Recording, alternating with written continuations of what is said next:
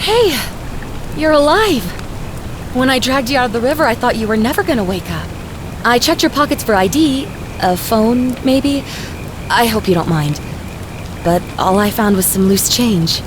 So, wanna tell me who you are?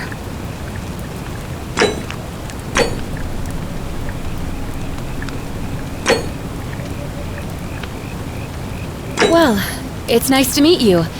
And I'm sorry to pry, but any idea why you were floating down the river? What's the last thing you remember?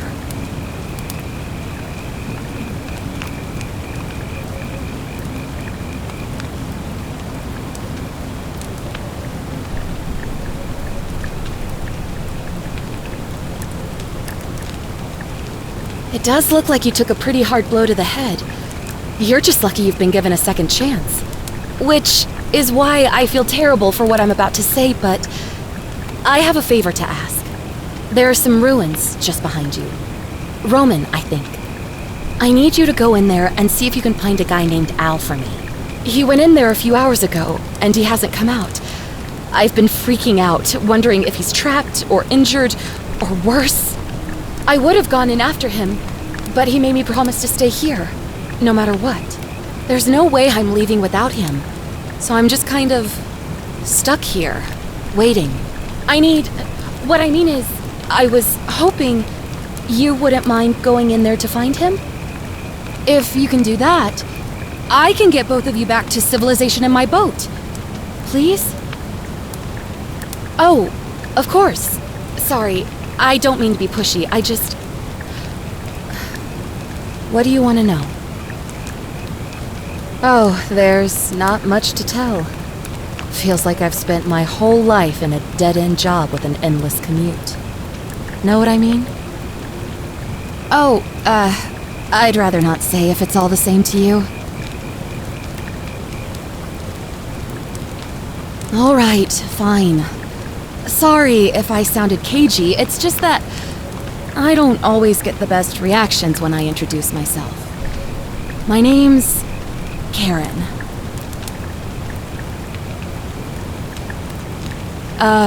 Yeah, something like that. But right now, I have bigger problems, like finding Al. He's the guy who washed up on the riverbank not long before you did. I thought maybe you two knew each other. I guess not. But maybe the two of you can piece together what you're doing here. In any case, you'll like him, I'm sure. Once you find him, that is. You really don't remember? We're in Italy. This river is the Tiber. Not much, really. But imagine what you might find in there. Priceless ancient artifacts. Al... What am I, an idiot? You could hike a long, long way in any direction and never find another soul. Trust me. Great. So you're ready to go look for Al? Thank you. The entrance is just past those columns behind you. Please, hurry. Oh, and he left this here. But I think you'll need it more than I will.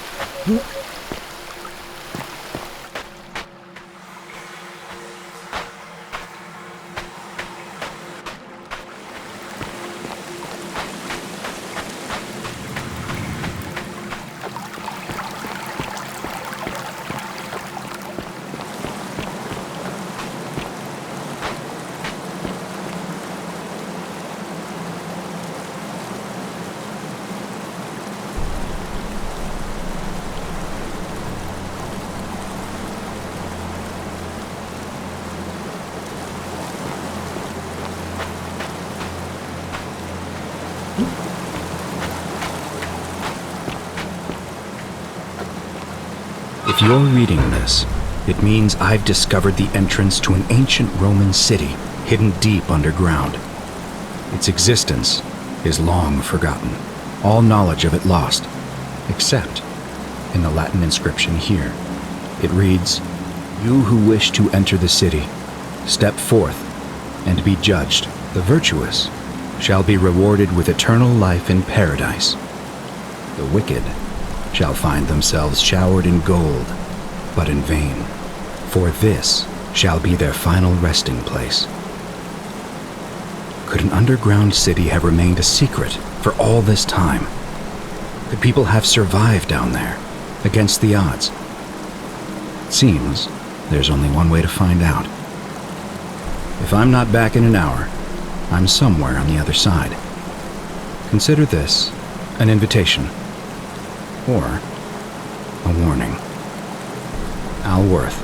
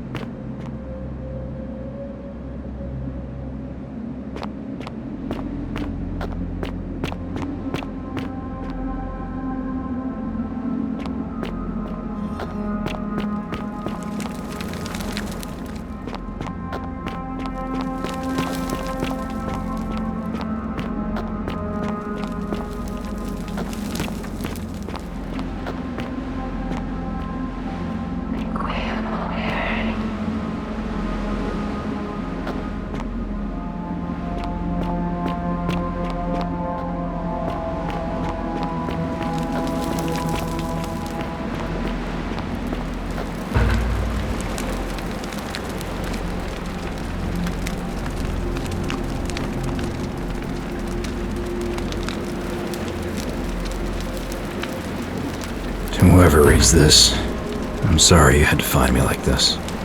And worse, you'll suffer the same fate I did. I've spent a lifetime in this place, going around and around in circles, searching for a way out. The inscription was right. There is no way back. And here there are only two options: death, or that godforsaken doorway into the past. I made the mistake of stepping through it. I wanted to set things right, and I tried. I really tried. Whatever I did, took me right back to the beginning.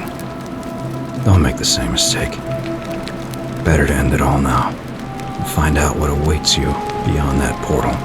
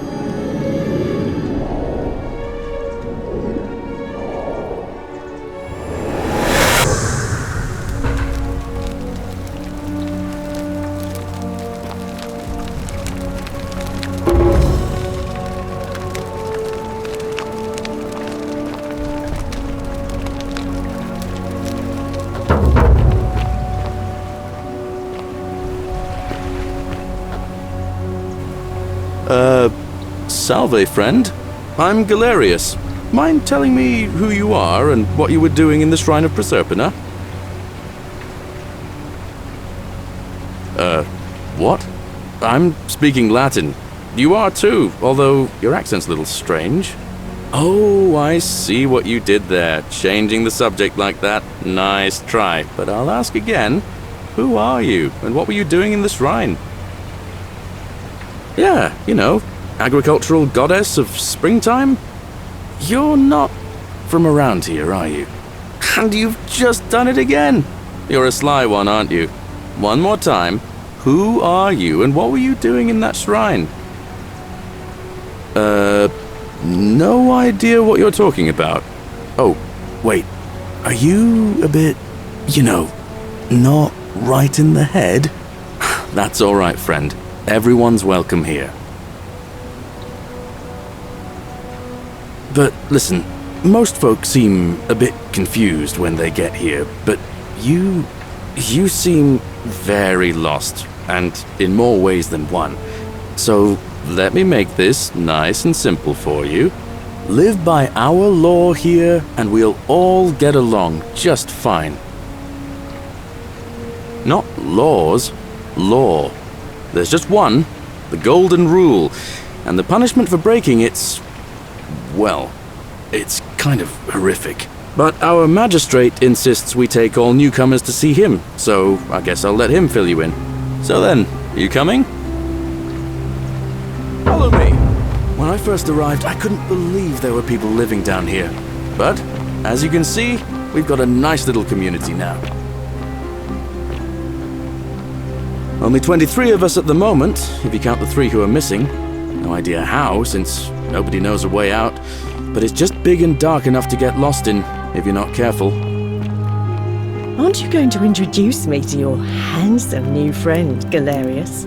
Keep it in your loincloth, Iulia. I'm taking him to see the magistrate. That pompous old bore won't be magistrate for much longer. Anyone who helps vote him out today drinks at my bar for free tonight. Politics. I'd stay clear of it and her, if I were you. She's, it's not my place to say. Down on your right is our farm, where I grow all the food you'll ever want. As long as all you want is leek, cabbage, and wheat. That one usually gets a chuckle. The bloodless shadows wander without flesh or bone. Don't mind Livia. She means well. She's just been in a bad place since... Well, I don't know what happened to her. Up here on your right is the chasm. If you've got a weapon, it belongs way down at the bottom. Up on your left is the Forum, where you can visit the market or get yourself patched up in Lucretia's clinic in the Shrine of Apollo. Most of us have almost nothing, just what we had on us when we arrived, and what we've been able to make and scrounge up since. And this central plateau is where the magistrate and the other patricians live, so don't expect a warm welcome. Hilarious. You're meant to be working the farm, not trudging dirt into the villas. Take it easy, Horatius. I was just taking our new friend here to see the magistrate. Well, he's asked me to escort the newcomer personally. The farm. Go. Now. You'd better go with him. But just remember, they're not like you and me. Don't let them use you. What was that? What did you just say? I said it'll take some getting used to. Yeah, I'm watching you, farm boy. Greetings, citizen. My name's Horatius. Magistrate Sentius asked me to escort you to him personally. Follow me, please. I expect the magistrate wants to brief you about the Golden Rule. It shouldn't take too long. He's busy preparing for the election later today. Follow me. The only thing you really need to understand right now is the Golden Rule. Let me see if I can explain it this way.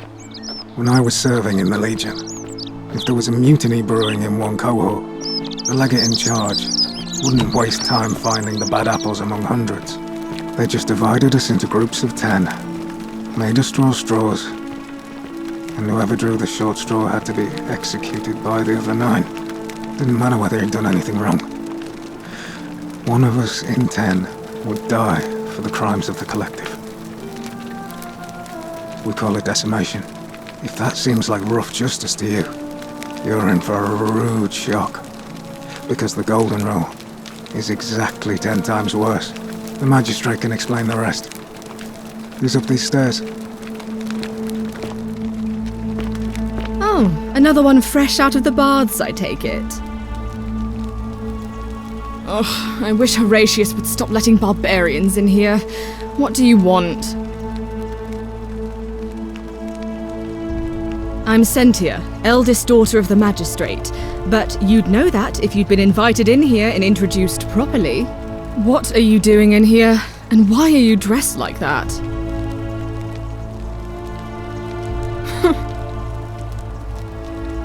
Ugh, what is it with you people?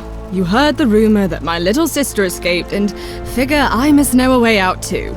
Is that it? Well, that's just a stupid rumor. We have no idea what happened to Scintilla. I wish you mouth breathers would just leave me alone. I don't know. Can you? Can you tell me how a person could have disappeared from a city with no exits and no crime? Was she snatched away by the harpies?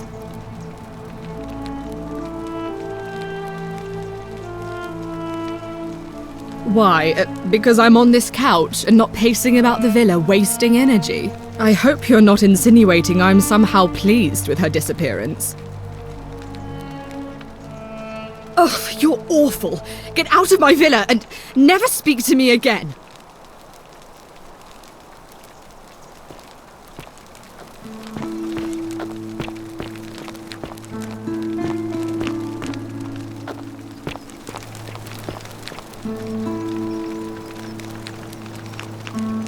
We're finally alone.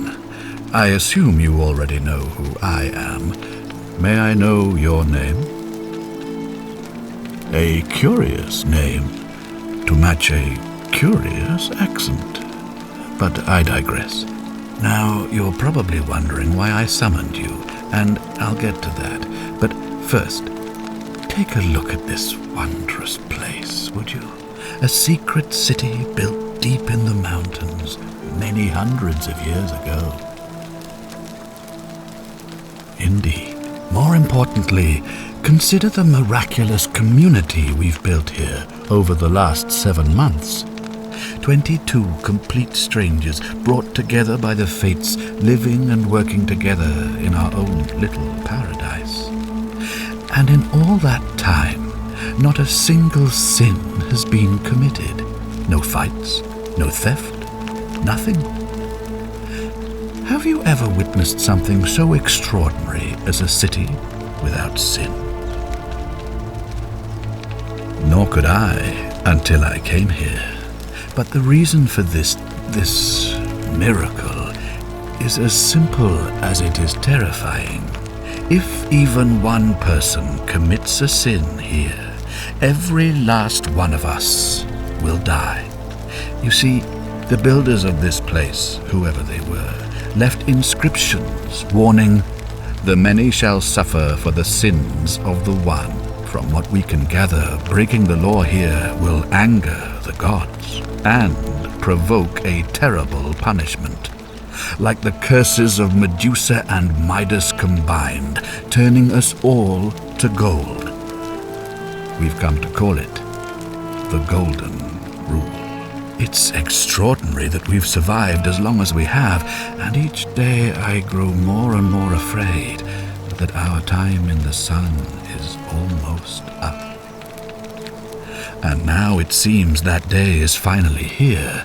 All that matters is that somebody in this city is about to break the Golden Rule.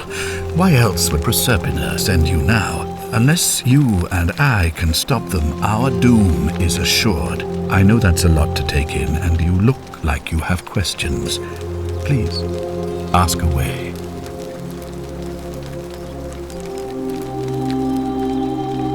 An intelligent question. There was a good deal of debate about that in our first weeks here. Does it refer to crimes, or to some other ill-defined wrong? Of course, everyone agrees on the basics. No theft, no assault, and certainly no murder.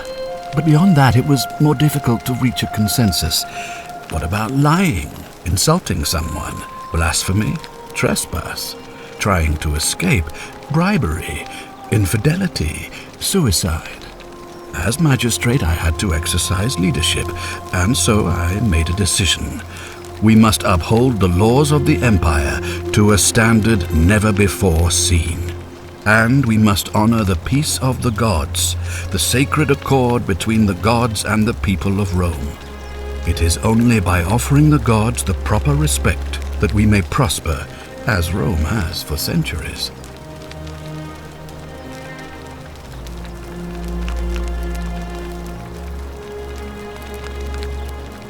Barbaric? Barbaric? What are you talking about? The Empire is the most civilizing force in the known world. Rome is a beacon of light in the darkness.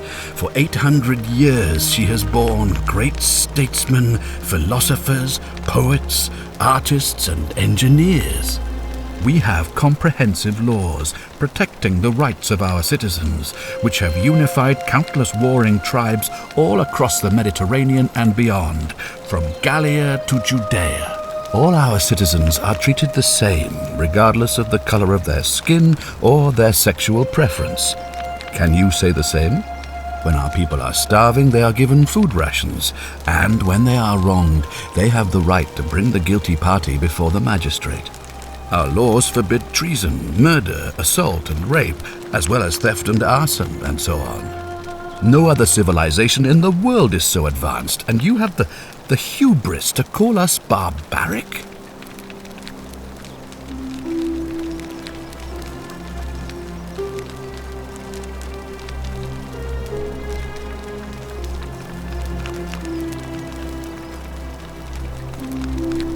On occasion, but our gladiators are almost all volunteers seeking glory, or condemned prisoners who would have been executed anyway.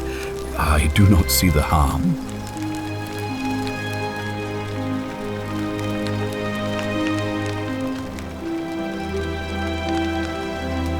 Well, right now, you're a long, long way from home. I have made my pronouncement on the subject. Unfortunately, there are still those here who resist, whispering blasphemous and treasonous lies in the shadows. I would be keeping a close eye on them if I were you. You see, in my search for a way to save my people, I learned of an ancient ritual to Proserpina, the goddess of the cycle of life and renewal. It's said to open a doorway in time, so that if the unthinkable happens, one person can pass through it and travel back to the past. And when I saw you arrive in a flash of light from the goddess's shrine, I knew that person was you. You don't belong in our time, do you? 2,000 years? That is unfathomable. Please tell me, in your time, what did you see? What had become of us, of this city? I have imagined it, our downfall, 1,000 times, but it still breaks my heart to hear the truth of it. All I can tell you is that it's a ritual sacrifice to Proserpina. I stumbled across instructions. I have to recite a prayer, and of course, as with all rituals, some sacrifice is involved. Usually that means wine or food, or in some cases a live animal. In this case, the sacrifice is rather more costly. The life of the person performing the ritual. I don't suppose you saw any sign of me in the future? I assume that was me. If I'm forced to perform the ritual, it's going to cost me everything. You'll try to make sure I don't need to use it, won't you? Well, thank you for your candor, I suppose. Well, I believe you're in the best position to go around asking people questions. You're new here, and it'll seem perfectly normal. As for me, well, it pains me to say my attempts to impose order have not earned me many friends. I fear I may not even remain magistrate after today's election. The people here would only treat my curiosity with suspicion. You shouldn't have that problem, though, unless, of course, you get off on the wrong foot. Do you ever stare at a problem for so long that you can't see it for what it is anymore? What's needed here is a fresh pair of eyes. The less I prejudice the independence of your investigation, the better.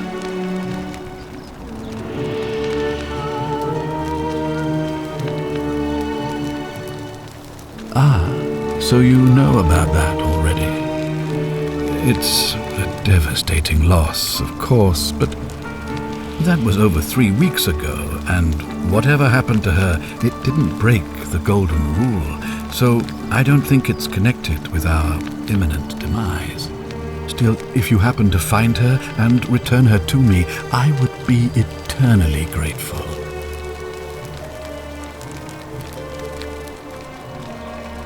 Me? Why would you suspect me? I've just told you, I'm about to sacrifice my own life to ensure these people have a second chance. What reason could you possibly have to suspect me, of all people? I'm glad you think so. Without trust, without each other, we won't be able to prevent what is about to happen.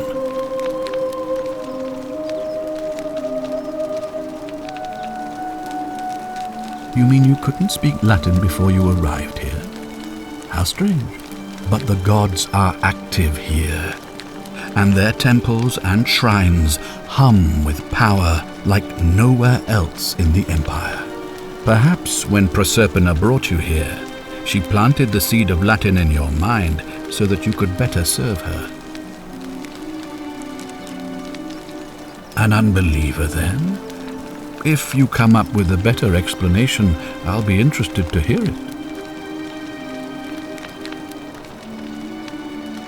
If I understand Proserpina's ritual correctly, that problem should take care of itself. Let me see if I can explain. If you manage to prevent the sin that breaks the Golden Rule, I won't need to bring you here. I won't create the portal, and you will never have been able to come here. Thus, you'll have created a paradox. If this occurs, you should be flung back to your own time, having changed the past for all of us. Make sense?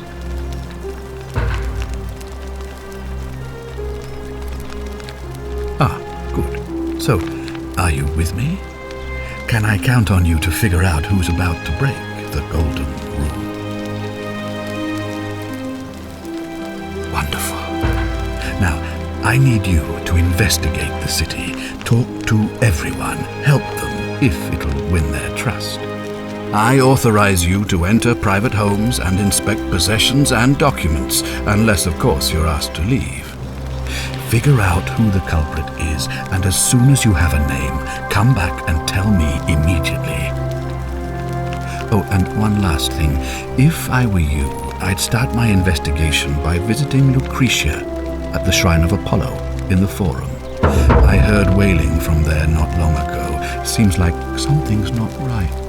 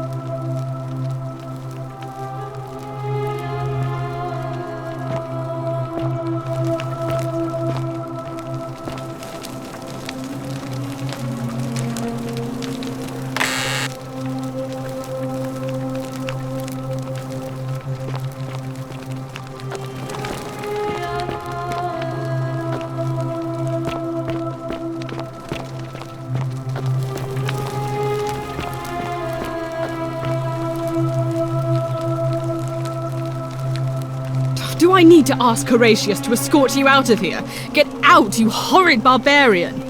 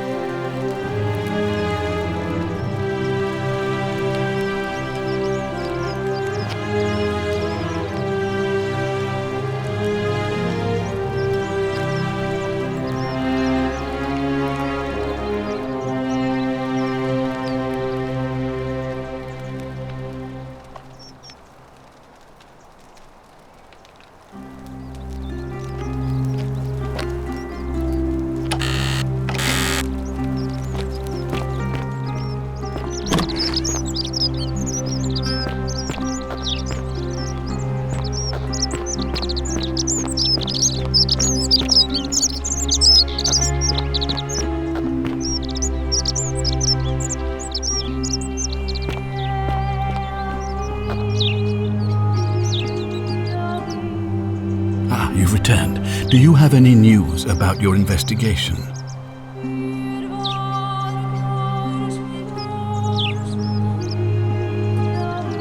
I've had plenty of time to think about it. Let me see if I can sum up my thoughts. I've always considered my guiding star to be the well-being of the Roman people. Our survival and prosperity have always hinged upon honoring the peace of the gods, the sacred accord between the gods and the people of Rome. Give the gods what they want and we all prosper. Dishonor them and we all die.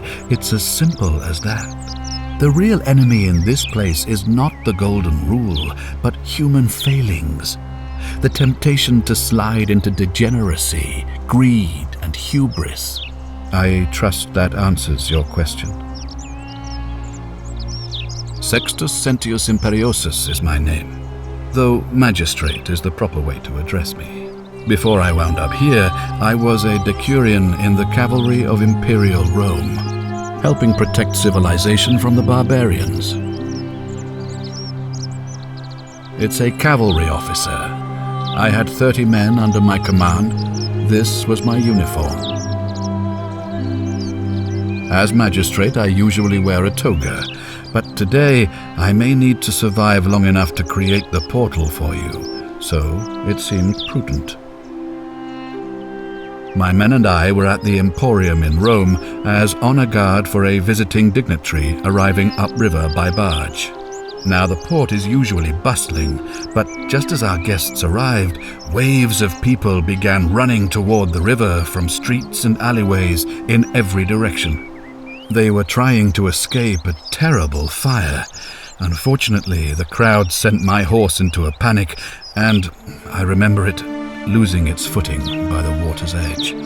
The next thing I knew, I was waking up on a riverbank not far from here in the company of some stranger. I went looking for my horse and discovered that lonely temple. You can probably figure out the rest. I was elected 7 months ago, uncontested because of my command experience. Since then, there's been growing agitation for another election. They're supposed to be annual, but I agreed to hold it sooner, hoping it would placate my constituents. Unfortunately, it just seems to have emboldened certain elements instead. Very well. If I did, I'd have led these people out of here already. Ask them. Good. Now, was there something else you wanted to discuss? Thank you. I'll be waiting here for news.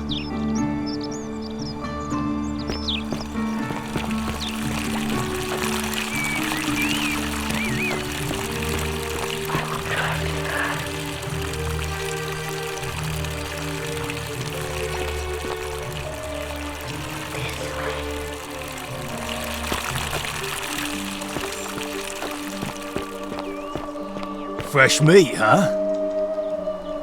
What were you two talking about? Don't play dumb. I saw you. Having a shady little chat with old man Sentius up on his balcony. What's he offering you? Money? Favours? What's your vote worth to him?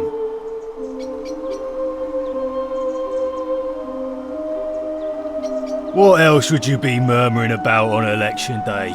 Mark my words, Malleolus is going to be magistrate by the end of the day. And if I tell him you've sided with that feeble old has-been, that you've been trying to undermine his hard-won victory, you'll have picked the wrong patron. Got it?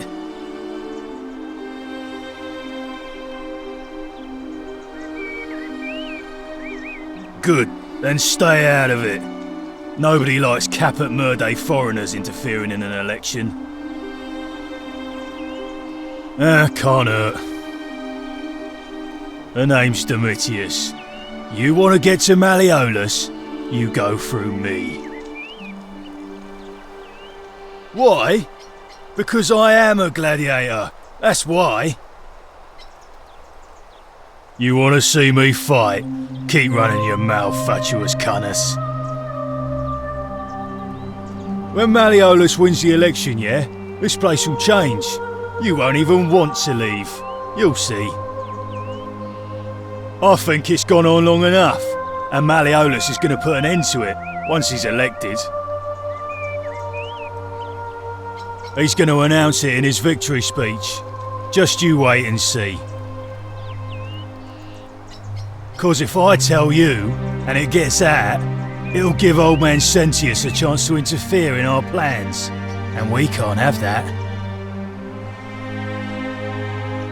We've already lined up the votes he needs to win. Just stay out of our way, and we won't have a problem. Malleolus, of course. If old man Sentius can't even protect his own daughter, how can we trust him to protect us? Too bad. He's busy. Unless... No. You don't look like you could afford it. I'm glad you asked. See, he's a busy man, and this is an important day. He'll be inside practicing his victory speech for tonight. Left me strict instructions he doesn't want to be disturbed. So if you want to see him, I'll need something valuable in return.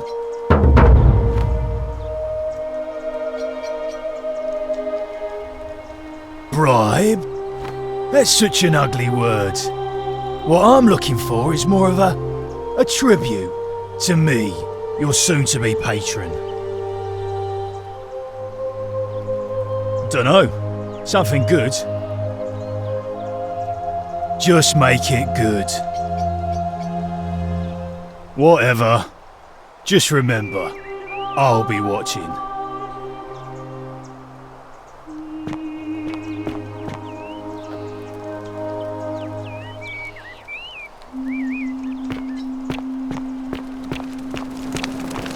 Hey! You're not thinking about going into the cistern, are you?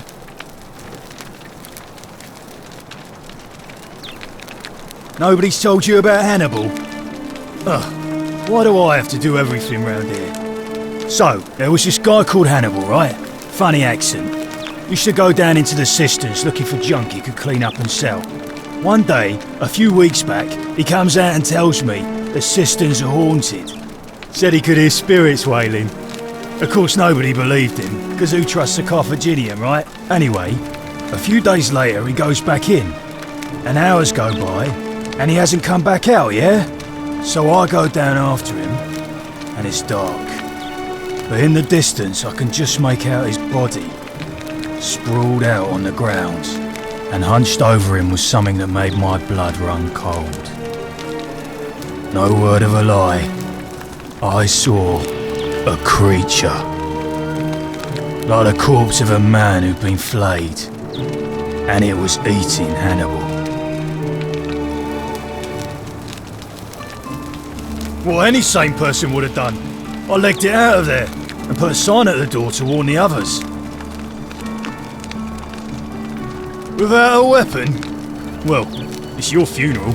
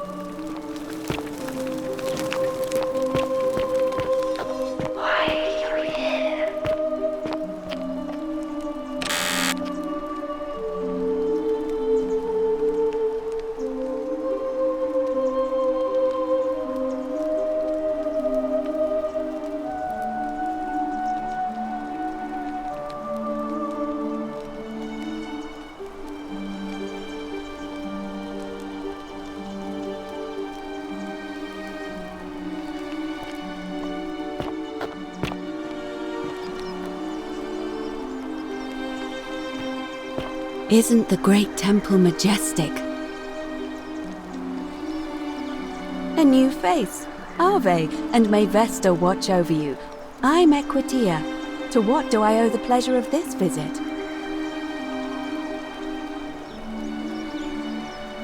Oh my.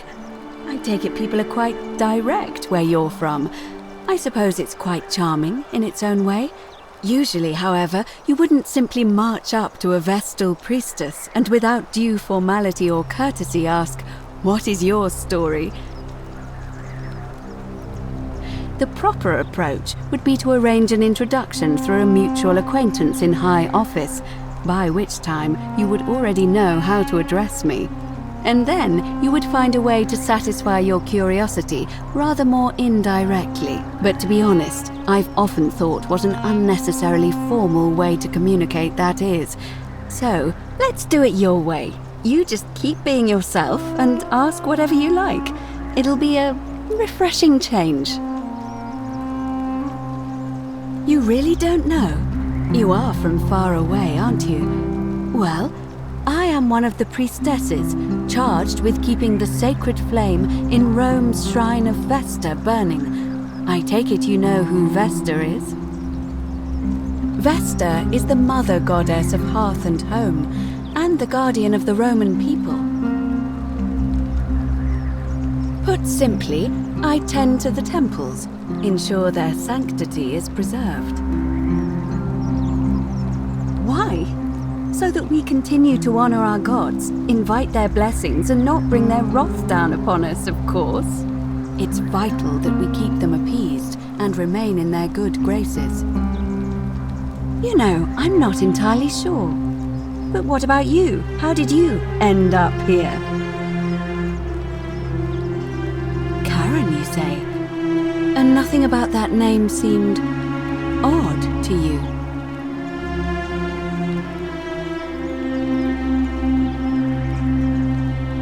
Older. I see. I wonder if... No. I apologize. I don't mean to be cryptic. It's just that you've got me thinking. Have you spoken with any of the others about how they arrived here too? I really think you should. Go around and ask them what they remember and see if you notice any patterns. Good. Thank you. But please be careful. I just don't want to see what happened to Livia happen to you too. Up until a few weeks ago, she was a perfectly productive member of our little community, darning clothes and cutting hair. She was always so chatty, always seeking out newcomers and asking them where they were from and how they wound up here. And then, about a month ago, she suddenly changed. She withdrew, stopped working and became despondent, started muttering to herself. Galerius and I visited her to see how we could help, but she just looked at us with this haunted stare, called us bloodless shadows, and told us we were ignorant of some pattern. Look, it could be unrelated. Perhaps she simply fell ill. Or, as Galerius suggested, the weight of the golden rule was too much for her. But there is a small chance that she learned something, saw a pattern nobody else saw, and that it broke her. I just don't want to see that happen to you. So be careful, will you? Thank you. Now, go and follow the thread of truth through this labyrinth, and come back to me if you discover any patterns.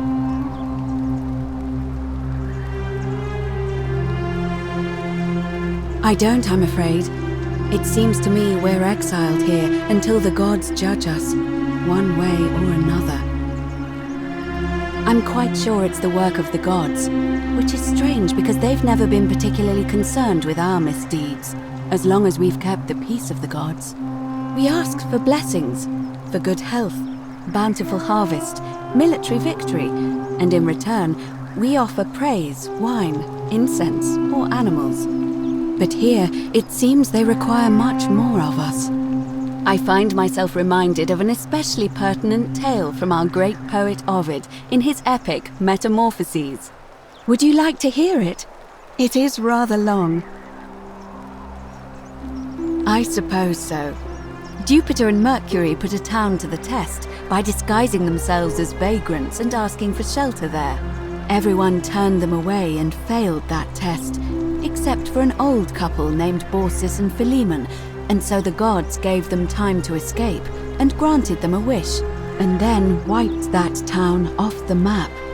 Some say the moral of that story is that we must all honor the sacred rituals of guest friendship, the reciprocal obligations owed between hosts and guests. But I like to think it's that we should always show compassion for those less fortunate than ourselves.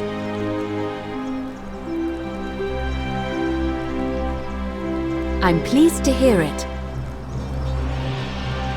It must be completed by dusk, just the same as any other official business. It'll be between Sentius, the incumbent, and Malleolus, the challenger. Why do you ask? All of the male citizens who are willing and able to attend, unless they're running, of course. That's just the way it's always been, I'm afraid. It never sat right with me, either. There are some women who can vote, Vestal priestesses like myself, but in this case, given my role overseeing the election, I've decided to abstain. I can't allow the perception that I'm being anything but fair and independent, but if it's any consolation, there are other ways to influence the outcome of an election. By using whatever gifts the gods gave you. Nothing untoward, of course. I'm responsible for announcing it and making sure the procedures are followed. You can, assuming they're eligible and willing to accept the nomination.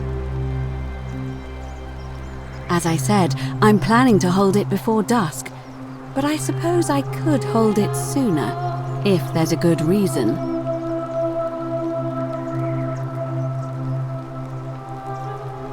As you wish. Certainly. And did you notice anything? A pattern? Oh, well then. Keep asking people how they wound up here. I don't want us to rush to any conclusions yet. Livia's fate weighs heavily on my mind, and dictates we should be sure. Yes, you should ask the others first. Come back to me once you've acquainted yourself with the rest of our neighbors.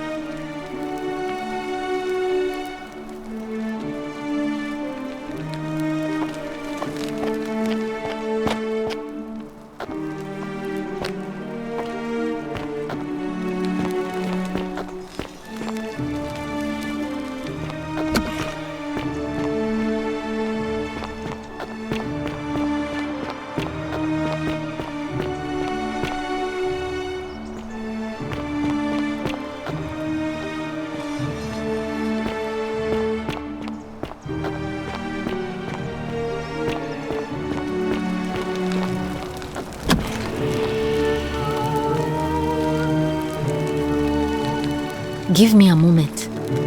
Sorry I'm such a mess. I just lost a patient and a dear friend. Iulia. She was a good woman. She was poisoned. She came in here frothing at the mouth. Normally I'd treat her with resin of silphium, a rare plant which is perfect for this sort of thing. And I knew Decius had some at his market stall, right around the corner. So I ran over there, but he just looks at me with this evil smile and says, "That'll be 1,000 denarii." There was no way I could afford that, and he knew it. Then that toad shrugs and says, "Supply and demand. I guess you don't value your friend's life that highly." Anywhere else, I'd just pay a thug to steal it from his stall, but there's no way I can do that down here with the golden rule. So all I could do is come back here and just watch her die. I kept on apologizing. And now I'll never know who poisoned her, or how they managed to do it without breaking the golden rule, or why she cursed that snake's cruel black eyes with her dying breath. Well, unless you have the power to bring someone back from the dead, there's really just one thing you can do. get me that silphium resin. I'm going to have another patient in here soon. Could be in the next day or in the next hour. And I will not allow this to happen again. I don't care how you get it, but you have to make it happen. Because if I lose another patient this way, I swear to the gods below, not even the golden rule will stop me from marching up to that Genetricum Fututo and scratching his eyes out.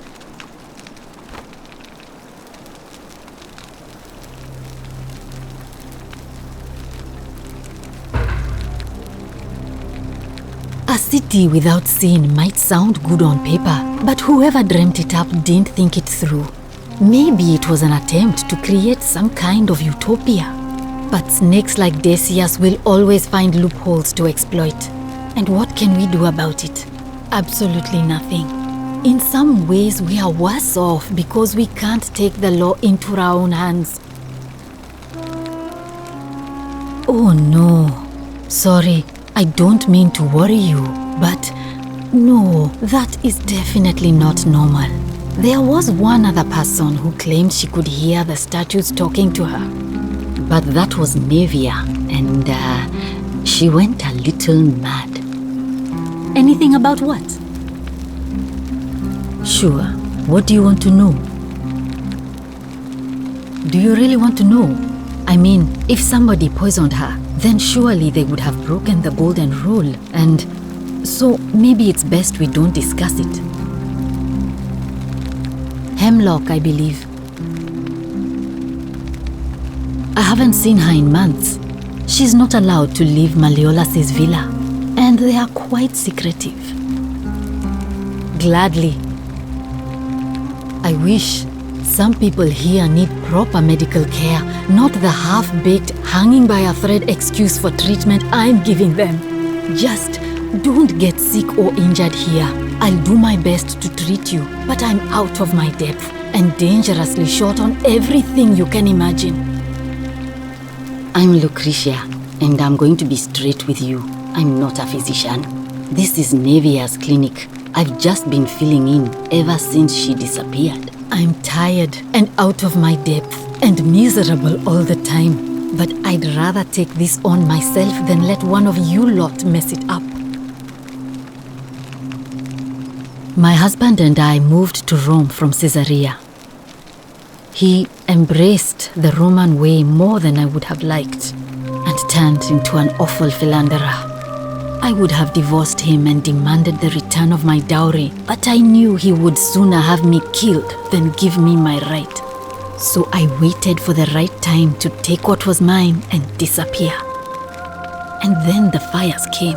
As he prepared to evacuate our villa, I gathered our most precious belongings, coins and gemstones, and the moment his back was turned, I ran. I could barely see for the smoke. And the streets were full of people trampling each other. I ran for the river, like everyone else, and leapt in. The next thing I remember, I was waking up on a riverbank, not far from here. It's all right. Say what you will about this place. At least my fornicating husband will never find me. And while there's no shortage of snakes here, at least with the golden rule, they have to try to be discreet about it. Oh, this shrine was in use as a clinic long before any of us arrived here.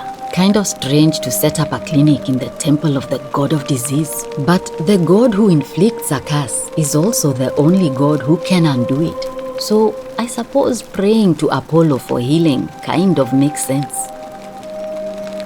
Well, she used to run the clinic. She was a midwife, not a physician, but she was the closest thing we had down here. And she was good too. Until she suddenly lost all interest in us. One day she told me she'd made some profound discovery about the golden statues. This changes everything, she kept saying. But I had no idea what she was talking about. The last time I saw her, the last time any of us saw her, she was muttering to the statues, like she could talk to them. And then she shut herself in the palace, barred the door from the inside, and nobody's seen her since. She's been gone so long now, we figure she's either dead or up to something so strange that she doesn't want anyone else to know about it. But I really wish I could reach her, because that's the only hope I have of solving a troubling problem, a real thorn in the paw situation. One of my patients is suffering from terrible rheumatism. His joints are inflamed and he's in constant pain. He's become so irritable that the smallest things set him off, and I worry he'll end up losing his temper and lashing out, and you know what that means. I just know Navia would know how to treat him, assuming she's still alive. But nobody seems to know how to get into the palace. Thanks, I suppose. Well, come back if you get sick or injured. Day or night, I'll do what I can.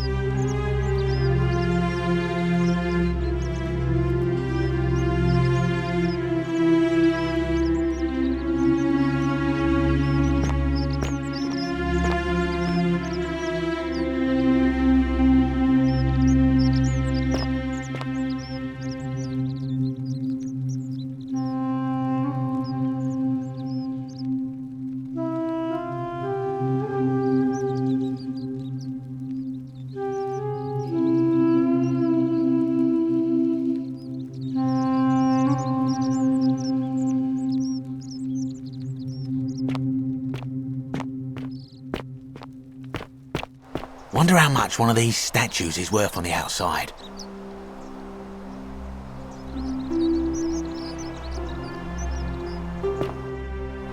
Salve, stranger, and welcome to our idyllic little slice of the Empire. I'm Dacius. Terrible shame what happened to Iulia, but we just have to carry on, don't we?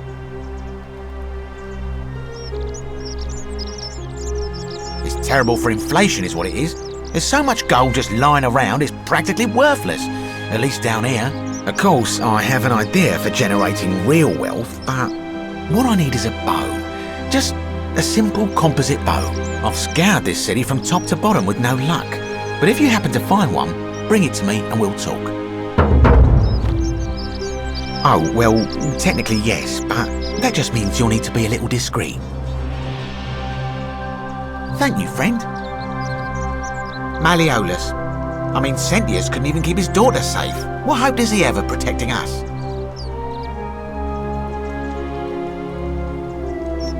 Certainly. I'm afraid not. If you're desperate, I did hear that Aurelia down at the tavern claims to know of a way out, but I'm not sure I trust her. Some people here are a little shady for my liking. Oh yeah, gotta watch out. Old Dacius has got your back though. You mean how did I end up here? That is a lengthy tale. Alright. Well, you see, I'm in the business of procuring rare and precious objects liberated from the enemies of Rome. Mostly sculptures, vases, the occasional slave, fetch a magnificent price in Roman high society. Had myself a nice little shop in Rome just off the Forum. Lots of foot traffic and close to the docks. Good place to be when the fires broke out. See, about 7 months ago, half of Rome caught on fire. Everyone who couldn't get to an outer gate was running for the river, hoping to escape by barge. So I gathered my coins and some priceless vases into a cart and had my most loyal slave girl, pretty young thing named Acantha, push it for me. All the way down to the river, I'm elbowing through a stampede of people, turning back now and then to make sure she hasn't legged it with my valuables. But, to my surprise, we make it, and I see this barge loading up, and it's so full it's almost sinking. But the captain's happy to take my coin, so I start boarding, and then he puts his hand on my chest and he says, "No, too heavy. The cart or the girl." So I did what anyone would have done. Of course I chose the cart. I mean, I can always buy a new slave girl if I still have my money. So I put my hand on the cart, and I guess she realised what was happening because those pretty black eyes of hers go all wide. And in one swift motion, she topples the whole bloody thing into the Tiber. No, I dived in after it, of course. Aren't you paying attention? That was a bloody fortune. Only, I guess I must have hit my head or something because everything went black. When I came to, I'd washed up on the riverbank not far from here with nothing in the world but a single silver coin. Thank you, friend. It turns out it might have been a stroke of good fortune because this place is a veritable treasure trove. Look around you. There must be more gold in here than in the treasury of Rome. If I can just figure out how to get it out of here. Certainly. All I ask is a reasonable price of 1,000 denarii.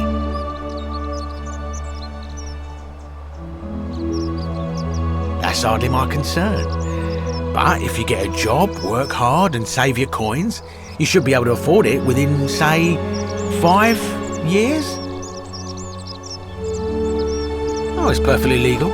Simply a question of supply and demand, I'm afraid. Take it or leave it. Hear what? You sure you're feeling all right? If you're hearing things, perhaps you should pay a visit to Lucretia's clinic. We don't want another Navia on our hands. She claimed the statues were whispering to her. Nobody else could hear it. Then she shut herself in the palace and we never heard from her again. But I digress. Do you want this silphium or not?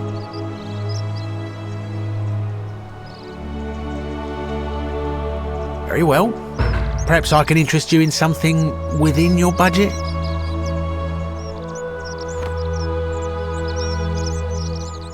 Very well. Another time.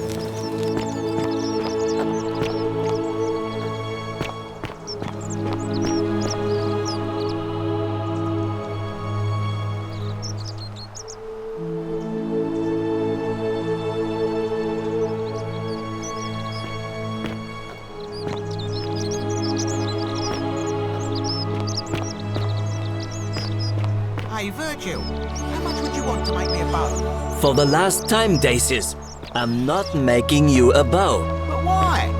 You know why. But how am I going to defend myself against someone else with a weapon? There are no other weapons in the city.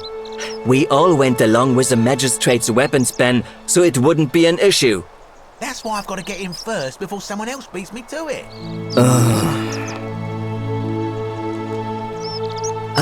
A new face.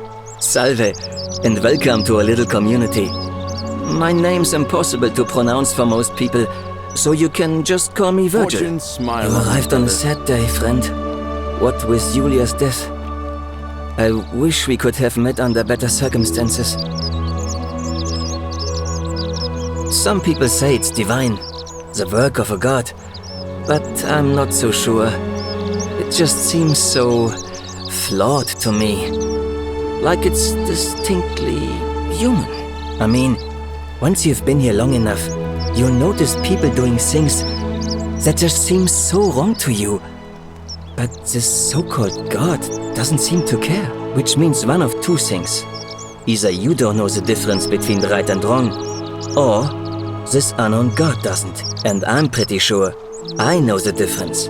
Do you? Fair enough. Look, I haven't done anything wrong, if that's what you're thinking. Somebody just has a problem with my preference for male company. And when you grow up in the north, as I did, in the city of Noviomagus, you expect a bit of hostility. The Batavi are not known for their tolerance. I saw enough friends killed or driven away to know the cost of not keeping your personal affairs to yourself. So I hid who I was for, what was it, nearly 10 years? Watching what I said and where I looked. But that kind of fear eats away at you slowly until living isn't any better than the thing you were afraid of. Needless to say, since I'm now living underground, halfway across the known world with an assumed name, my openness didn't go down well among the enlightened folk of the Batavi. In any case, the Romans are far more accepting, and among them, I get to be who I am. Or at least I thought that was the case. It seems I was wrong. It's not just graffiti. I have quite the collection of handwritten notes too. The strange thing is, I keep my personal affairs to myself. I've never really been interested in any of the men here. Not my type. So I'm not sure what I could have done to upset this person. If I had to guess, I'd say it's probably one of those cultists. Strange bunch. They insist there's only one god, and that he considers my nature a sin. Can you believe that? If there are any of them here, they won't admit it. Not since they supposedly burnt down half of Rome last year and went into hiding. All I know is if these threats keep escalating, eventually my secret admirer is going to cross a line and break the golden rule. What? Really? I didn't expect that. But thanks. It's always a pleasure to meet someone so selfless. I'm glad you arrived when you did. I'd start by figuring out who the cultists are.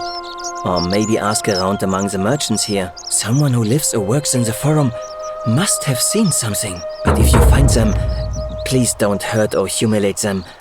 I suspect they're just confused.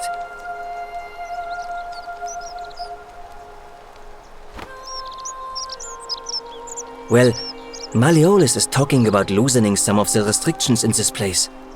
And while it's all a bit vague, at least he has a vision. My vote isn't for sale, if that's what you're asking.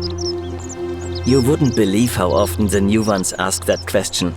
But I'd tell you the same thing I tell everyone else. There are much worse places to live out your days. You might have a few sleepless nights thinking about the golden rule, but once you get used to the fear, knowing that a single slip-up could cost you everything, it's not too bad. Nothing new to me, anyway. Oh, I just mean I grew up in the Batavi tribe, far to the north in Novio Magus, and learned to expect a bit of hostility. They weren't nearly as tolerant as the Romans. Well, I'm an architect. Or at least I was back in Rome. That's probably too grandiose a term to describe what I do here. Help out with repairs and try to stop old buildings from collapsing on people, that kind of thing. But you probably don't want to hear about the ingenious architecture or mysterious history of this place.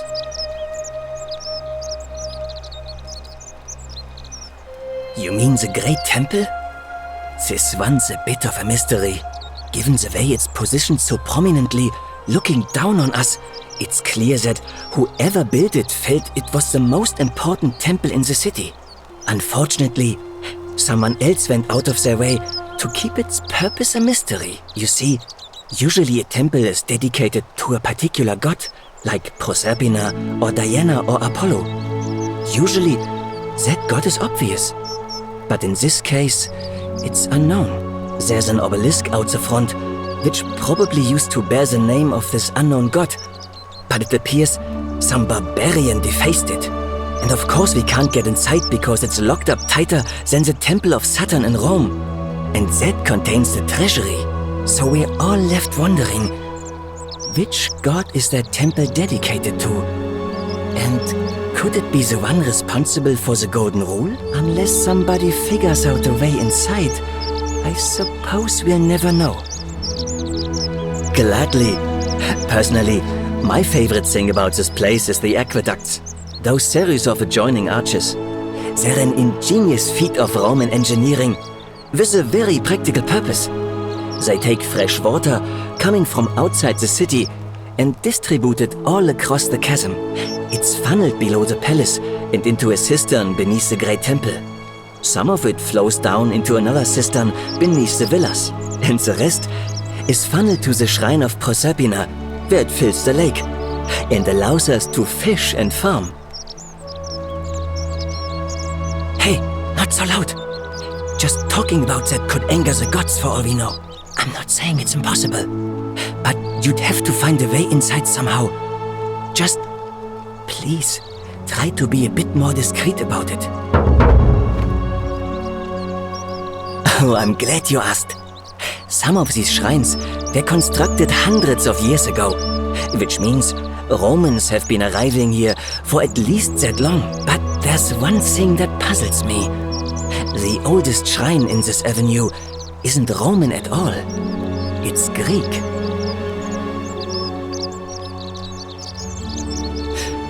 Well, yes, that could be the reason. Or it could mean that there were Greeks living and worshipping here before the Romans arrived. Which begs the interesting question, who really built this place? And could it be far older than any of us imagine? If only there was a way we could talk to the people who came here before us. The stories they could tell. Of course. Nice to talk to you.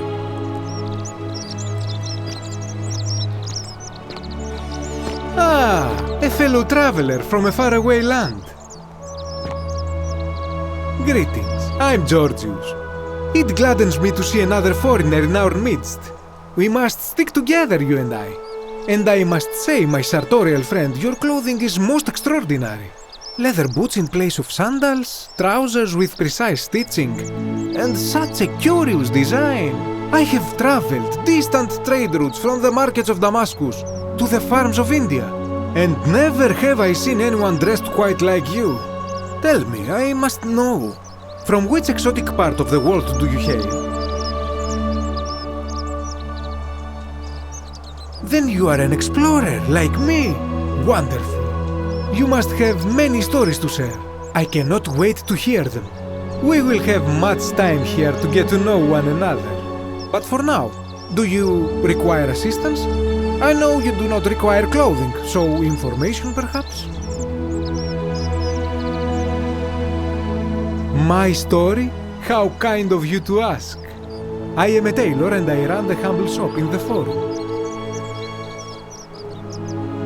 You mean to say, with all the turmoil and terror of the Golden Rule and so few customers, why bother setting shop at all? I'll tell you, it is precisely because of the Golden Rule that I wish to remind my friends of the importance of looking one's best. I say, the more of our customs we preserve down here, the more we can preserve a semblance of normality, the better our chances of keeping our heads. Don't you agree? Oh, and there is another reason too. If we all end up as golden statues for future generations to marvel at, I don't know about you, but I would like to look my best. A good question. A very good question indeed. And I would be happy to tell you if only I could remember it clearly myself. I remember I had just been to Rome to sell an extraordinary selection of wares, and drowning in coin, I decided to celebrate my success. I rented a prestigious villa by the Tiber, invited over a few select friends, and we began making our way through some of the most exquisite wine money could buy. Quite a lot of it, in fact. Now, I have had visions and awoken in strange places before. I have even found myself naked in the desert sands more than once, but none of that compares to this. This time, I remember people screaming, then falling into a void as empty as time before creation, gasping for air, and then nothing. When I regained my faculties, I was lying naked by the banks of the Tiber, gods know how many miles from my villa. Indeed, I'm lucky I was carrying a little extra weight. I believe it kept me afloat. Springtime. In any case, it seems I'd been rescued and resuscitated by a benevolent stranger. I went to find firewood for his campfire, stumbled across a cave and discovered that trapdoor temple. And here I am. Anything you like. Shh! Not so loud! What are you playing at? Have you not been told about the last attempt? Oh, then I suppose this duty falls to me. It is a long story. Of course, the first question any of us asks when we first arrive is, how do I escape? It is only natural after all. And scaling the chasm wall is out of the question, for it is simply too steep and too far. But as they say, if the wind fails, use the oars. And here the second option is to leave the way we came in, through the shaft above the bathhouse. See, the shaft is quite high, but if one gathered up enough wood, one could make a series of ladders and climb one's way out. They have! I am getting to that. There was an attempt, made by resourceful fellows who lived here some years ago. They even decided to keep records of their escape attempt for posterity. Unfortunately, as soon as they began to carry the first ladder down the hallway, they heard a godlike voice shake the entire city, and that, tragically, is where their tale ends. So it seems that to merely attempt escape is to invite the wrath of whichever god oversees this place, and so I say it is best to not even discuss it aloud. Ah, yes. The many shall suffer for the sins of the one. As a Greek, this is nothing new to me. It is how our gods operate. Have you not heard the tale of the god Hades? He was the first to learn this dreadful lesson when he abducted Persephone and imprisoned her in the underworld. When Demeter, the mother of Persephone, learned of this, she did not punish Hades, the guilty one. Instead, she changed the climate of Earth so that it became hot and dry. Nothing grew. The grain turned to empty husks and the rivers dried up. Innocent people died by the tens of thousands until at last the other gods were forced to act, lest they have no worshippers left. So yes, we know this rule. This has always been the case. The Golden Rule has merely brought it into focus. If we are to survive, I say we must each keep the simple wisdom of Thales of Miletus, first of the 7 sages of Greece, who said, "Avoid doing what you would blame others for doing." Regrettably, I think you are correct, my friend. For even if 99% of us adopt this principle, that will never be enough. Sadly, no matter how well we protect ourselves, the life's work of many good people can be undone in the blink of an eye by a single selfish act. Ah, the voice of experience. I am sorry for your loss, my friend. But on a lighter note, I will say one thing for the Golden Rule. For all their grim and haunting poses, these golden statues do make magnificent models for my clothing, do they not? That, my friend, is quite the dilemma. But after some reflection, I'm leaning toward voting for Malleolus. I do not enjoy the thought of another visit from Domitius if I voted the wrong way. Nothing comes to my mind, my friend. This is troubling, is it not? I'm afraid I have no idea. It is ridiculous, though. Virgil is a fine man. But my young friend Fabia confided in me that she saw someone leaving graffiti on his shop front last night. Perhaps you should ask her about it. I hope that our paths cross again soon, my friend.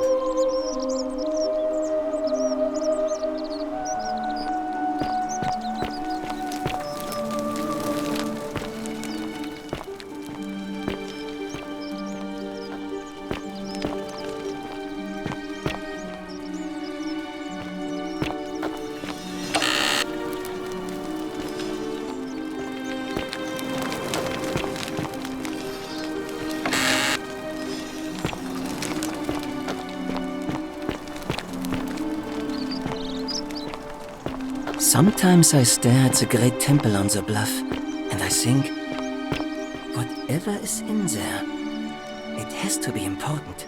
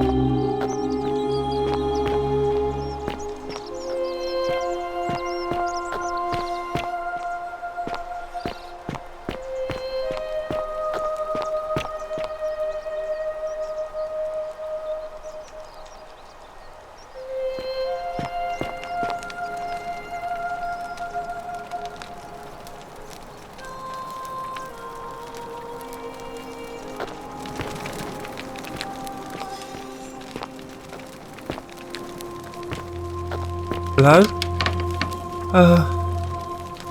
Hello? Gold? You mean... treasure? My name's Dooley. I live here now because I got in trouble and they said they had to lock me up. I don't know. I don't remember things so good. I think it's just because I was looking for treasure.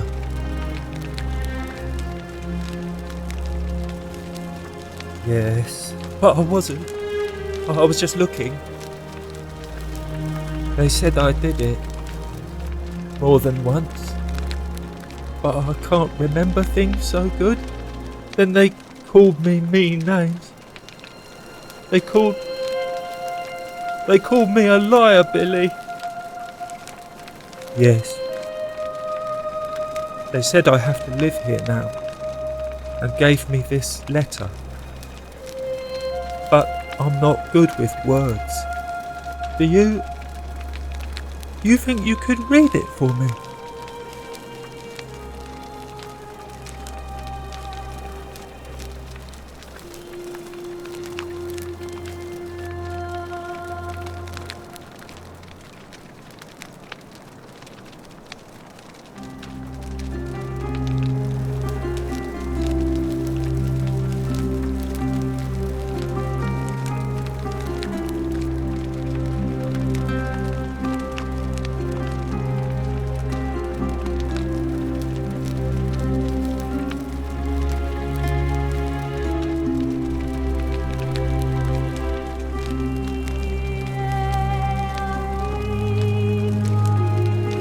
What does it say?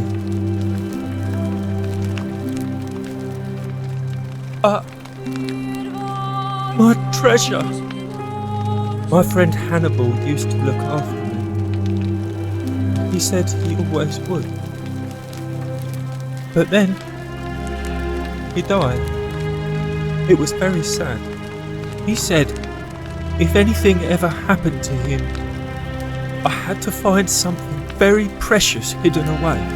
He gave me this key and made me promise to keep it safe until I found the treasure. But I couldn't find it. All I remember is he said something about the cisterns, but when I went up to the high one, they put me in here. Now nobody looks after me, except my friend Galerius and the priestess lady. She's a nice lady. Hannibal said I shouldn't give it to anyone I didn't trust. But maybe you could help me get out of here. Then I would trust you a lot. Galerius already tried that. He said the magistrate wouldn't listen, no matter what. Like Galerius? He's nice. I like Galerius. He made me a doll and everything. If you help make him magistrate, he can get me out of here, and I can give you the key to my treasure. Hannibal said it was in the cisterns. I can't remember what it was, just that it was way up high and very precious. You're going to let me out of here? Really? Oh.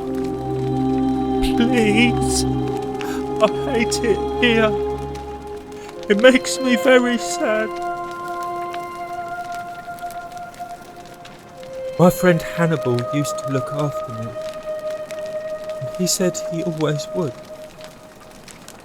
But then, he died. It was very sad. He said, if anything ever happened to him, I had to find something very precious hidden away. He gave me this key and made me promise to keep it safe until I found the treasure. But I couldn't find it. All I remember is he said something about the cisterns, but when I went up to the high one, they put me in here.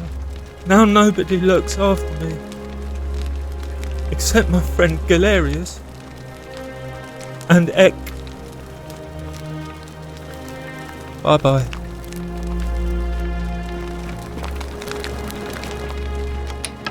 Hello. Have we met before? Bye-bye.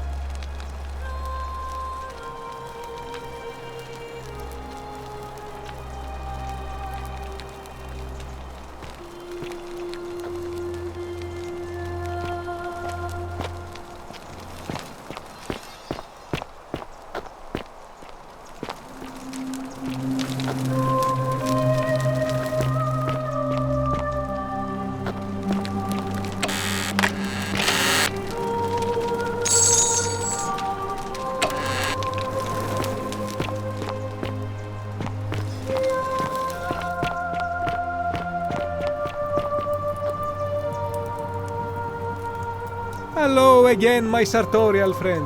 What is on your... I hope that our paths cross again soon, my friend.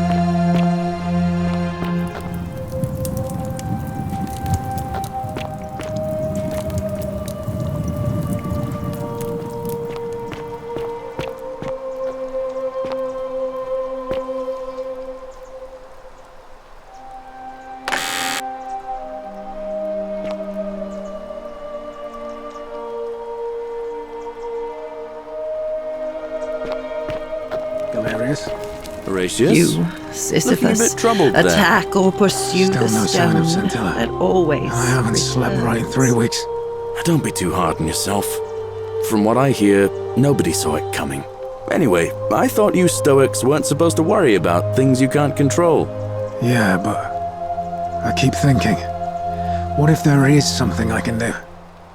What if she's out there somewhere suffering, waiting to be found? Sounds like you're torturing yourself.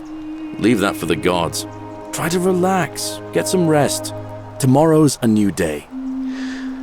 I suppose you're right.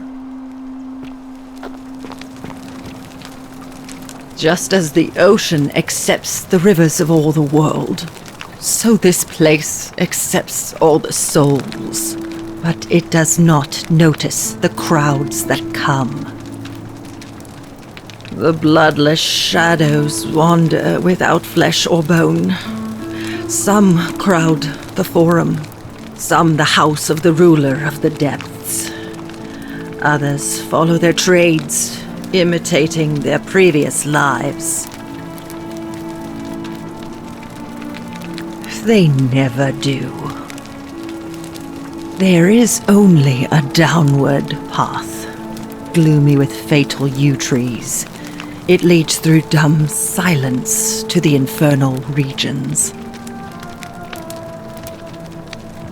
The bloodless shadows. This is their punishment. You think you wish to know, but you do not. It is better for you if you remain ignorant. Pandora's box must stay closed. I'll say no more. The newly arrived are ignorant of the road before them.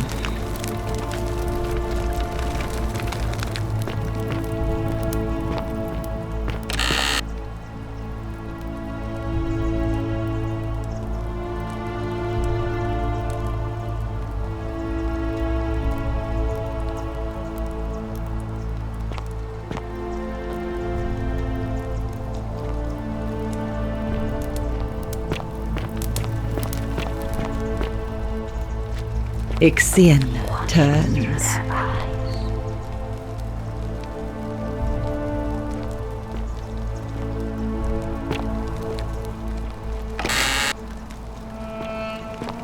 Galerius?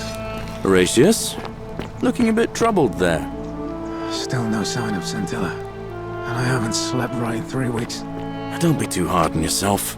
Vote From for what I hear, Malleolus nobody for saw a it free coming. drink at my Anyway, tavern. I thought you Stoics weren't supposed to Oh, worry you're about here. things you can't control. I'm so glad you decided to visit. I keep thinking, I'm Aurelia. what if there is And something I can do? I hope I'm not being What too if she's out forward, there but somewhere suffering? the waiting moment to be I found? laid eyes on you, Sounds like I you're was torturing yourself. Leave that intrigued. for the gods. You're not like any Relax. Roman Get man some I've ever rest. seen. Tomorrow's a new You day. seem so refined, I so suppose you're right. civilized.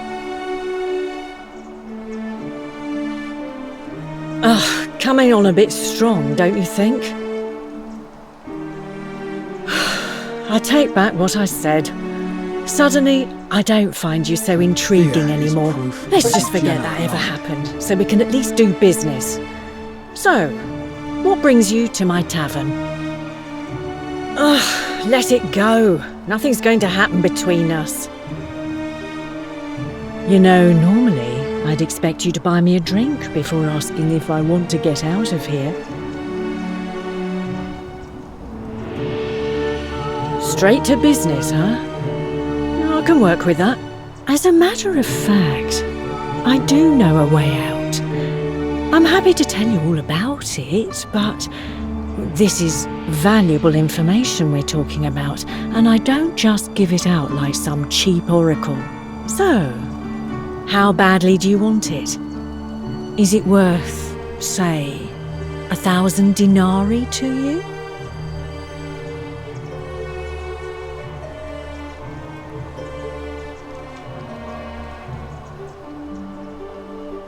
I think of it this way.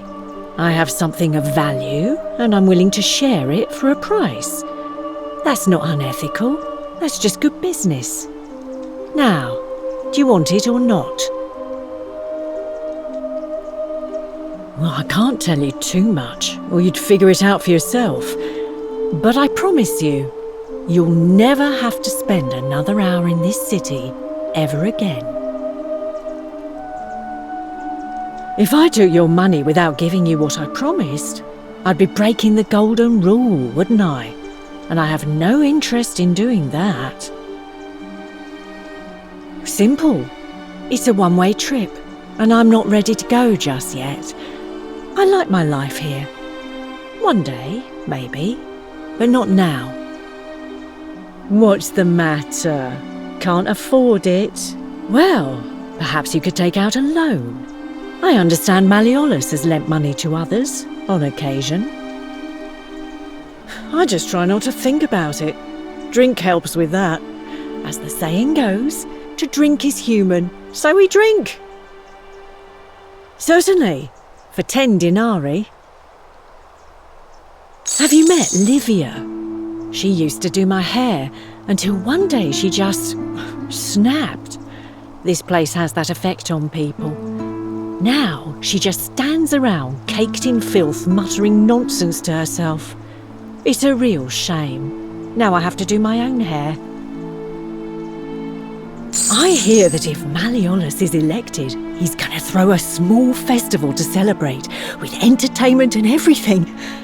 Can't wait to find out what it is. There used to be a midwife here, Naivia, but this place drove her mad as a Maenad. Said she could hear the statues whispering to her. Can you imagine? Fortunately for us, she locked herself in the palace weeks ago and hasn't been seen since. Good riddance, I say. Scintilla, the magistrate's youngest daughter, went missing a few weeks ago, right out from under Daddy's nose. How can we trust him to govern a city if he can't even protect his own daughter? I heard Dacius has been offering a lot of money for a bow. Of course, Sentius banned all weapons in the city, so I can't help but wonder what he's up to. Have you seen the way Rufius walks around staring at all the statues? He says he's afraid they're going to spring to life. But then, why does he have a collection of them in his room? I hear Galerius has a thing for Equitia, but of course she's a Vestal priestess. If she sleeps with him, the magistrate will have to bury her alive. Why do silly boys always want what they can't have? I hear there are blasphemous cultists walking among us. You know, the ones that lit the fires last year? Some even say they have a secret shrine around here somewhere. I've already told you everything I know, I'm afraid. All right, see ya.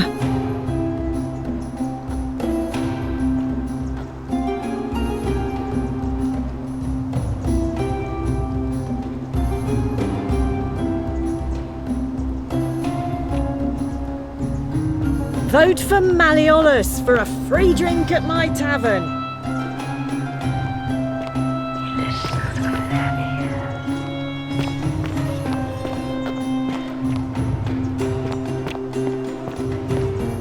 You stay away from my money.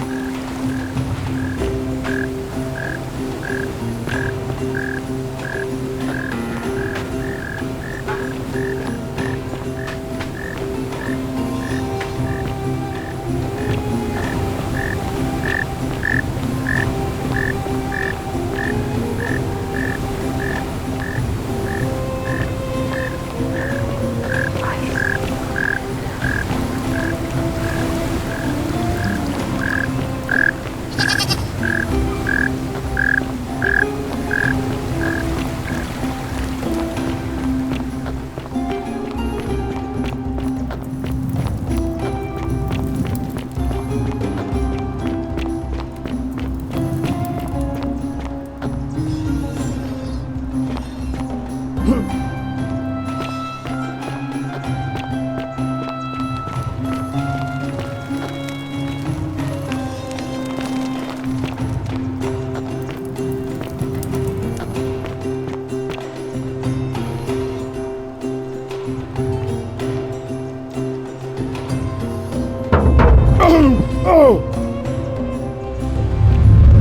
many shall suffer for the sins of the one.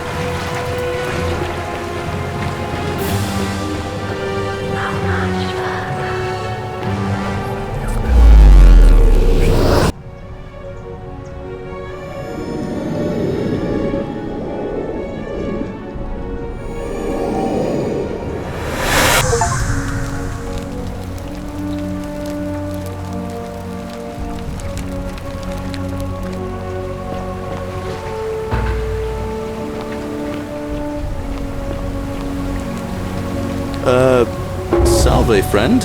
I'm Galerius. Mind telling me who you are and what you were doing in the Shrine of Proserpina? I don't think so. I've never seen you before in my life. Oh, Bacchus, how much did I drink last night? Sorry to have bothered you. Oh, and since you seem to be in a hurry, you should try out this device I made. Worked real hard on it.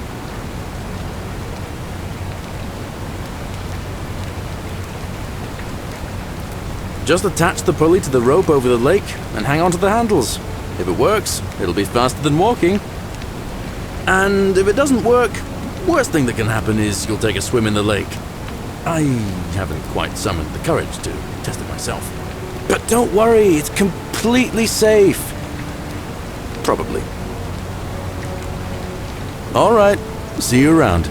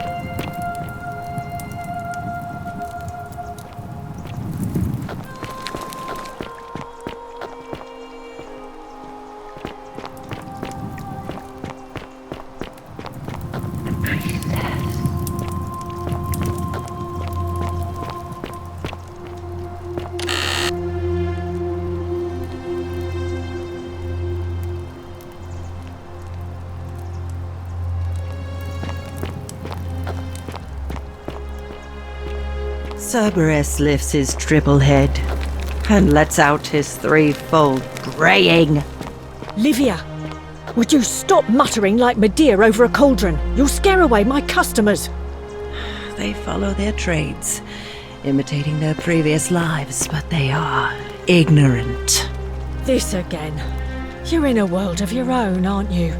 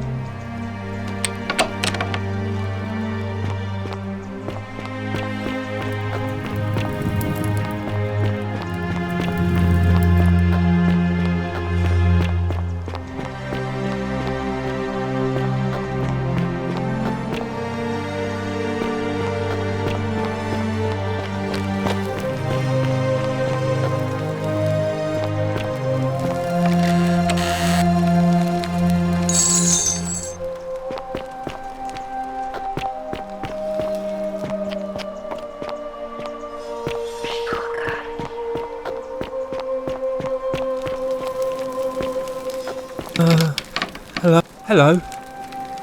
Have we met before? Bye-bye.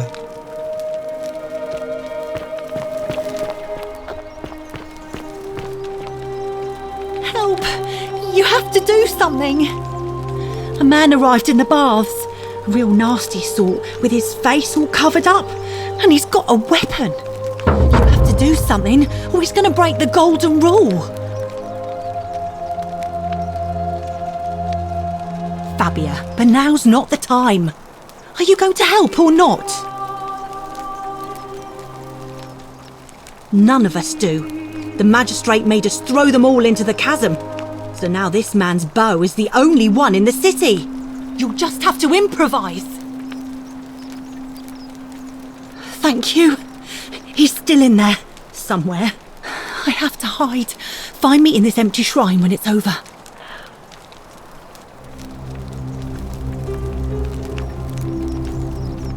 What? We don't have time for this. I have to go. Ugh.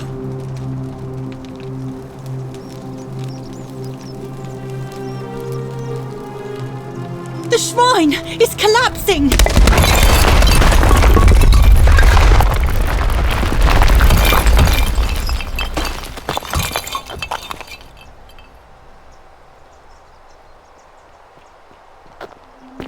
Fabia, no! Oh God, she's dead! Did anyone see that? The whole shrine just collapsed on her! Oh Fabia, why did you have to go in there? Poor sweet girl!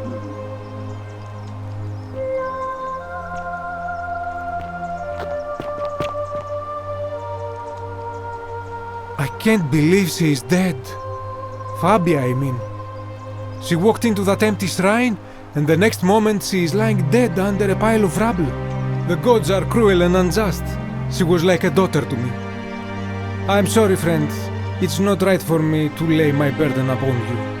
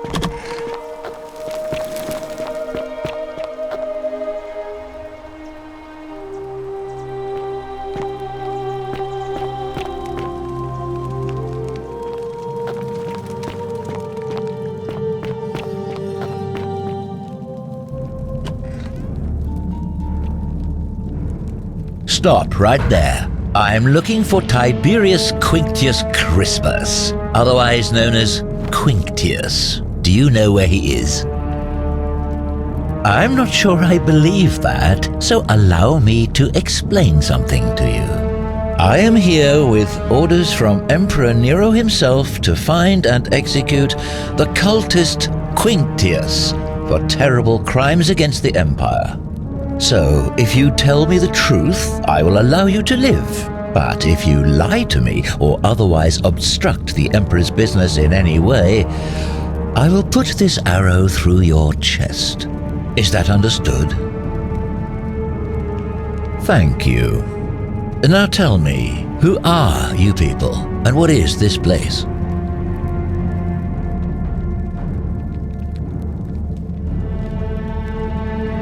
Oh, how very welcoming of you. You want me to let my guard down, is that it? You're not going to get your claws into me. I was told Quinctius was a cultist, but I never thought he'd be foolish enough to lead me right to the heart of his mystery cult.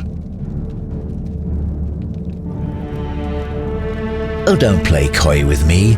I don't care if you're worshipping Bacchus, Magna Mater, or Christ. You lot are all the same to me. Always sneaking off to your secret sanctuaries, indoctrinating each other with your little mantras. The Emperor may have tolerated your activities up until now, but after what Quinctius did, those days are numbered. You say that, but if you're not a cult, then why go to such great lengths to keep this place a secret?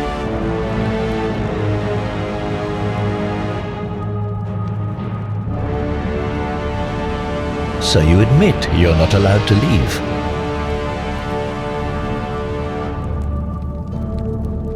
Threatening me is not going to help you, but in any case, that sounds an awful lot like a cult to me. And I saw the inscription saying, "The many shall suffer for the sins of the one." I take it this is some kind of mantra you all believe?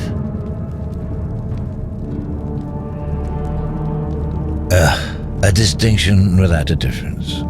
You've clearly been indoctrinated into this nonsense. Now tell me, where did you lot get enough gold to make all these statues? You lot are practicing human sacrifice too. You people disgust me.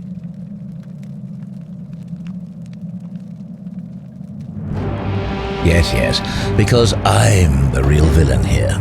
It's all clear to me now. The secret sanctuary, the indoctrination, the mantra, the human sacrifice. You're cultists, there's no doubt in my mind. What baffles me is how a person can believe in something with such zeal. They just can't see what they've become. However, you still have a chance to redeem yourself by telling me where Quinctius is. Do not waste it.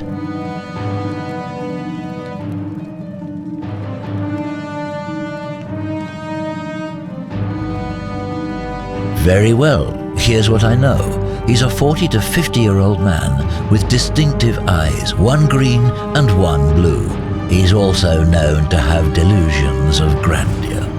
The Emperor says he and his cult, your cult, are responsible for starting the fire which burnt half of Rome to the ground and killed thousands in the process. All I know, all I care about, is that the Emperor believes he is guilty and wants him dead. The details are not my concern. This is your last chance. Are you going to tell me where he is or not?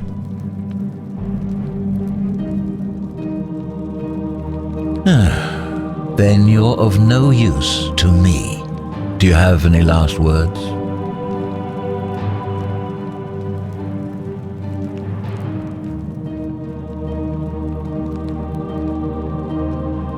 As a matter of fact, I do.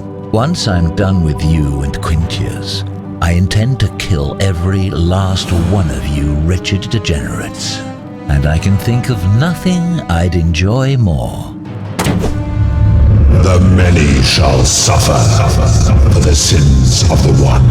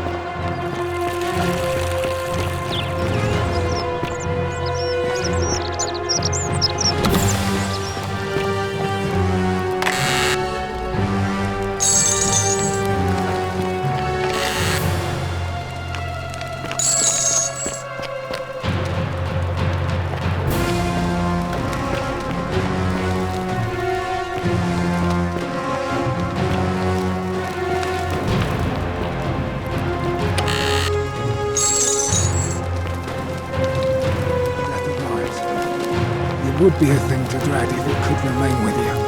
But death must either not come at all, or else must come and pass away.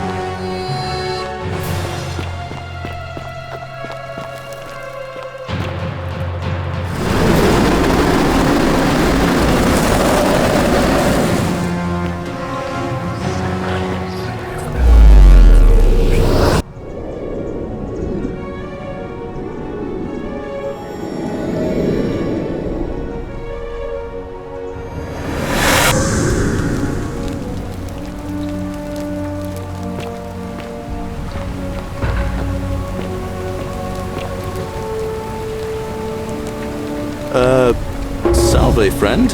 I'm Galerius. Mind telling me who you are and what you were doing in the Shrine of Proserpina?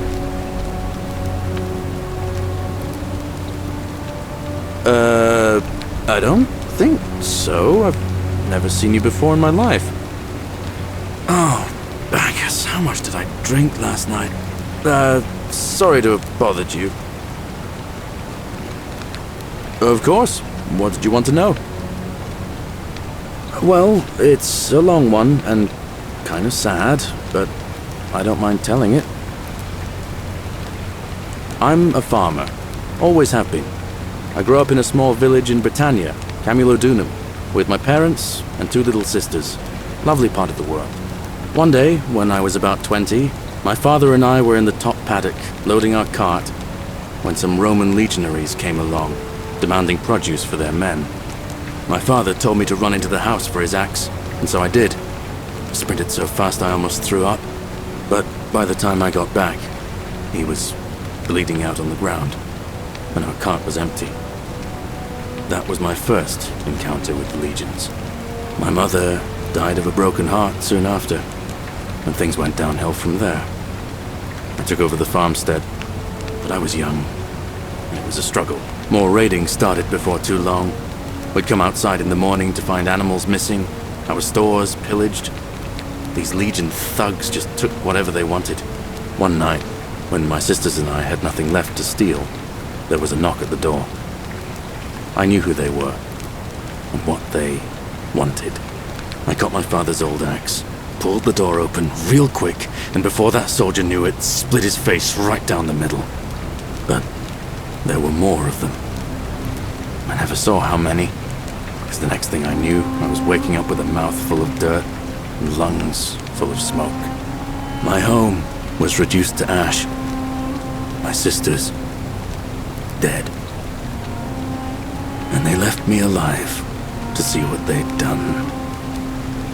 Still burns whenever I think about it.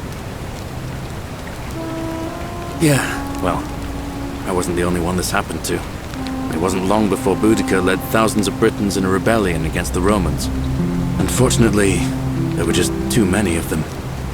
And those of us who survived, they enslaved. So, then I found myself being transported all the way to Rome to be sold to the highest bidder. I spent a few years working for my new master, learning the Romans' ways, Romanized my name and everything. Tried to escape a couple of times, but they always found me, and I'd just end up right back where I was. I'd probably still be there too, if it wasn't for the stampedes breaking out. You see, about 7 months ago, an enormous fire broke out in Rome. Everybody was running down toward the river, screaming and shouting. I'd never seen anything like it. Human beings acting like cattle. I got swept up with them somehow, and the rest is a blur. The next thing I knew, some stranger was dragging me out of a river. Stumbled across this place and started my life over again. That's what I thought too, for a while. But it seems the gods aren't done tormenting me yet. See, I finally had my own farm again, safe from the grasping hands of the Romans. Or so I thought. Until Sentius the Decurion demanded I hand over all my produce. It's for the good of us all, he says. Only he takes the best bits for himself, of course. He even told me if I refuse his demands, I'll break the golden rule. I'm not sure I believe him, but then, what if he's right? So, it turns out our dear old magistrate is no better than the Legion thugs who took everything from me. I'm right back where I began. But don't you worry, Nemesis is waiting, and he'll get his, one day. He'll get his. Forget I said that last part, will you? I get carried away sometimes. Thanks, friend. I knew I liked you. Anyway, that's enough of me rambling. Was there something else you wanted to talk about? Well, as much as I'd love to get out of here, the harvest's always more fruitful in another man's field, isn't it? But Scintilla, Sentius's daughter, went missing a few weeks back. Could be she found a way out. If anyone knows for sure, it'll be her sister, Sentia, but she'd never tell the likes of me. Oh, I don't give it much thought these days. I mean, everybody here's got their own view about what we need to do to survive. But I say, let's spend less time arguing about what it means to be good and just get on with it, you know? I can't see how I could vote for either candidate. I don't like Sentius much, but Malleolus is almost as bad. Even I could do a better job. Me, a farmer. And I've never given a speech or put on a toga in my life. I've bounced the idea around once or twice, mainly as a way of getting Dooley set free. God knows Sentius is never going to do it. But from what I hear, Malleolus has the election stitched up. Nobody's going to take him on and win. And maybe that's not such a bad thing. I mean, he talks a lot about freedom. So I'm hoping if he's elected, he'll release Dooley from his cell. That's good enough for me. Because Sentius put him there.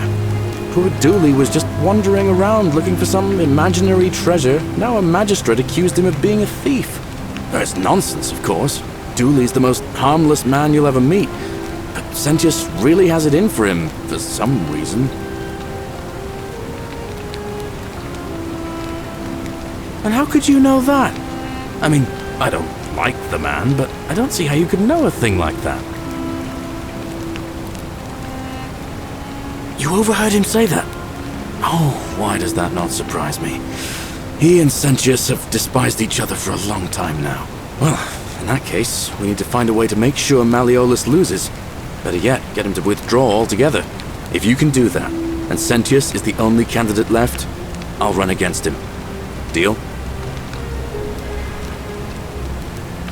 All right. See you around.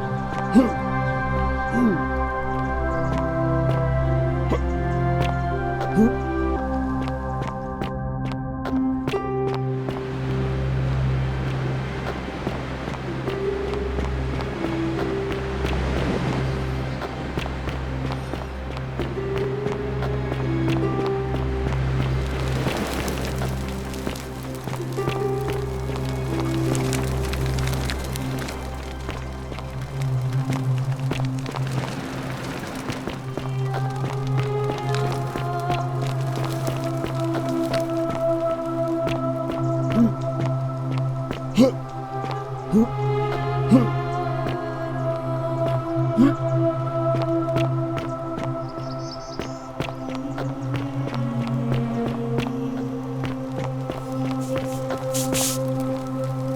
friend. I'm Octavia. Welcome to life under the Golden Rule. It's a ghastly thing, is it not? How are you faring so far? That's good, in a sense. If you're not on edge, you've not been paying attention. But on the bright side, once you've been here a few months, it's slightly less terrifying anyway. We've all been where you are now. I remember when I first arrived. I used to lay awake at night contemplating the big questions. Why am I here? Is there a way out? What is the Golden Rule, and who or what is responsible for it? I still don't have any of the answers, I'm afraid. I don't think anybody does.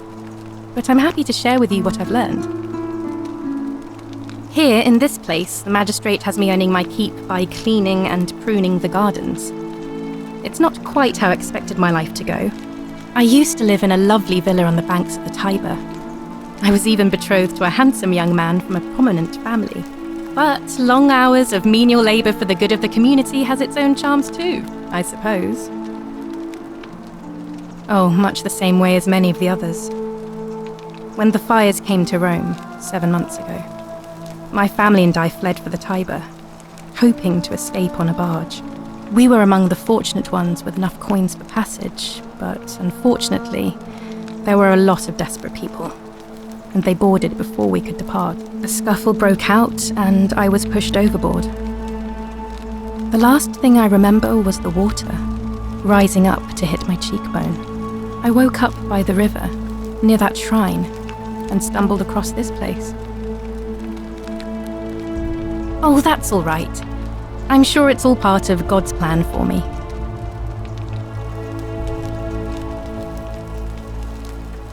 Oh yes, of course. A slip of the tongue.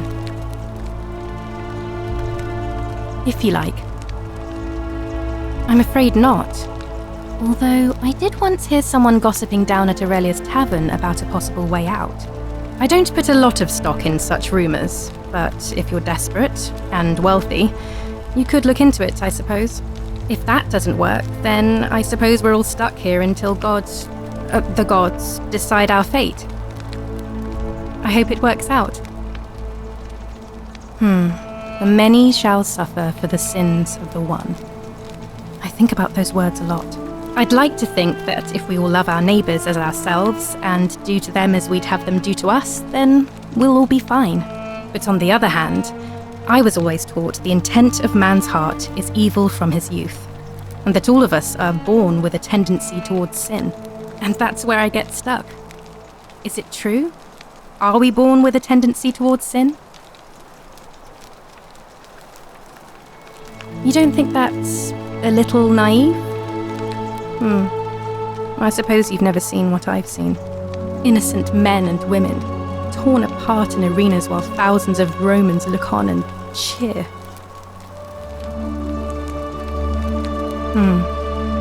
I wish I shared your faith.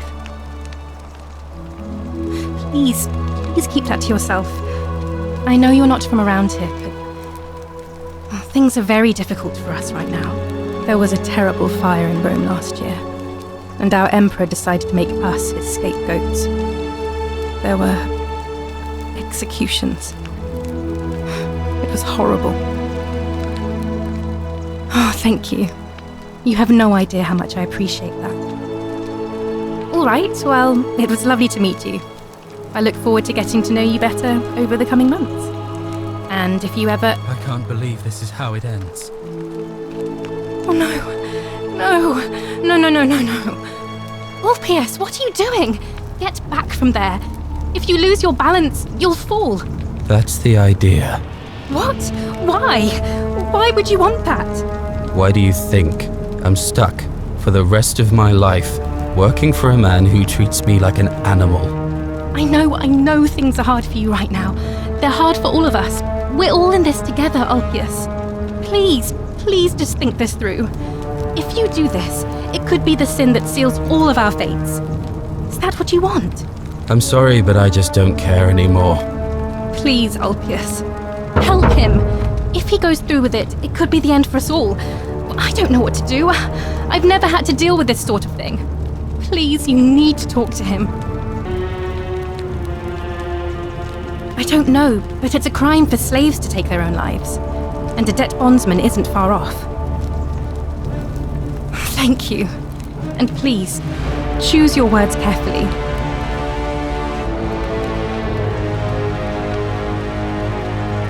Let me guess. You're going to lecture me on how suicide is a crime against the Empire.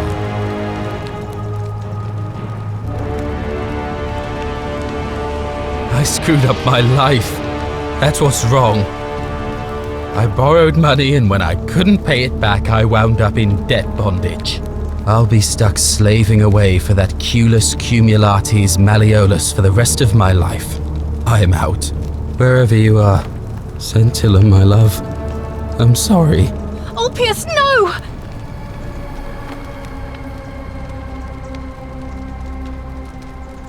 I can't believe he went through with it. Oh Lord, that poor lamb.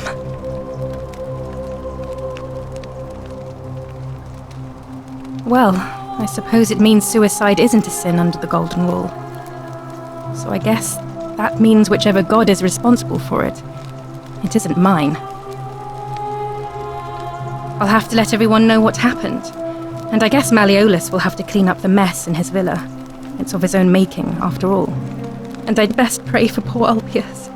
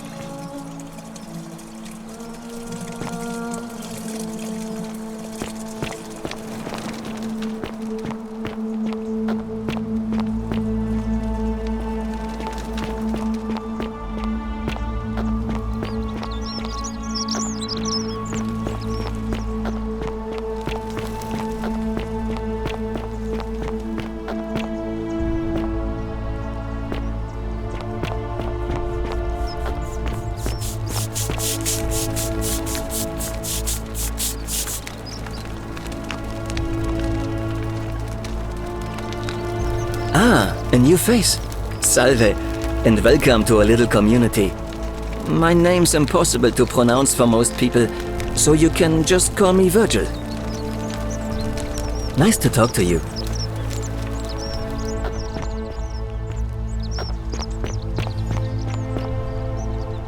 Help! You have to do something! A man arrived in the baths. A real nasty sort, with his face all covered up. And he's got a weapon. You have to do something, or he's going to break the golden rule. Are you serious? This is an emergency. Are you going to help or not? Are you daft or just callous? If you don't stop him, we're all going to die. Thank you. He's still in there, somewhere. I have to hide. Find me in this empty shrine when it's over. What? Why? All right, fine. Come and find me in my bakery instead. Please be careful.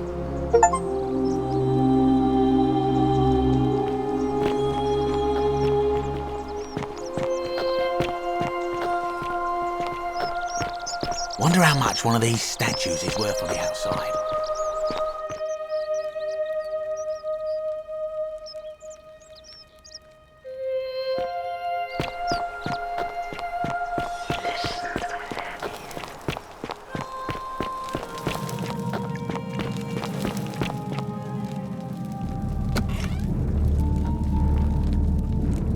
Stop right there. I'm looking for Tiberius Quinctius Crispus, otherwise known as Quinctius. Do you know where he is? Thank you. For your service to the Empire, I'll let you live for now, but you'd best make sure our paths don't cross again.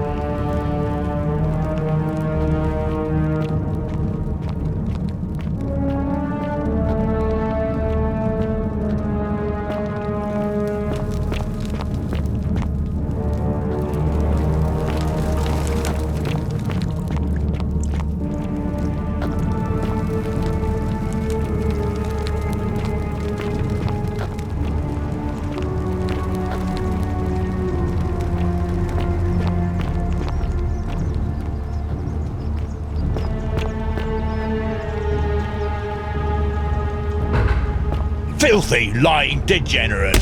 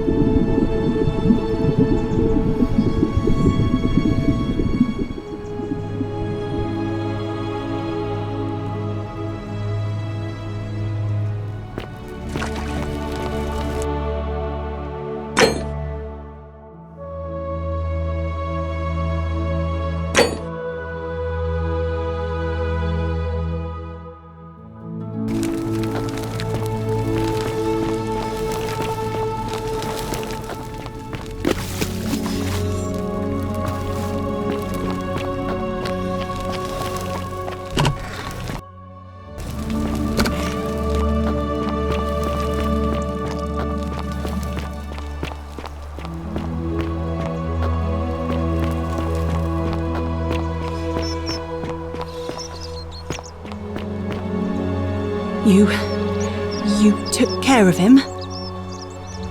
An accident? So, it's over? Oh God, it's such a relief. I really thought we were all going to die. I do have a question though. That shrine, the one I was going to hide in, did you know it was going to collapse?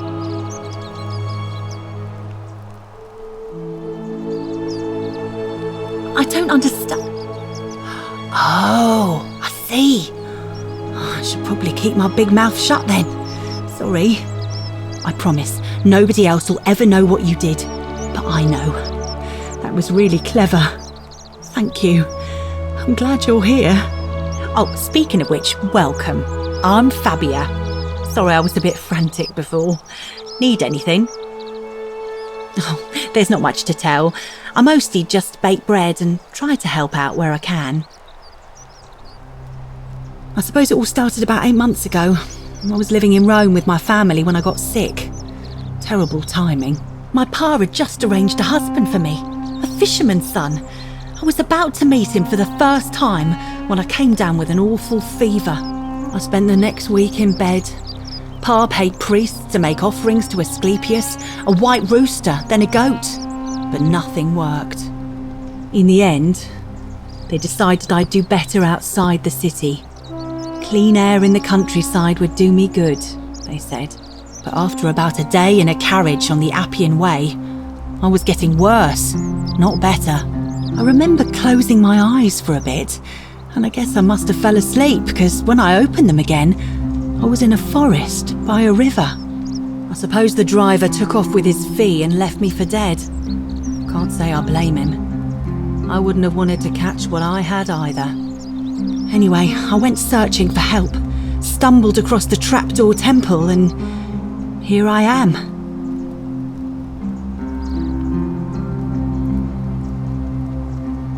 Oh yeah, I suppose you're right. Hadn't really thought about it. But the gods are mysterious and powerful. Who knows what their plans are for us? Oh, I try not to worry about it. I mean, if people are nice to each other, we won't have anything to worry about, will we? Thanks. And I like your teeth. They're so white. And your clothes. Oh, I bet my friend Georgius would like to get a look at you. And I'm sure he'd love to chatter about the Golden Rule with you too. He'll be just across the forum in his shop. What? You've been here a few moments and you're desperate to get out already? Why not give the place a chance before you try to leave? Good people here. Galerius works hard on the farm so I can put food on our tables, and Lucretia tries to keep us healthy. My friend Georgius is always mending our clothes, and Virgil makes sure these old walls don't fall down around us. Well, he does his best. I'm just saying, there are worse places you could live out your days. Well, I can tell from your funny accent you're not from around here, but that doesn't mean you don't belong, does it? Terrible shame, that is. Maybe this'll help. Late last night, I was cleaning my oven when I heard some noises outside. The forum's usually dead quiet at that hour, so I came out to see what was going on. To be honest, I thought maybe poor old Dooley had got out of his cell and was snooping around again. So I put my head out and saw someone in front of Virgil's shop. I couldn't tell who, it was too dark. I called out to them, but they just turned and ran off without a word. All I remember is they ran past a lit torch and the light glinted off something metallic. Armour, I think. So I suppose it could only be one of 3 people, Horatius, Domitius or Rufius. I hope that helps. All right, thanks again for taking care of our problem. I won't forget it.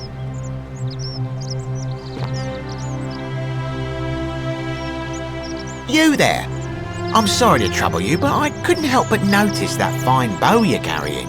No idea how you managed to get your hands on it, especially in the light of our dear old magistrate's ban, but I'm impressed. And before you ask, no, I wouldn't dream of trying to buy it from you. I have no use for a wooden bow myself. But I would like to propose a joint business venture of sorts. Tell me, do you have any idea how people here end up as golden statues?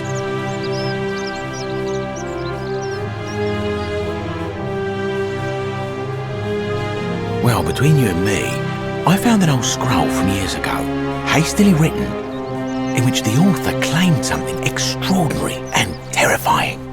He wrote that when the golden rule is broken, statues spring to life all over the city, wielding golden bows and begin firing golden arrows at the inhabitants.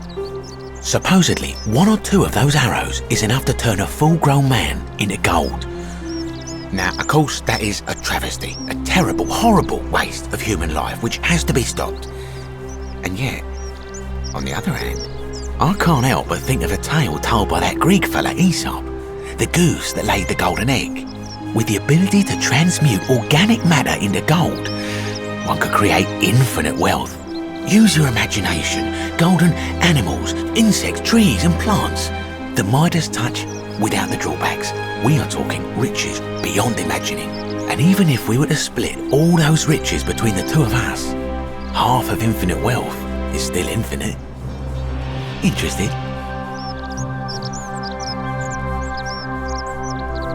Look, I might have skimmed over that one, but don't be so pedantic. Are you interested or not? Excellent. So the first question is, how do we get our hands on one of those golden bows? Now, I have a plan, but first, tell me, are you familiar with the story of the goddess Diana? No problem.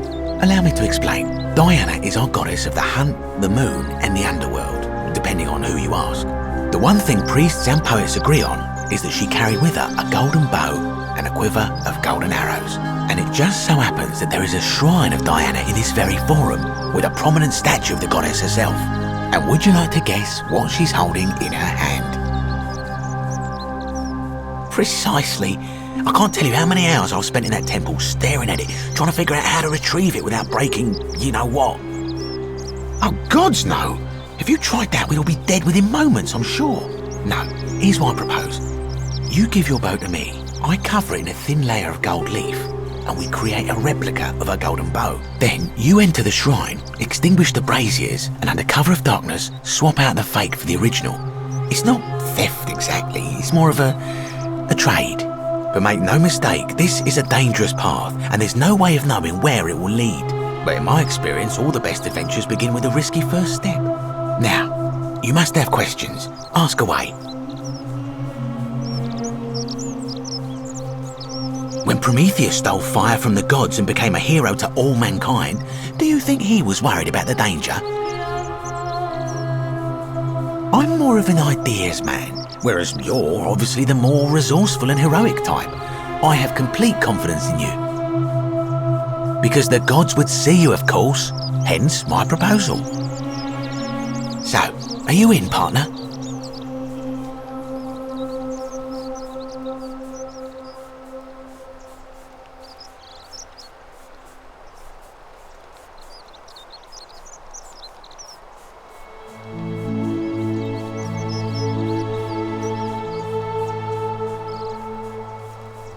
Wonderful. Now, if you'll hand over your bow, I can get started applying a layer of gold leaf. This is a quality weapon. Now, bear with me for a moment. And here we are, a gold leaf bow.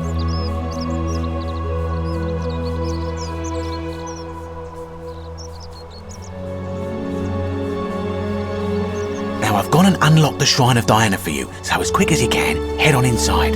It's just at the end of the street on the left. May the gods not watch over you.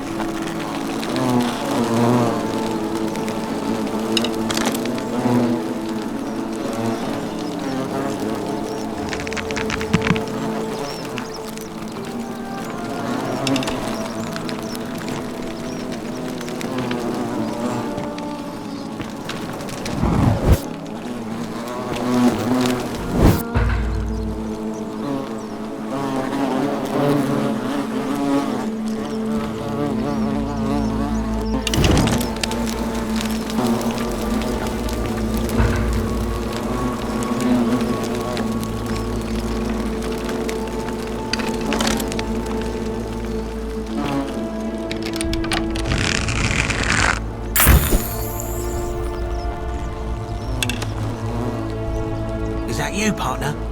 Do you have the bow? Wonderful. Just go ahead and slide it under the door for me and I'll unlock it for you. A little bit slow, aren't you? Yes, I locked you in, and until you give me my bow, you're gonna stay in there, like Tantalus in Tartarus. No, technically, I never said that. I said, if we were to split all those riches between the two of us, infinite wealth is still infinite. It's hardly my fault if you can't tell the difference between a hypothetical and a promise, now is it? Oh, I do love a good loophole.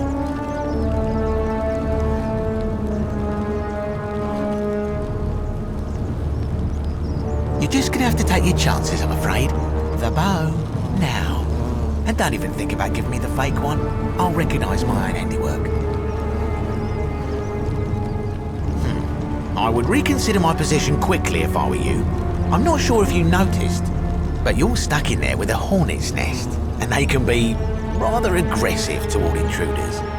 You know, some say it takes 27 hornet stings to kill a man, but I always wondered how anyone could have known that. Let's find out if they were right, shall we?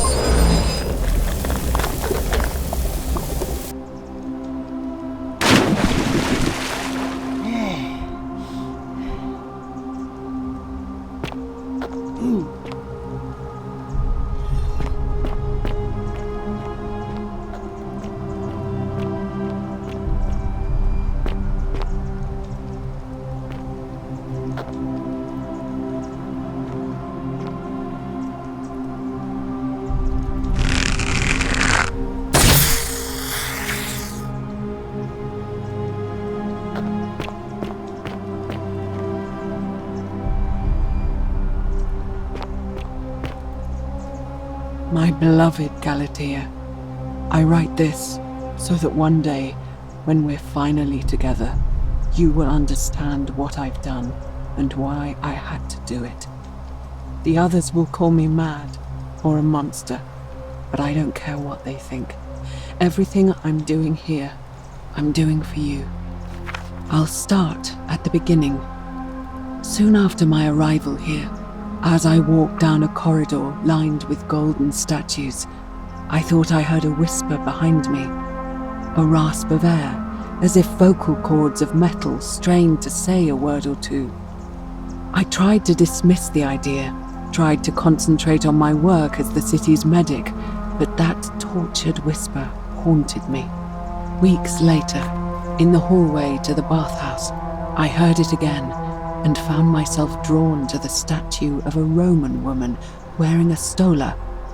Her face was contorted with anguish and fear, and, disturbingly, it was as if she was looking right at me. As I walked past her, I heard that strained whisper again, and turning back, I discovered that, even though I had moved, she was still looking right into my soul. That was when it dawned on me. This was no statue. This was a woman trapped within that golden prison. Naturally, I told the others, but when I could not reproduce the results of my experiment, they would not believe me. But from that moment on, I knew the full horror of this place. Immobilized within these statues, are living human beings. It was that day, my love, that my heart broke.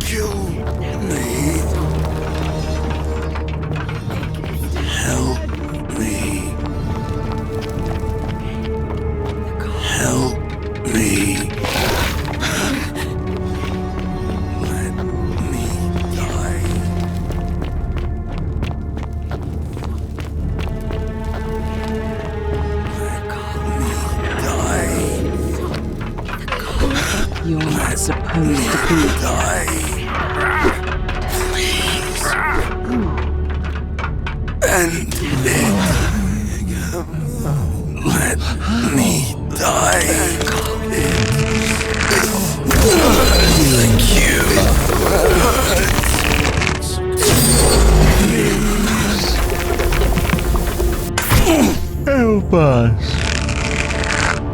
Please. Make it stop me. And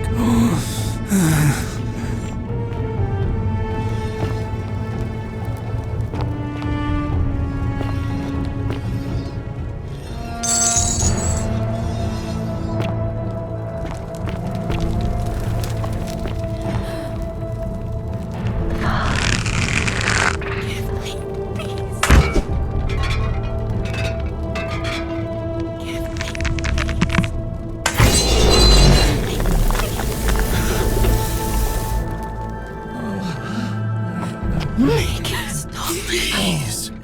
Why won't you? Please, you. Help me. Help us. Kill me. Kill me. I just want to Help die. me. Kill me. You. Help me. Us. I just want to die. Kill me. You. Make it stop. Me. You. Please. You. Kill us. My beloved Galatea, after I learned the terrible truth about the golden statue, I wandered the city as if in a nightmare. What must life be like for these poor souls, entombed in gold, but kept alive somehow? Trapped in their own personal Tartarus, consigned to eternal torment, too horrific for any sane mind to comprehend. I tried to offer them what small mercies I could. I began to talk to them, to keep them company. I'd imagine backstories for them, give them names, and tell them of the world, of the histories and stories I'd learned as a child. As the others became more concerned by my charity, I sought solitude from them, preferring the company of my tormented charges. Discovering a way into the abandoned palace, I began to spend my days walking its halls and sharing with its occupants ancient tales, my mind turning to those of Apollo and Daphne, Perseus and Medusa, and Pygmalion and Galatea. Pygmalion, the sculptor who fell in love with a beautiful statue, and who, praying to Aphrodite for aid, discovered that his beloved Galatea had come to life. It was then that I heard you whisper to me, Galatea. Forgive me. I know that is not your real name, just one I have borrowed from a story. But when I turned to look at you, I saw the most exquisitely beautiful woman I have ever known. Your face, forever frozen in a look of haunting sadness. Our meeting gave me new purpose, to free you from your golden prison, so that I might one day hear you speak, not just whisper your true name to me. So I gathered tools for the long and difficult task ahead, barred the doors to this place, and set to work. Please. It hurts.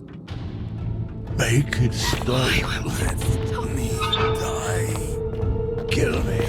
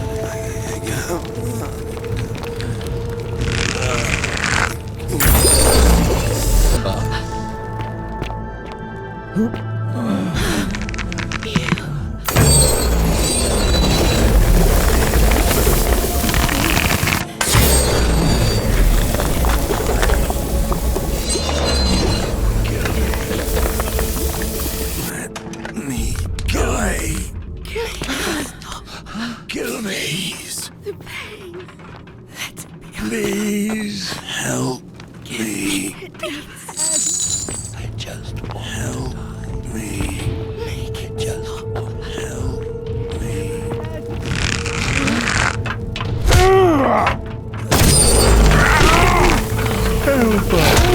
Help me. Please. Help.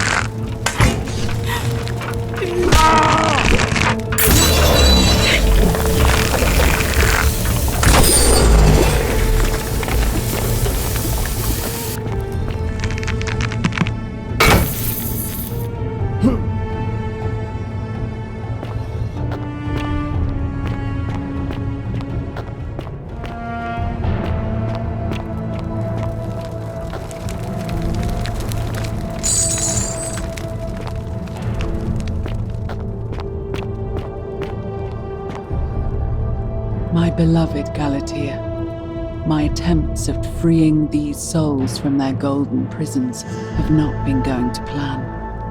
My first charge was a Greek woman who I called Iodame after the Athenian turned to stone by Medusa.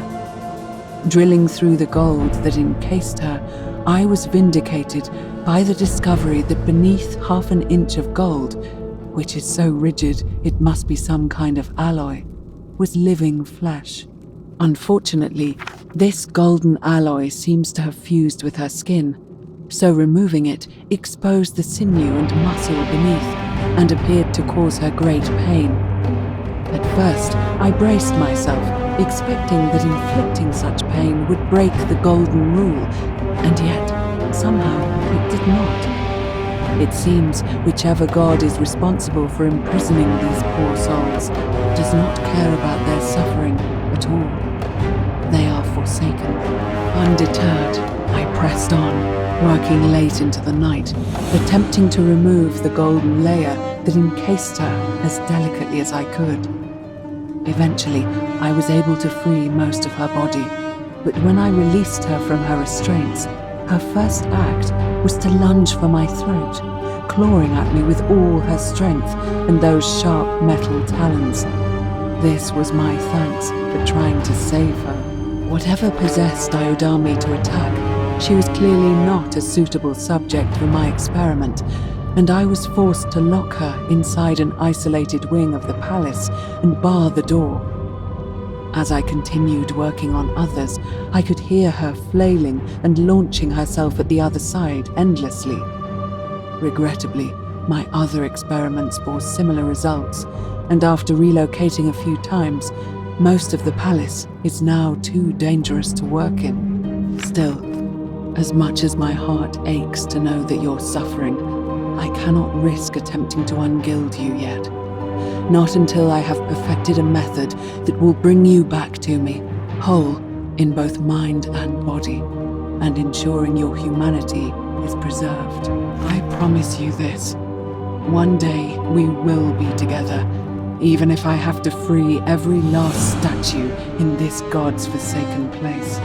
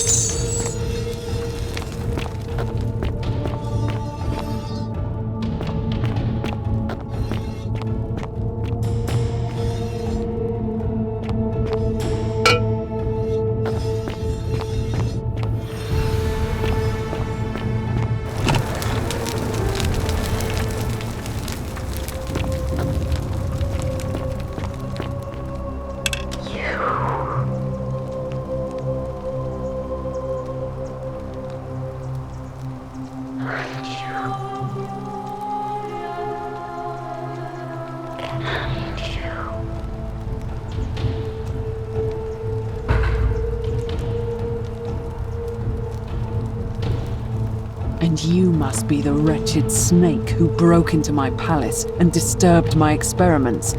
And, worst of all, look at what you made me do to her. This never would have happened if you just stayed away. You're going to pay for that.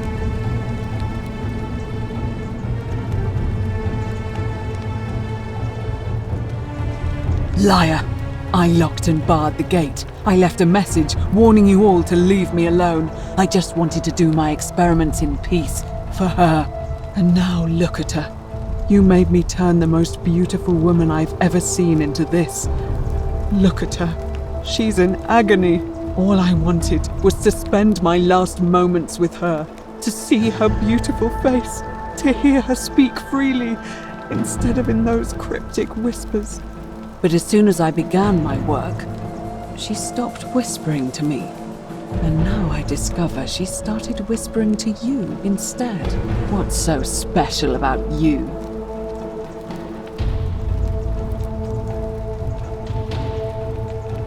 What do you mean, the same voice? Yes. I remember when they used to whisper to me. They did sound similar. I just thought it was because all voices sound the same when they whisper. But now that I think about it, they were all benevolent and seemed to share a common knowledge. But if these bodies are mere conduits for that one voice, then this body is nobody. And everything I've done here was... Wait, I see what you're doing.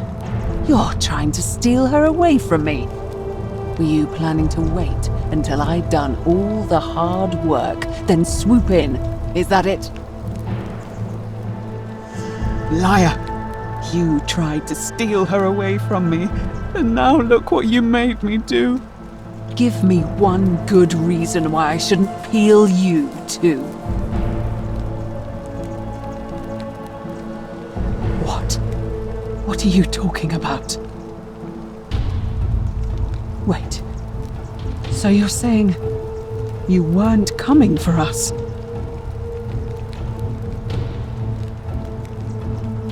So I did all this. I ruined her. For nothing. What have I done? Oh gods, I feel sick. I can't bear the thought of her being like this. And in so much pain. It's the air. Coming into contact with her flesh. It's agonizing for them.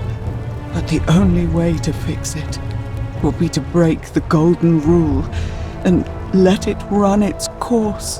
At least that way she'd be golden again, and we'd be together. All it would take is one little cut.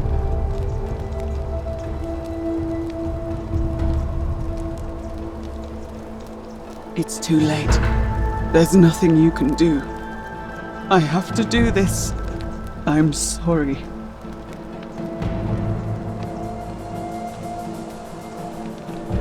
What? How? Really? I'm not sure I believe you. But if you can undo this mess, I'll tell you what you need to know. But if you're lying to me, I'll break the golden rule and kill you and everyone else in this city. Understood?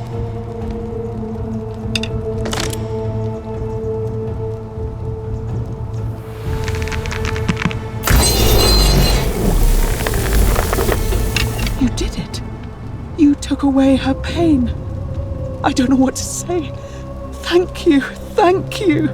I swear I will never harm her again. I swear it. I'll stay here to keep her company. But these poor souls, what can be done for them? I've tried everything I can. I fear the only one capable of releasing them properly is whichever god doomed them in the first place. In any case, I must honor our bargain. The treatment for rheumatism is willow bark. I believe there's a pot of it already in the Shrine of Apollo. Now, please leave. The door here leads out onto the palace balcony. You should be able to make your way down from there. Go, and never return.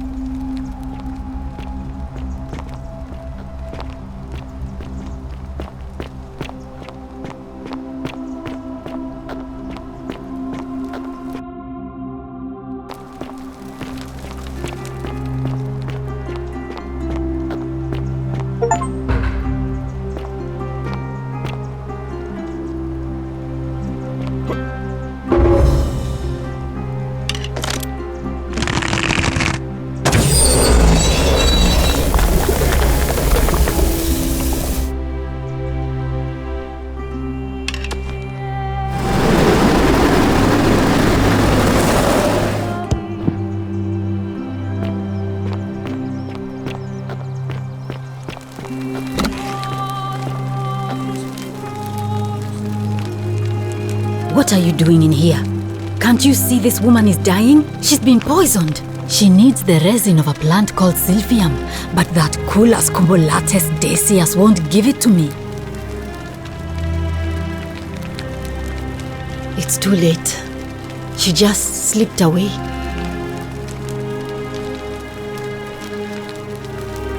No, now it's fine. I can't afford to wallow here. And I need the distraction.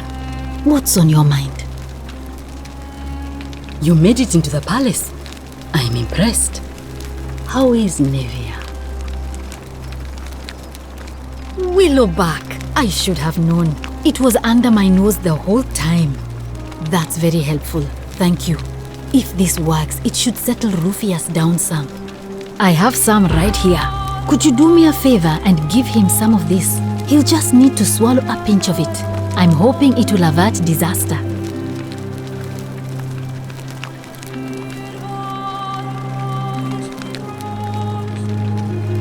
Thank you. I'm really glad you arrived when you did. All right. Well, thanks again for helping remove the thorn from the lion's paw. The spirit of Androcles smiles upon you.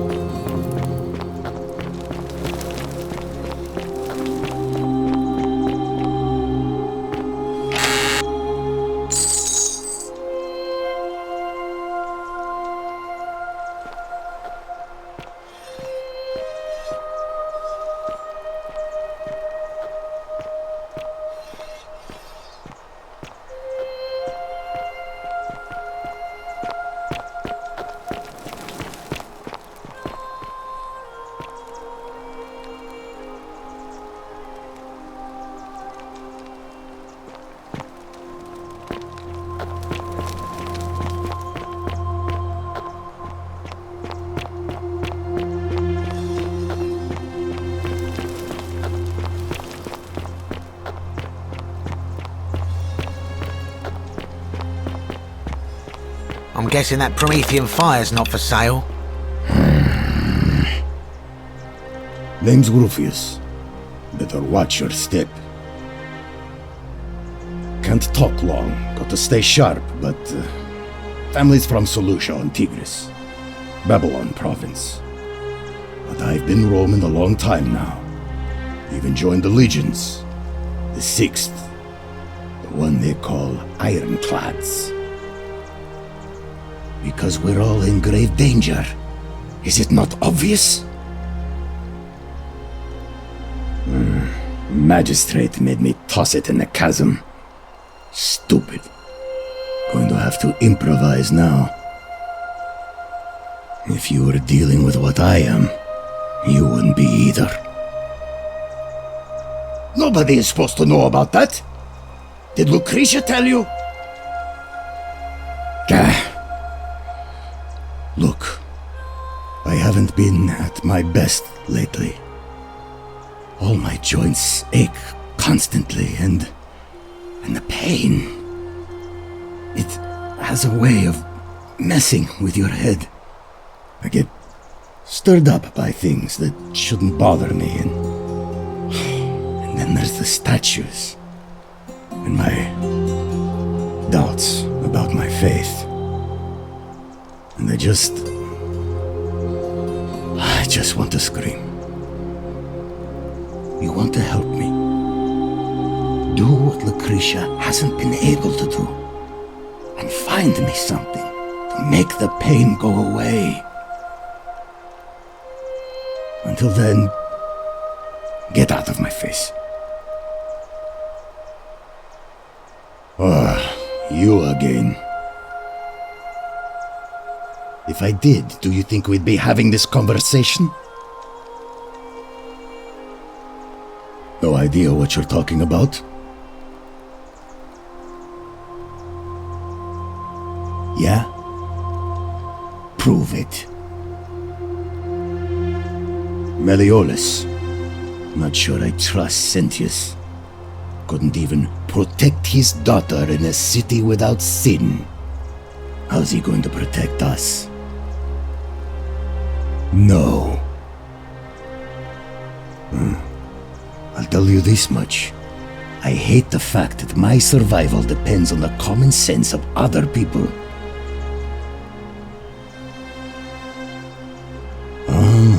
Then you know what I'm talking about. I mean, all these people just bumble along like nothing's wrong. Well, we're one bad decision away from being wiped out. Like the last lot of people who lived here. Seems like I'm the only one ready for what's coming. Whatever that is. And when it hits, it's everyone for themselves. You've been warned. I don't know. But did you ever get the feeling some of these statues are watching us when we're not looking? Like they're waiting for something. I don't like it.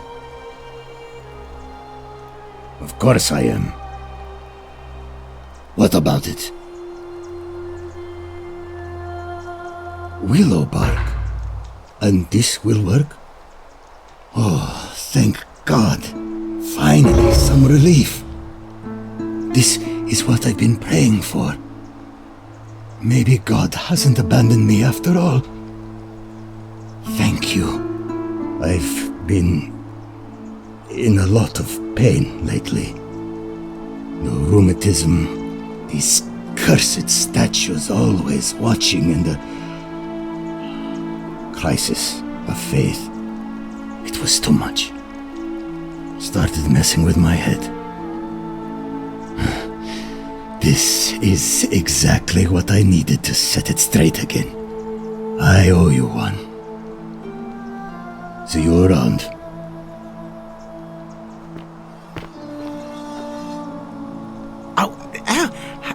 Hello there, partner. I'm glad you're here. I think there might have been some confusion about my little practical joke earlier. You see, my plan was to give you a little fright, you know, like two friends joking around at the Saturnalia, and then, surprise, I'd open the door. But when I opened it, you were gone.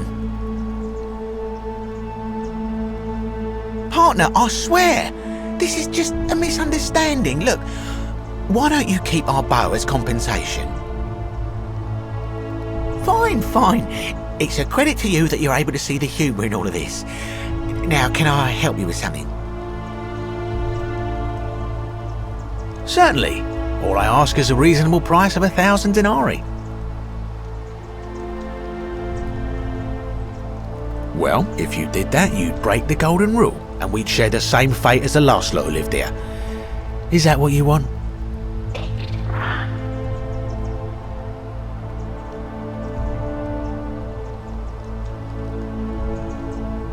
Do you think I don't know a bluff when I see one? Nice try.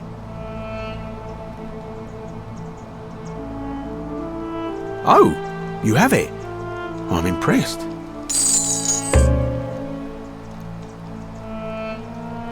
Pleasure doing business. Can I help you with anything else? Very well.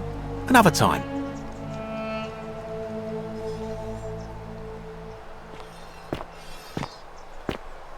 Handsome. Ah, you're here. I'm so glad you decided to visit.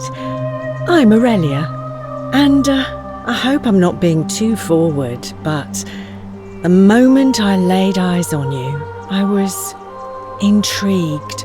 You're not like any Roman man I've ever seen. You seem so refined, so civilized. What was that? Some kind of joke? If it was, it wasn't funny. I take back what I said. Suddenly, I don't find you so intriguing anymore. Let's just forget that ever happened, so we can at least do business. So, what brings you to my tavern? All right, see ya. Cerberus lifts his triple head and lets out his threefold braying. Livia, would you stop muttering like Medea over a cauldron? You'll scare away my customers. Don't you just love springtime? Ah, it's you again. Hope you're settling in, friend. Now, what's on your mind? Magistrate's orders. All right, see you around.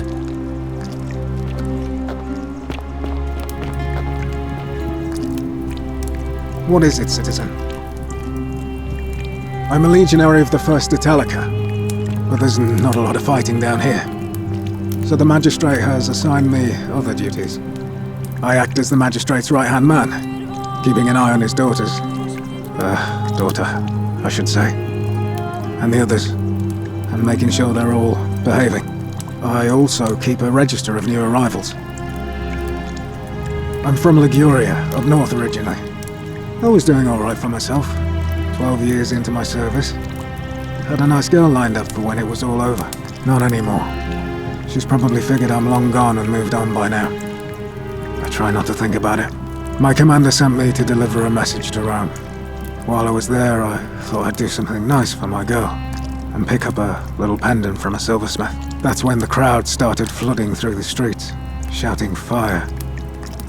People were screaming, trampling each other.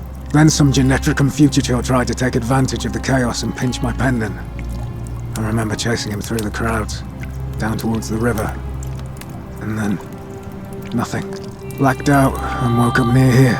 No idea how I ended up floating so far downriver. But I'm fortunate to be alive, I suppose. Ah, don't be. As Seneca the Younger said, difficulty strengthens the mind, as labour does the body. That said, Sentilla's disappearance has been more difficult than I'd care to admit. He's one of the better commanders I've ever had, that's for sure. Good stoic. Lives by Seneca's words. Treat your inferior as you would wish your superior to treat you. Can't ask for much more than that. I went around asking the same questions when I first arrived. Never did find a way out. But I learned how to accept my situation. To bear trials with a calm mind robs misfortune of its strength and burden. That's from Seneca the Younger, if you're interested. I don't see why not. Just make sure I get it back by tomorrow.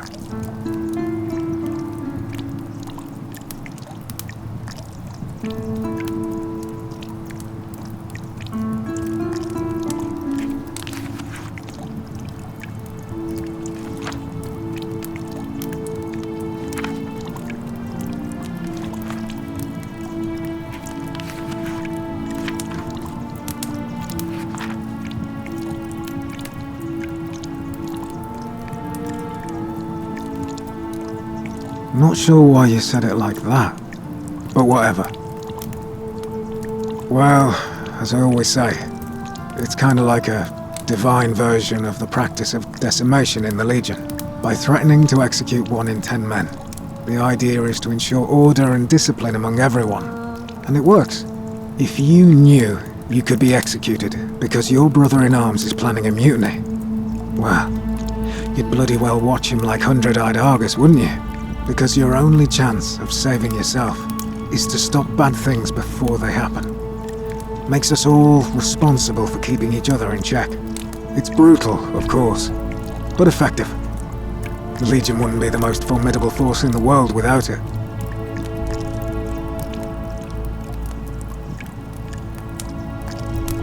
A war crime? Isn't that a contradiction in terms? As Cicero said, in times of war the law falls silent. Seems that way. War crimes. Ridiculous.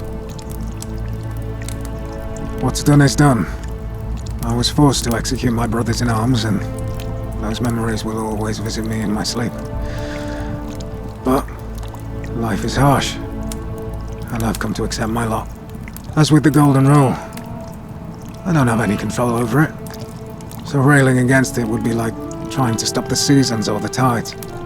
As Seneca the Younger wrote, true happiness is to enjoy the present without anxious dependence upon the future, not to amuse ourselves with either hopes or fears, but to rest satisfied with what we have, which is sufficient. For he that is so wants nothing. If you like. Not that it's any of your business, but my loyalty is and always will be with Sentius. Unfortunately, I don't think my vote is going to make any difference today. See, Domitius has been going around town, shoring up votes for Malleolus with lies, bribery and intimidation. The man's a savage, but he's a gladiator, so people fear and respect him more than they should. Sentius knows about it, of course, but he doesn't have the same rat cunning as Malleolus. This place will be different with that sleaze at the helm. But I try not to worry about things I can't change. I appreciate the thought. But you're new here, and I just can't see how you could make an impact in the time between now and the election this afternoon. In any case, if you're interested in the election, go and have a chat with Equitia, the Vestal Priestess. She'll be overseeing proceedings. What business is that of yours? A lot of people have been looking for her. But it's been 3 weeks, and we've found nothing. What makes you think you can do better? I suppose that's true. Scintilla was always a kind, well-behaved young woman. I admit, her disappearance really caught me off guard. If anyone knows something, I'd expect it to be Sentia, Malleolus, Claudia, or Domitius. But none of them will tell me anything. You might fare better though, I suppose. Fine. What? Absolutely not. I know someone's been threatening him, and I'm not happy about it. But I can assure you, it isn't me. You know nothing. Alright. Please keep an eye out for anything that might lead us to Scintilla.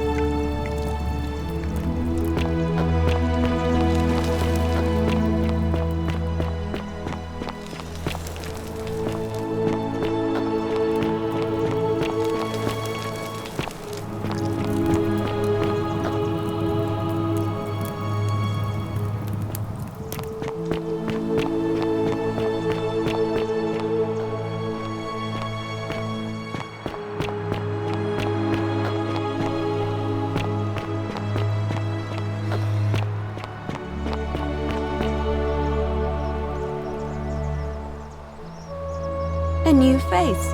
Ave, and may Vesta watch over you. I'm Equitia. To what do I owe the pleasure of this visit? Interesting. I'm not sure why you're telling me, but you've come to the right person.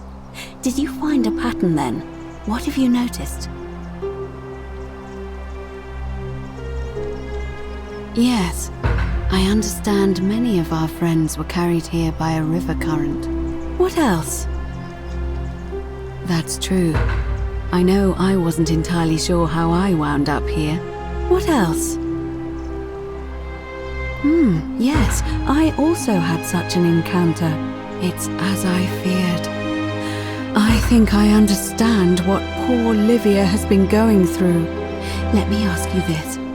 Did you happen to encounter a stranger in the forest before you arrived here? And did you happen to catch her name? I see. And was this Karen, by any chance, wearing a hood? Because I've seen her before. There's something I think you should see. I think you'd better follow me to the baths. But don't follow too closely. We can't have people thinking we're bathing together.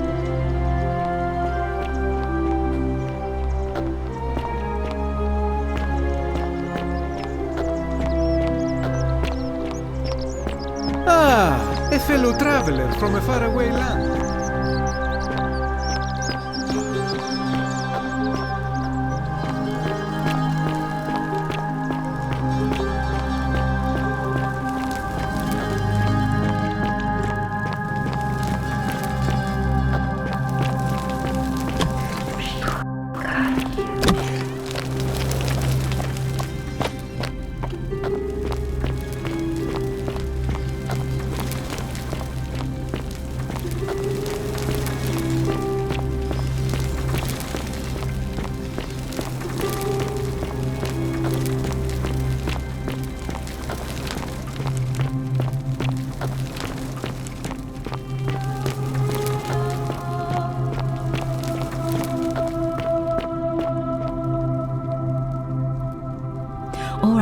You're here. You were asking how I knew the young woman you met by the river was wearing a hood.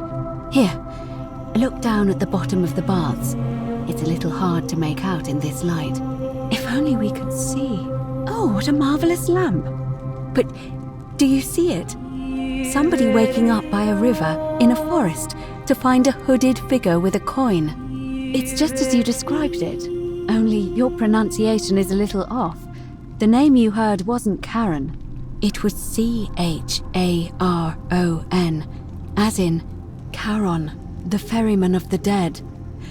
Charon, who, in exchange for the right coin, helps the souls of the newly deceased cross the Styx, the river that separates the land of the living from the land of the dead. When I dragged you out of the river, I thought you were never gonna wake up.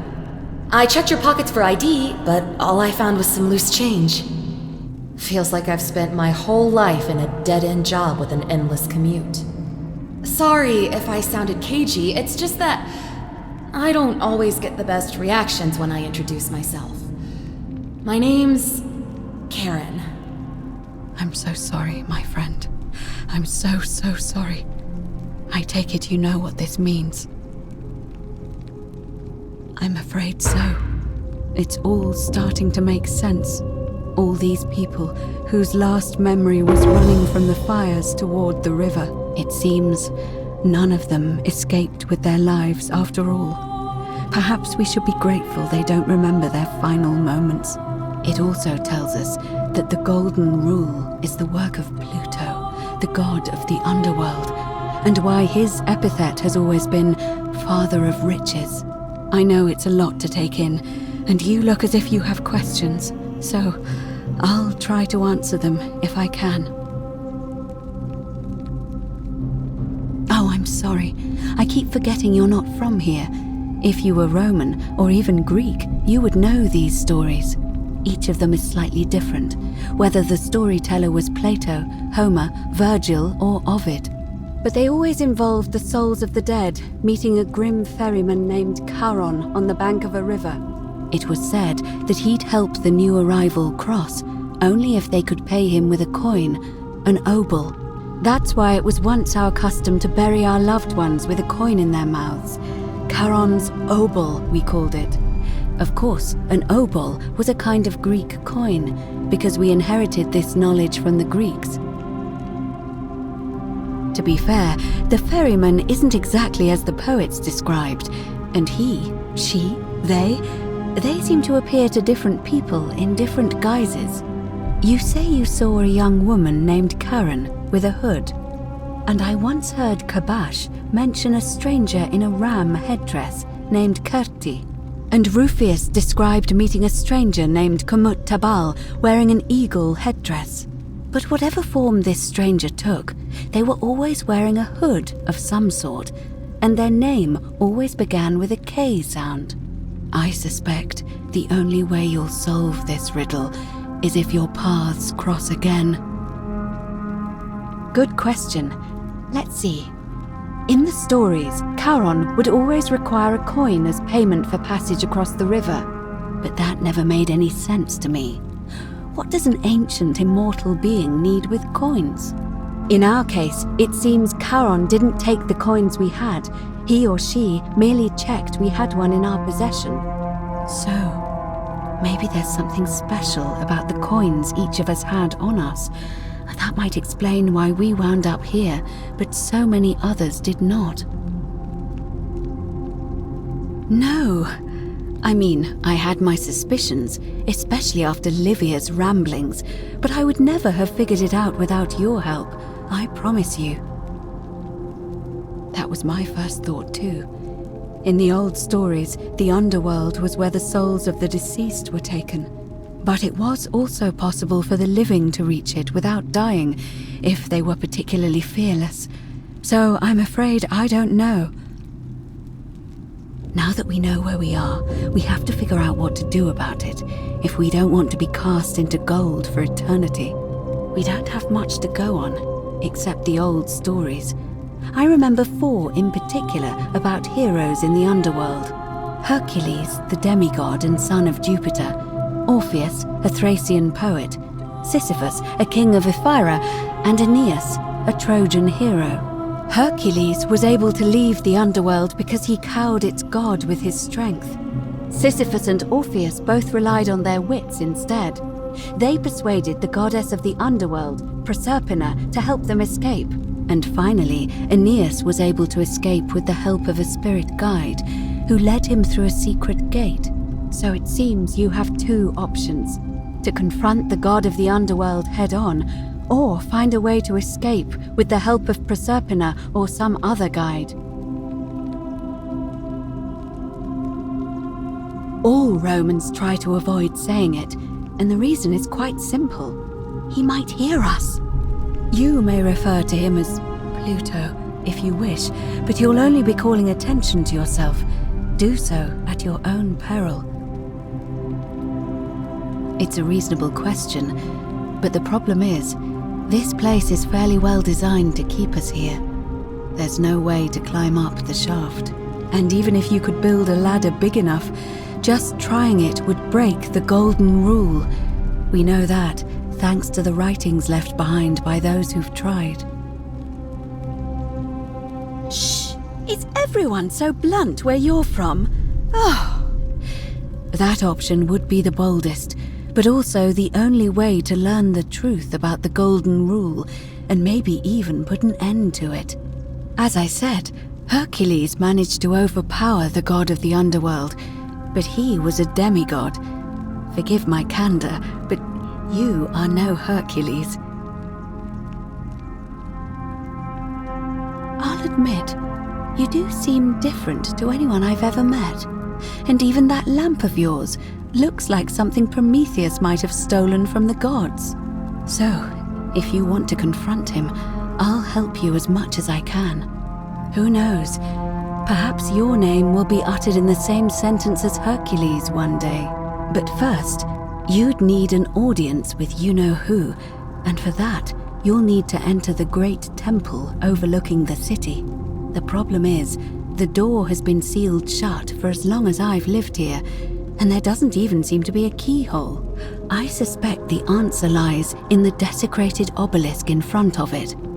I'm not sure if you noticed, but there are 4 plaques missing from its base. It looks as though somebody, or a series of somebodies, forcibly removed them, and in doing so, dishonored and angered our divine keeper. If you could recover and replace all 4 of those missing plaques, I imagine he might be willing to receive an audience again. It's the towering stone monument with 4 sides and a pyramid-shaped head that stands before the great temple, a dedication to the god of this place. You'll find them all over Rome, but of course they were looted from Egypt many years ago. It seems one of them made its way here too, although how is a mystery. However, this one is unusual in that each of the 4 sides is decorated in a different style: Roman, Greek, Egyptian, and another I don't recognize. That means you'll need to recover 4 different plaques: Roman, Greek, Egyptian, and a 4th, a mystery plaque. Good question. To answer that, we first need to ask who would have defaced the obelisk in the first place. It would have had the god's name engraved into it, so it may be that whoever desecrated it wanted that name to be forgotten. And there's only one group of people I know of who might want to do that. There's a cult in Rome that often argued there is only one true god. Theirs, of course. They've been known to start fires, as well as deface religious monuments whose existence challenged their beliefs. If I were you, I'd go looking for them. Of course, they've all been in hiding since the fire last year, so finding them won't be easy. But I did hear a rumor they have a secret shrine somewhere in the city. Perhaps, if you could find that, you might be able to recover the Roman plaque. I don't know. But perhaps you should begin your search with the local Greek fellow, Georgius. His store is in the Forum. Perhaps Kabash, our Egyptian resident, would be able to tell us. Unfortunately, he disappeared weeks ago. But I did hear Aurelia is peddling rumors about him at the tavern, so perhaps you could talk to her, or just take a look in his room. I'm afraid you're on your own with that one. but perhaps finding the other 3 will illuminate the way. As I mentioned, both Orpheus and Sisyphus were said to have persuaded Proserpina to help them escape, and Aeneas was guided to the exit. The problem is, those are the stories of a poet, a self-aggrandizing king, and a brawler about their own heroic deeds, so they should be taken with a grain of salt. First, Proserpina. What we do know about her is, well, it's a grim tale. It's said the god of the underworld abducted and dragged her here against her will, forcing her into marriage. If the stories are true, then I suppose so. The problem is, how do we communicate with her without being noticed by her captor? Leaving that aside for a moment, there is also the possibility of a spirit guide. I don't suppose you've come across one of those in your travels? Truly? And you're only bringing this up now? Then again, I suppose you were worried I'd think you were as mad as Navia. Can you tell me more? Is it the same voice? What kinds of thing does it say? Fascinating. Perhaps she is a benevolent spirit. Or perhaps... Perhaps you're hearing the voice of Proserpina herself. If she has indeed been abducted, it would make sense for her to speak in cryptic whispers to avoid detection. Tell me, has she told you anything that might lead you to the way out? Oh, I see. Well, let me know if you hear anything that might be a thread through this labyrinth. All right. I would suggest not discussing this with anyone. The best we can do for them is to let them remain oblivious for as long as possible. As for Livia, it seems she's been shouldering the weight of this terrible secret all this time. Perhaps it would comfort her to know she's not alone.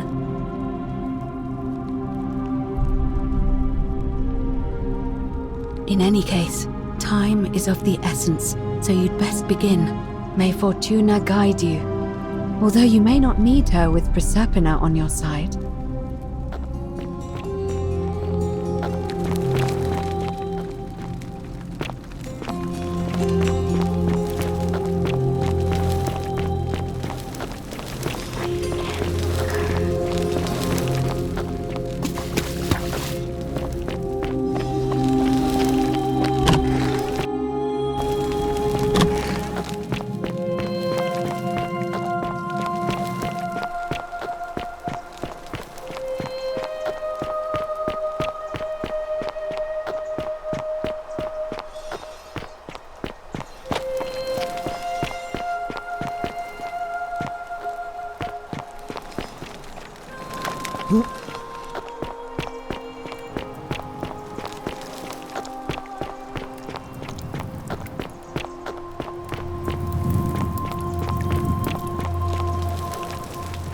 Just as the ocean accepts the rivers of all the world, so this place accepts all the souls. But it does not notice the crowds that come. Say it. Speak its name. Then it is true. I was right.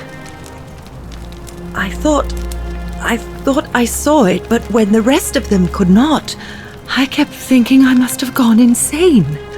I had to tell myself it was true over and over again, until I wasn't sure if I was deceiving myself.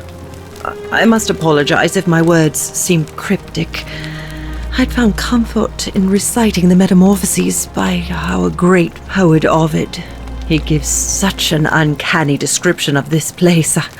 I cannot help but wonder if he himself came here. Would you like to hear it?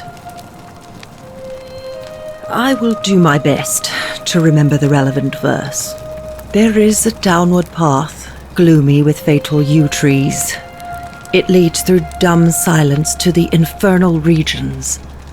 The sluggish Styx exhales vapor, and by that way, the shadows of the newly dead descend, entombed with full rites, and the ghosts of those, at last, given proper burial. The wide, thorny waste is cold and pallid, and the newly arrived shades are ignorant of the road that leads to the Stygian city, where Black Dis has his cruel palace. As the ocean accepts the rivers of all the world, so this place accepts all the souls, and is never too small for any populace, nor notices the crowds that come. There the bloodless shadows wander without flesh or bone. Some crowd the forum, some the house of the ruler of the depths. Others follow their trades, imitating their previous lives, and still others incur punishment. I hope I have done it justice, and now we share a secret. It's as if you've lifted a great burden from my shoulders. Thank you, friend. I think I should rest.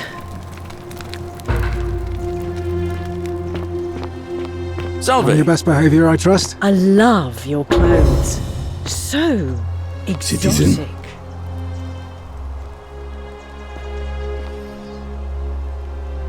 Ah, it's you again. Hope you're settling in, friend.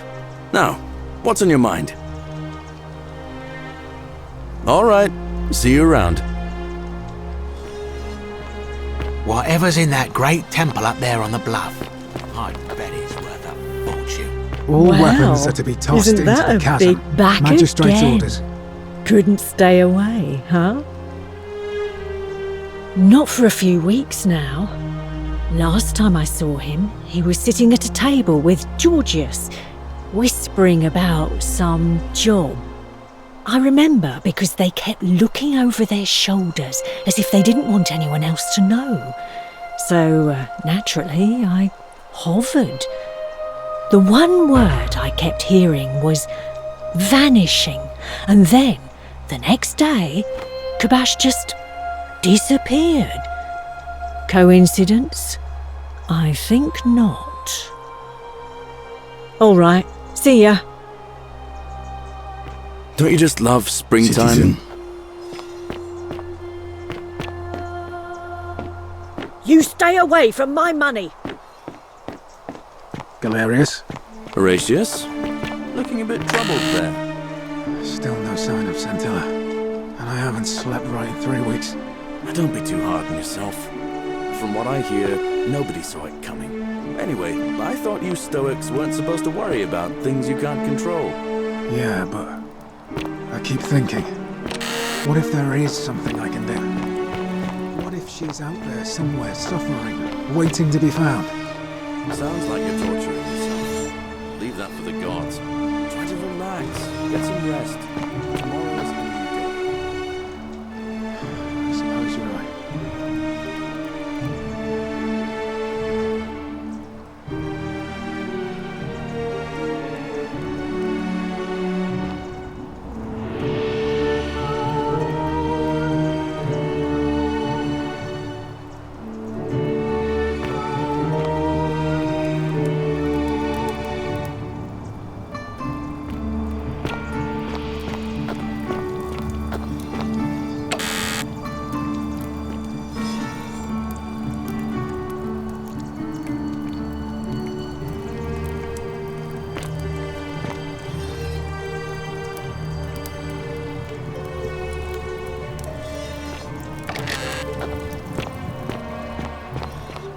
Galerius?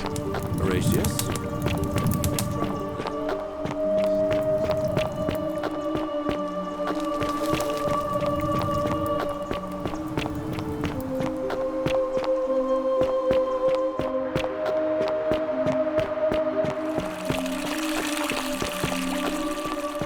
Are they? We're finally alone. I assume you already know who I am. May I know your name? We have? Wait, if I understand correctly, someone is about to break the golden rule, forcing me to create a portal in time to bring you here? I must have entrusted you with figuring out who the culprit is. Only I assume we failed, and you had to start over. Is that about right? If so, what happened?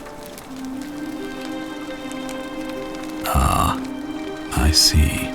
Look, it's unfortunate, but all that matters now is that you make use of what you've learned and gathered and do better next time. Now, I assume you've sought me out again for a reason? You mean Julius? Releasing him is out of the question, I'm afraid. That man is a liability we simply cannot afford. Perhaps you're not aware he was caught multiple times, sneaking around in places he should not have been.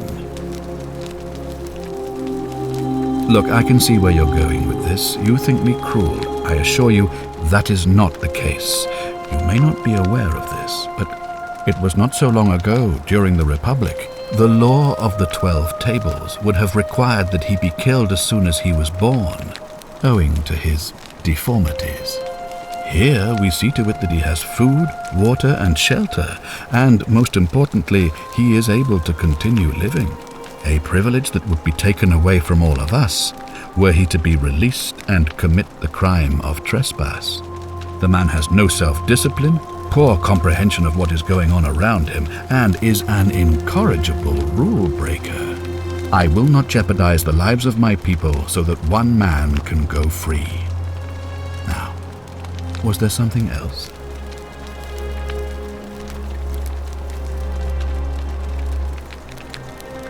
Ask then. Good. Now, was there something else you wanted to discuss? Of course. What is it?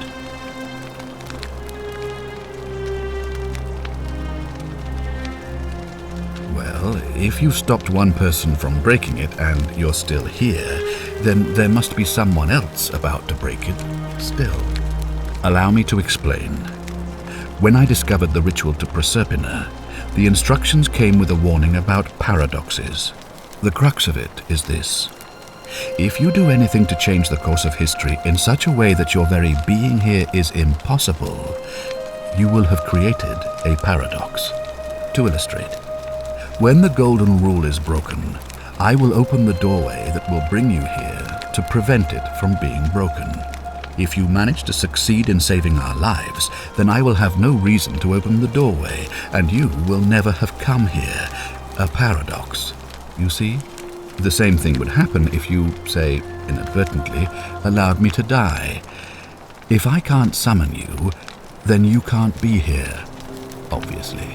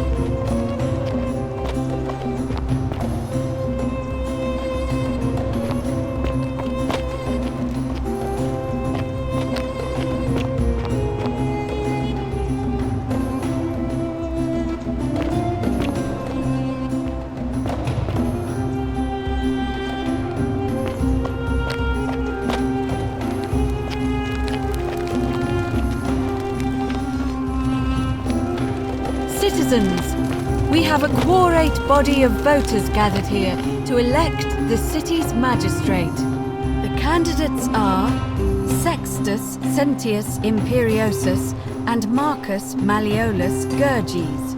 As agreed, we shall dispense with ballots and candidates will abstain from voting. Let's make this quick. As I say your name, call your vote. I'll start with you, Horatius. Sentius, of course. Georgius, Malleolus. Dacius, Malleolus. Galerius, I abstain. I'm just here to observe. Virgil, Malleolus. Rufius, Malleolus. and finally, Domitius. Malleolus. Who else? Citizens, you have made your decision. Your new magistrate is Marcus Malleolus Gurges. Hail, Magistrate Malleolus. I said, hail, Magistrate Malleolus. That's more like it. Thank you. Thank you. I am delighted and deeply honored to have been elected your magistrate. And now, I make this solemn promise to you, good citizens. Under my leadership, you will finally enjoy the freedom you deserve. No more shall you walk on eggshells, fearing simply to live and breathe, because the tyrant Sentius told you it was forbidden. For my first act as magistrate, I hereby announce a day of celebration to mark the end of an era. The myth of the Golden Rule is no more. The Golden Rule is real, you idiot. For his attempt to deceive us all, Sentius is hereby found guilty of treason against the Empire. What? I have committed no crimes. This is madness. His sentence: to fight for his life in gladiatorial combat against Domitius. Here and now for your entertainment. You have no idea what you're doing. You're going to get us all killed. Wait, I exercise my right as a Vestal priestess to pardon him. I will not allow you to do this. You're showing your true colors now, priestess. Your corruption sickens me. Domitius, ignore her. Proceed. This is insanity. You'll doom us all. Lies! It is time the Golden Rule was exposed for what it is, a children's fable, exploited by a treacherous leader to instill fear in all of us. This is why he's in his gladiator gear. They've been planning this all along. Shut up, all of you. The magistrate has spoken. I'm going to enjoy killing you, old man. Malleolus, you fat... The many shall suffer for the sins of the one.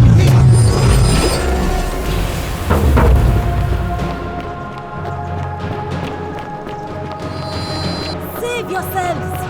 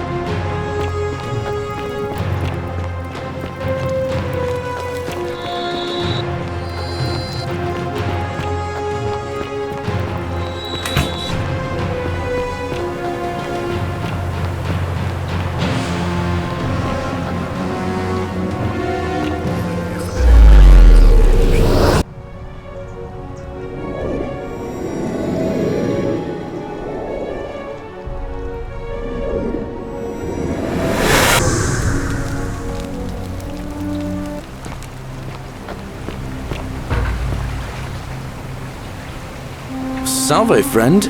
Mind telling me who you are and what you're doing with that bow on your back? Oh, sounds serious. I'm listening.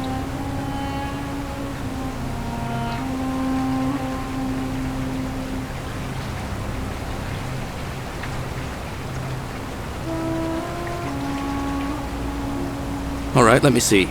Stop Fabia going in, but send the new arrival to the empty shrine. Understood. Poor guy. My uncle was a victim at rheumatism's altar, and he ended up killing himself. Alright, got it. I'll go, but once I'm done, I'll need you to tell me how you know all of this.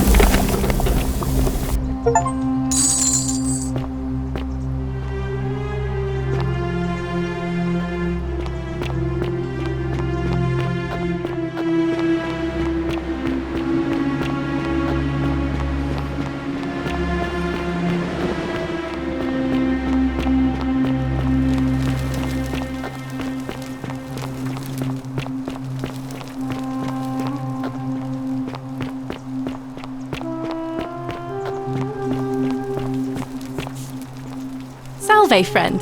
I'm Octavia. Welcome to life under the Golden Rule. It's a ghastly thing, is it not? How are you faring so far? Ah, another stoic, perhaps. We all need something to help us through times like these. We've all been where you are now. I remember when I first arrived. I used to lay awake at night contemplating the big questions. Why am I here? Is there a way out? What is the Golden Rule, and who or what is responsible for it? I still don't have any of the answers, I'm afraid. I don't think anybody does. But I'm happy to share with you what I've learned.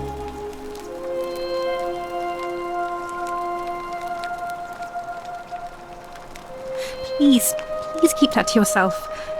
I know you're not from around here, but things are very difficult for us right now. There was a terrible fire in Rome last year, and our emperor decided to make us his scapegoats. There were executions. It was horrible. Even if I had seen it, and I'm not saying I have, I couldn't in good conscience give it to you. That's all I'll say.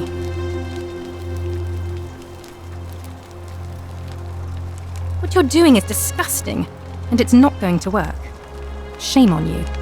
All right, well, it was lovely to meet you. I look forward to getting to know you better over the coming months. And if you ever... I can't believe this is how it ends. Oh no. No. Ulpius, what are you doing? Get back from there. If you lose your balance, you'll fall. That's the idea. What? Why? Why would you want that? Why do you think I'm stuck for the rest of my life working for a man who treats me like an animal? I know things are hard for you right now. They're hard for all of us. We're all in this together, Ulpius. Please just think this through. If you do this, it could be the sin that seals all of our fates. Is that what you want? I'm sorry, but I just don't care anymore. Please, Ulpius. Help him. If he goes through with it, it could be the end for us all. I don't know what to do. I've never had to deal with this sort of thing. Please, you need to talk to him.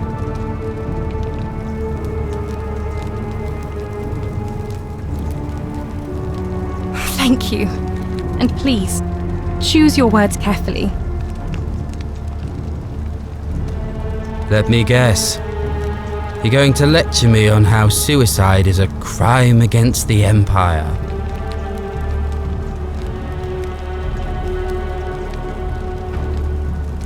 You're not going to trick me. I'm no coward. I intend to go through with it. Like what?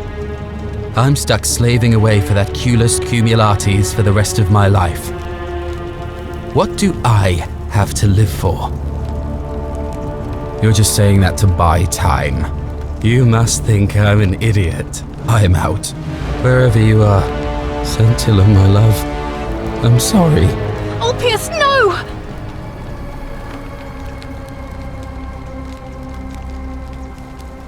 I can't believe he went through with it. Oh Lord. That poor lamb. That was not your fault. There's no way you could have given him what he wanted, moments after you arrived. I'll have to let everyone know what happened. And I guess Malleolus will have to clean up the mess in his villa. It's of his own making, after all. And I'd best pray for poor Ulpius.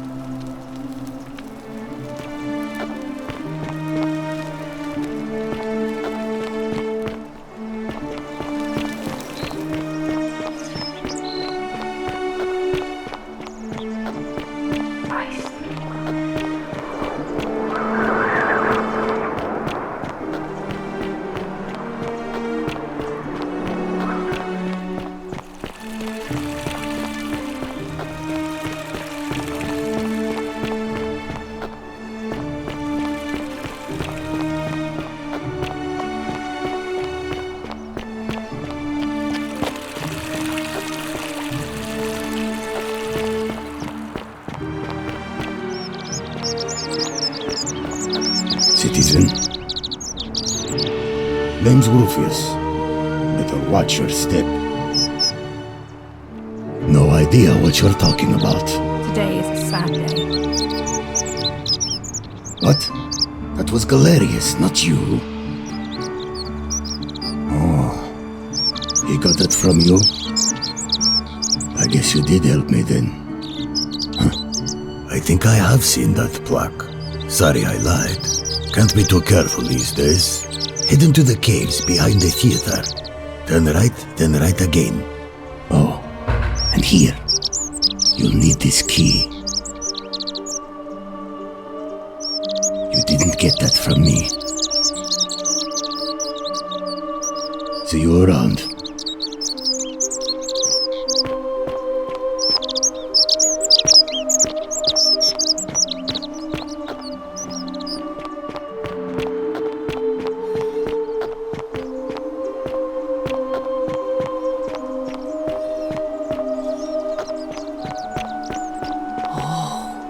Shiny. Salve and welcome. Need something?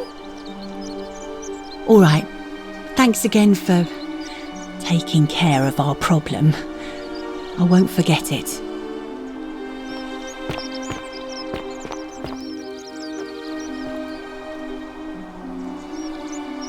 Hello there, friend. May I say, that is a glorious bow you're carrying. Do you mind if I ask where you acquired it?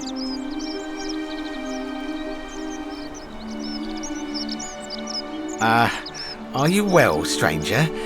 Have you been out in the sun too long? You seem a little confused. Perhaps you should go and see Lucretia in a clinic. Very well, another time.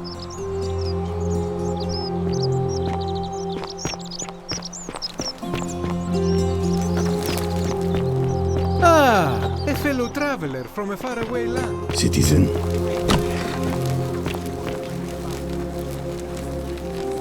What are you doing in here? Can't you see this woman is dying? She's been poisoned. She needs the resin of a plant called Silphium, but that Culus cumulatus decius won't give it to me. What? Quick, give it here. Iulia, you need to swallow this. Here, let me help you.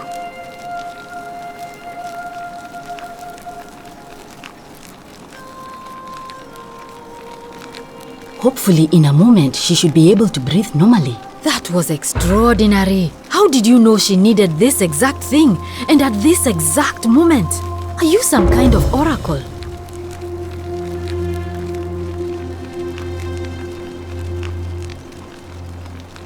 Look, if you don't want to tell me, I won't look a gift horse in the mouth.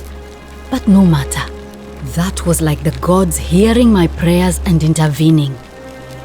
You just saved a person's life, and you should be proud of yourself.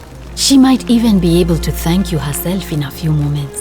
And maybe she can tell us who poisoned her, and who she meant when she was muttering about that snake's cruel black eyes.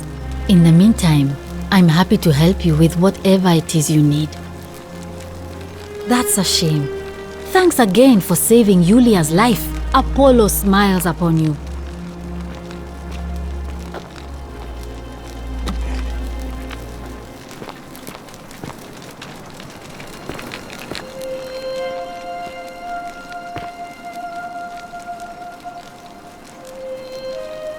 Oh, it's you. Sorry, I'm still a bit out of it. But thanks for trying to help me, I suppose. Was there something you wanted? Lucretia says I'm supposed to rest.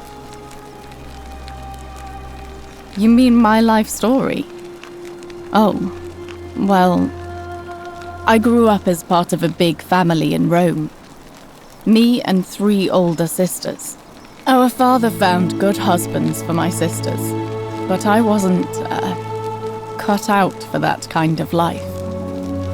So he found me a job as a scribe for a prominent merchant. It was a good life for a while, until 7 months ago when the fires came. My colleagues and I worked desperately to try to protect our warehouse.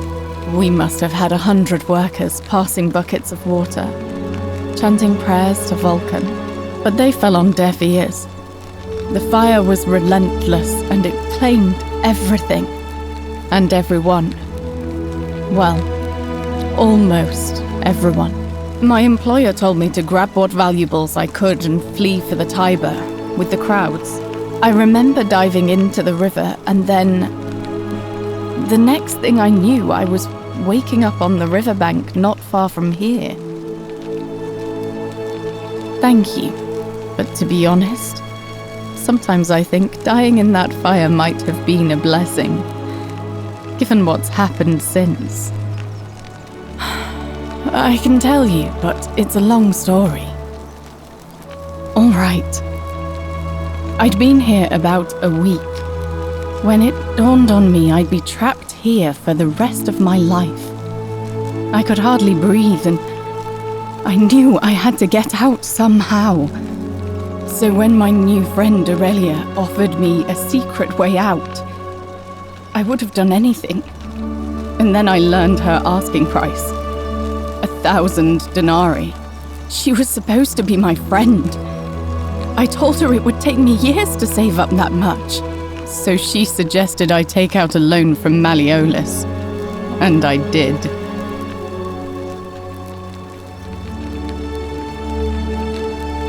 I had to sign an agreement saying I'd work off the debt over 30 years. But I figured I'd be out of here so soon it wouldn't matter.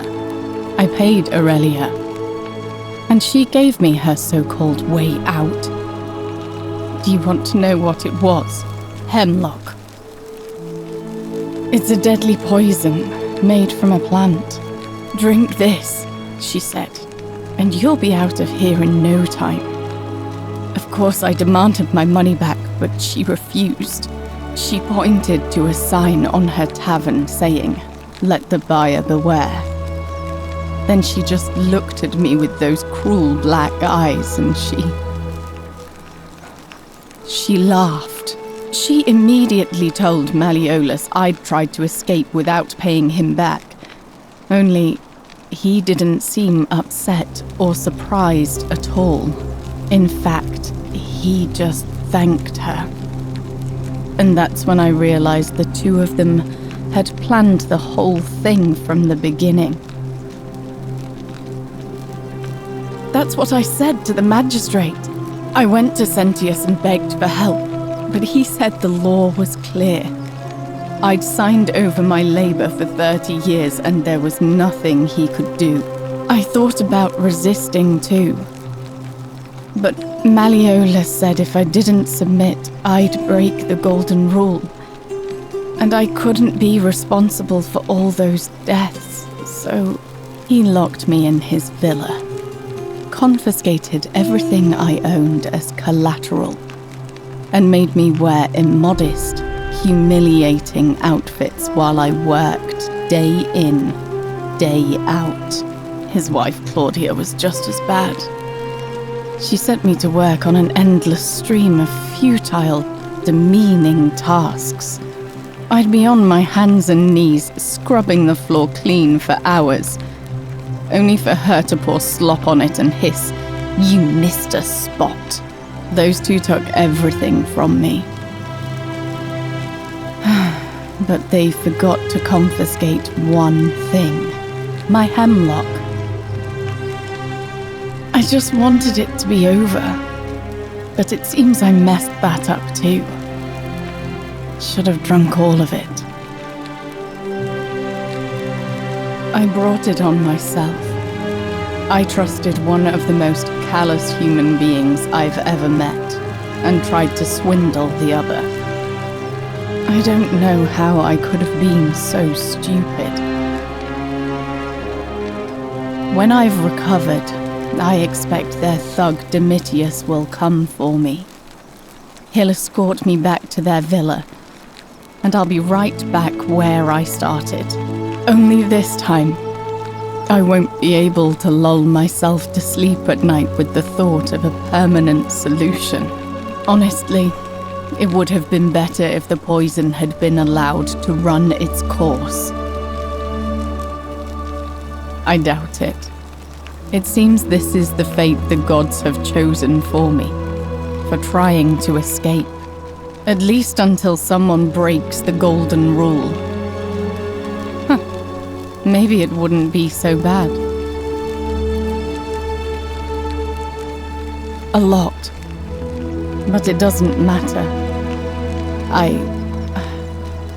I made a suicide pact with Ulpius last night. He's in exactly the same position as I am. Malleolus and Aurelius set the same trap for him a month after they did it to me. He and I are in this together. He's probably already thrown himself from the bluff into Malleolus's villa by now. If so, I'd never be able to live with myself, knowing I broke my promise to him. I doubt you could make it up to the bluff in time. I don't know who you are, or why you seem so determined to help me, but thank you.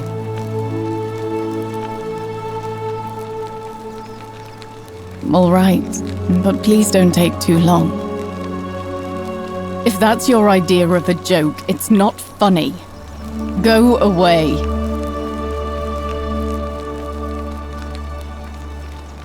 I know what kind of person you are. Leave me alone.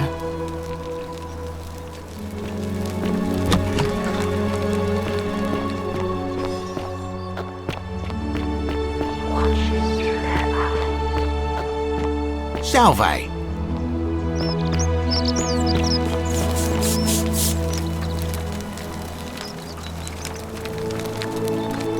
Ah, a new face. Salve, and welcome to a little community. My name's impossible to pronounce for most people, so you can just call me Virgil. I hear we have you to thank for saving Iulia's life. I'm glad you arrived when you did. Nice to talk to you. Greetings and salutations. Greetings, I'm Georgius. It gladdens me to see another foreigner in our midst.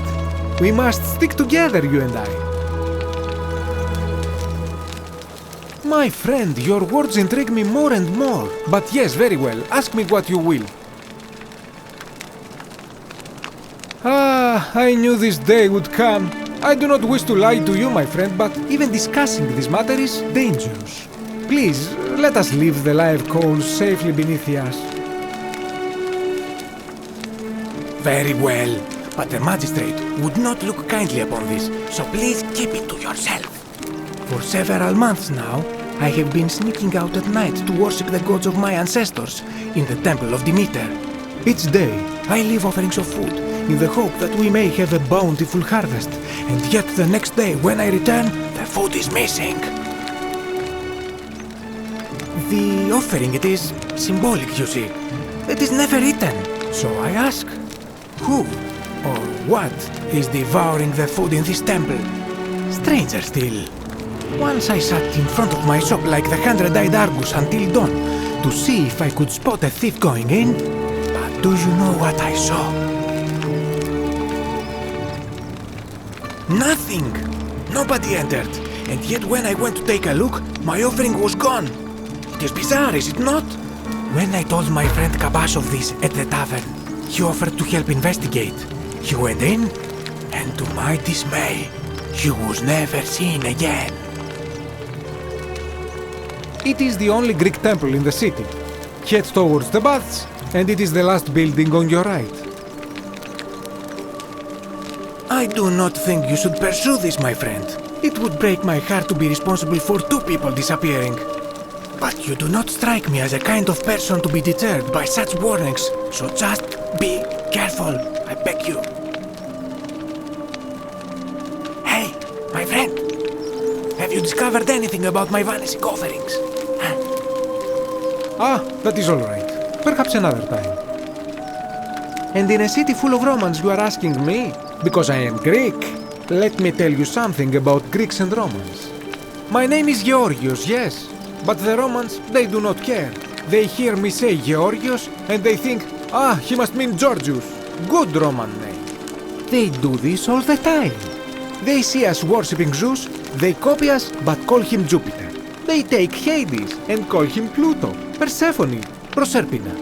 I am flattered that they copy our ideas, but why must they change the names? Do they want credit for making it all up? Do they want to forget where it came from? At first, I pull my hair out. After a while, I give up, and I become Georgius the Roman. I accept the world is Roman now. Plus, I have no hair left to pull. But my point is this. If you want to know who stole an old Greek name, look no further than the sticky-fingered Romans. The plague you seek was pilfered from a collection of old Greek relics by none other than Duli. He cannot help it. Like a typical Roman, he likes shiny things. Especially those that once belonged to my people. And besides, it makes him happy. So I say, let him keep it. I believe he still has it with him, in his cell, just opposite the Temple of Demeter. I hope that our paths cross again soon, my friend.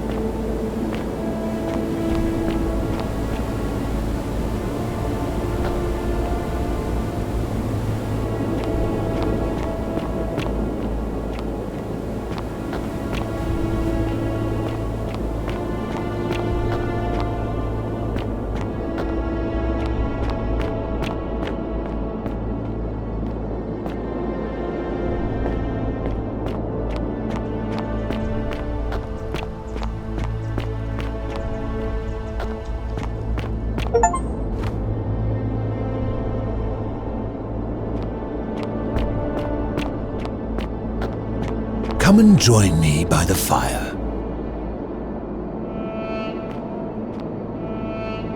Welcome, welcome. May I ask your name? It's a sincere pleasure to meet you. Tell me, what brings you all the way down here? Ah, Kabash. I know this man. He came through here some weeks ago. I will tell you everything I know, but first, a request. I have been living down here alone for many years, with nobody to talk to but myself.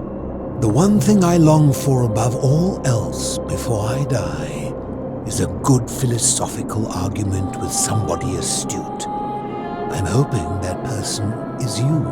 Let us find out with this simple question. Have you deduced the name of the god responsible for the Golden Rule? Excellent. I see you are indeed quite astute. Very few come to that realization before their time in the sun is over. Now, will you join me in a friendly Socratic dialogue? Good enough for me. Now, let me begin with a question. Would you say you know the difference between right and wrong? I see. Then a word of advice. If you do not want to get yourself and everyone else in this place killed, it is best that you start thinking about it, and soon. You see, out there in the world, being uncertain about right and wrong was acceptable, because our mistakes rarely had consequences. So we would tell lies and bend rules and turn a blind eye and rationalize, and yet still find a way to think of ourselves as good people. But under the Golden Rule, morality matters. The slightest wrongdoing could result in a mass execution. So to navigate this maze, we would have to be certain about the difference between right and wrong. Wouldn't you agree? That is an excellent question, and it leads directly to my next line of inquiry. So let me ask you this. Is there one system of morality which is always perfectly correct, which you could follow in every situation and always do the right thing?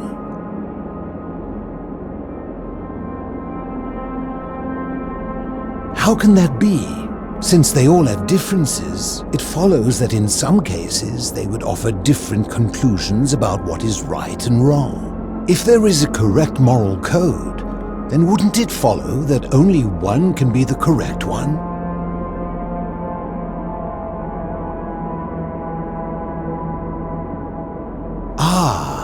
You know, I think you'd find an ally in Herodotus, a scribe from among my people who lived some 400 years ago. He told the story of a man named Darius, whose curiosity was piqued when he learned that a certain tribe had the practice of eating their dead. He asked some Greeks who burnt their dead, "What would it take for you to eat your dead?" Aghast, they replied, "Nothing." Then he asked the tribe who ate their dead, "What would it take for you to burn your dead?" "Nothing," they replied, equally aghast. From this, Herodotus concluded that custom is king, that right and wrong are merely local ideas which do not survive the journey from one tribe to another. I take it you're in agreement? Then let me ask you this. If you visited a tribe where they ate each other, copulated with the dead, and drank wine from cups made out of human skulls, would you still maintain that within such a tribe there is nothing wrong with such conduct?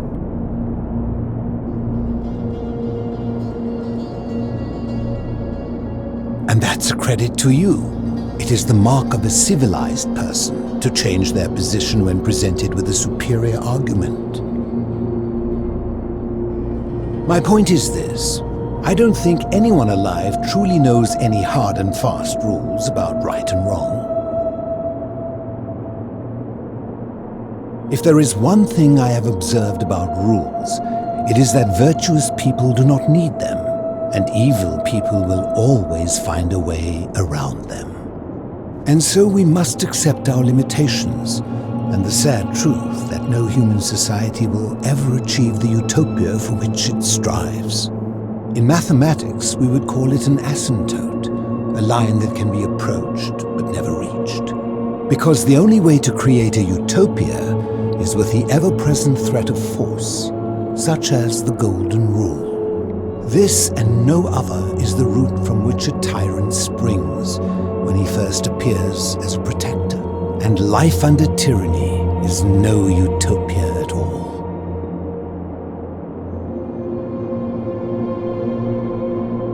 I'm glad to hear that. In any case, thank you for humoring an old man. I would be happy to answer your questions. You mean, how did I end up living alone in this cave with nothing but these relics of the past for company? It's a long story. I was a quarrelsome young man. At 19, I left Corinth for Rome to study rhetoric at one of her finest academies, so I could argue more forcefully.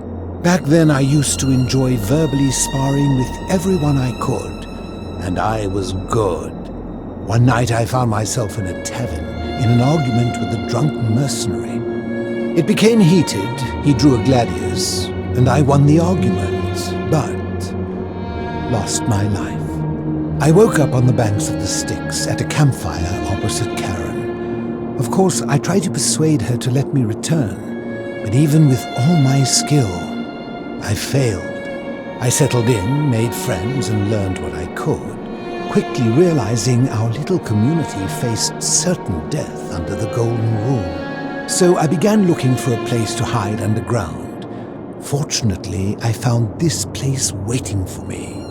You see, I was not the first to take refuge here. I returned to my friends above, persuaded them to join me, and 12 of us descended for the last time to live out our days hidden from Hades' tyranny.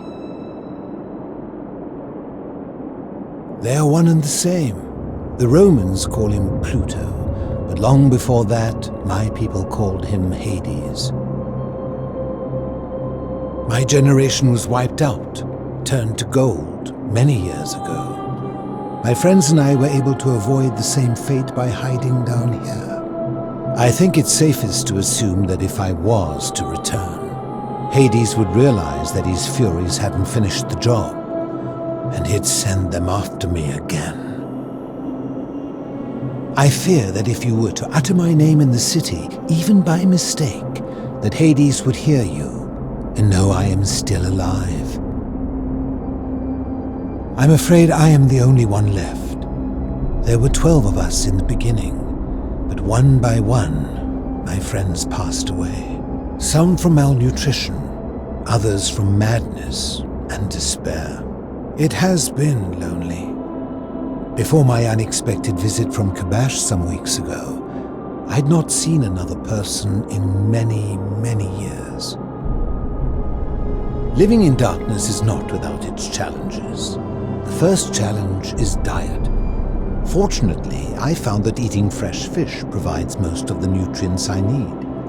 And sometimes, when there are Greek people living up above, I surface at night and salvage the offerings they've left in the temple of Demeter.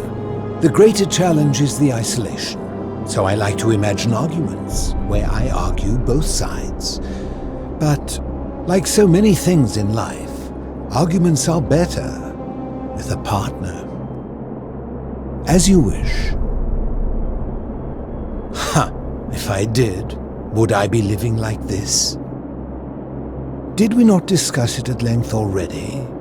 Oh, I see. You're toying with me. You seek the plaque bearing the Egyptian inscription. It is a cursed object, and I would be happy to give it to you, if Kabash had not already taken it. I will tell you, but you may find him hostile. To prepare for your encounter, there are certain things you must know. Very few know this, but before the Romans came to this city, it was once entirely Greek. The architecture, the temples, and the people. When the Romans came, in typical fashion, they claimed it as their own, built over everything that could be built over, and renamed the things that could not. Thus, the shrine of Persephone became the shrine of Proserpine. And when they found an obelisk bearing the name Hades, they tore it off and replaced it with Pluto instead.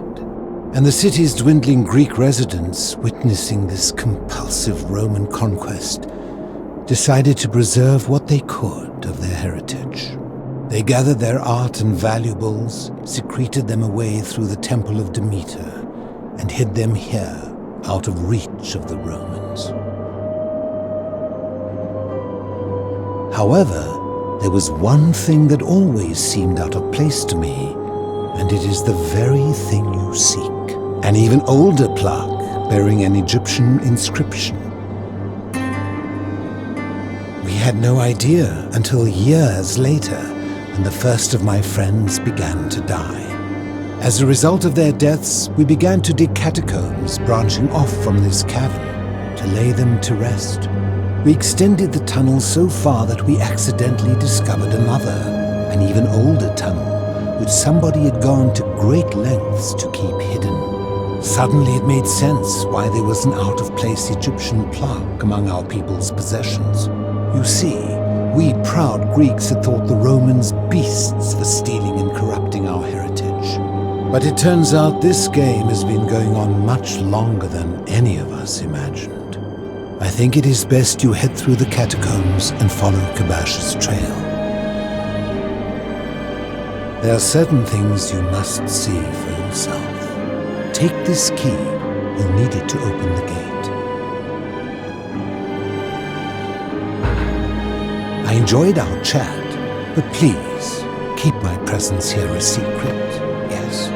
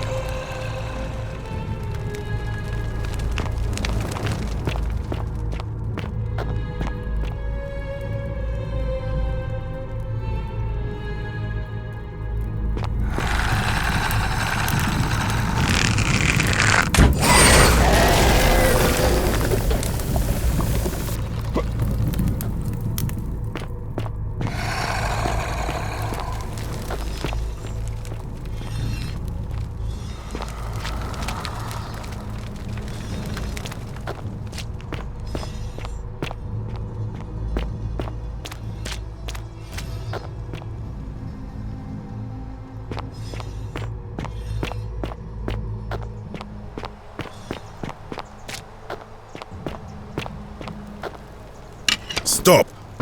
Do not come any closer. Who are you? I am Kabash. And let me guess, another Greek or Roman come to loot and plunder the resting place of my ancestors, Trousers, boots, curious here. No, I suppose you do not. Then what do you want? To what end? That is welcome news. You really are not Greek or Roman, are you?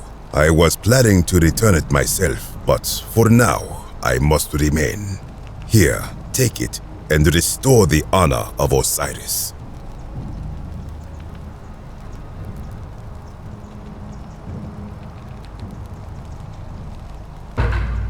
Now, as for the other plaque. Indeed, I have it right here. I stumbled across a collection of dusty curiosities while searching for a place to hide from the hungry children of Amit, and there it was. You may not. In fact, I am about to destroy it. Because it speaks a treacherous, blasphemous lie. I will tell you, but first, do you know what this place is? It has a name, and that is the Duat. See what has become of it. I have been down here for weeks, piecing together its story, and here is what I have learned. As Egypt declined and the Greeks had their turn to flourish, their souls came here in great numbers, but instead of adopting our ways, they copied and corrupted them. When they found the obelisk bearing the name Osiris, the true god of the underworld, they desecrated it, removing his name and replacing it with Hades. Even the ferryman of the dead, known to my people long before as Kerti, they renamed to Keron. As if that desecration was not enough, they built over this place, using it as the foundation for their own underworld, so that ours was forgotten. My only solace is that the Greeks then suffered the same fate when the Romans rose to power, renaming Hades to Pluto, and the cycle began anew. I am glad to hear it, which brings me to this other, fourth plaque. It is inscribed with a script I do not recognize, but it is ancient, almost as if it is older than the plaque bearing Osiris's name. But if that is so, it would imply the gods of Egypt are mere imitations too, copied and corrupted from an ancient people who prospered even before us, and that my people did to them what the Greeks and Romans did to us. But this I cannot accept. I sense a deception. Perhaps it is the work of Set, the usurper, seeking to undermine Osiris once more. You will never know. This work of sacrilege must be destroyed, thrown into the black abyss below in Osiris's name.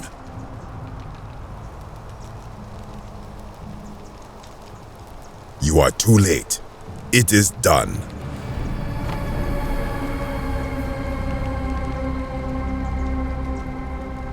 You would plunge into the depths of the Duat with no way back up. Madness. If it will help you to see reason, then ask. I am from Rakotis, which you may know as Alexandria, the name of the city the Greeks built over it. I was a fisherman, like my father before me. Since the Romans had taken over from the Greeks, I took the opportunity to learn Latin and eventually traveled to Rome. When the fires broke out last year, I tried to help. I gathered terrified locals into my boat and led many of them to safety farther along the Tiber. On my 7th trip, a passenger demanded I wait for his brother. but we were full to almost sinking, and smoke was all around us. I told him his brother would have to save himself, and he tried to bribe me by placing a coin into my hand. When I refused, he drew a dagger and thrust it between my ribs. I awoke on the banks of the river to a stranger wearing a ram headdress. He said his name was Kirti, and at the time, I simply thought him odd. It did not dawn on me until much later that he was the Kirti, the ram-headed ferryman described in the Book of the Dead. I do not know what could possibly lie beneath the underworld. Perhaps it is infinite darkness. Perhaps it is the lair of Amit, the devourer of souls. All I know is it would be unwise to venture down there. Most unwise. This is where I belong, as caretaker of the memories of my people. If our ways are to be remembered, it falls to me. I think if someone is to break the golden rule, it will not be me, for I try to live as I always have by the command of the goddess Ma'at. Do to the doer to make him do. As for the punishment that will come from it, I finally understand why it has long been said among my people that gold is the skin of the gods. Good. Be gone from this place. Wait. You are planning to go down there. I see it in your eyes. You would plunge into the depths of the Duat with no way back up. Madness. We shall see.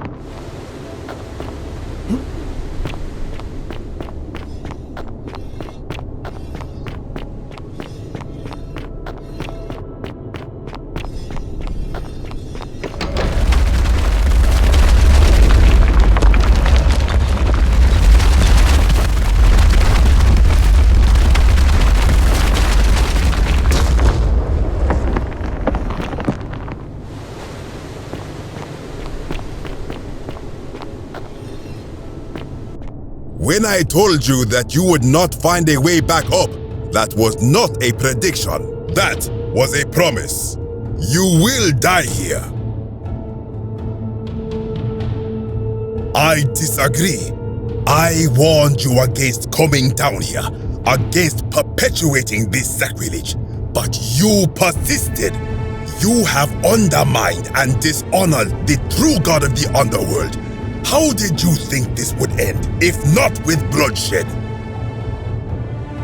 Very well, I will listen.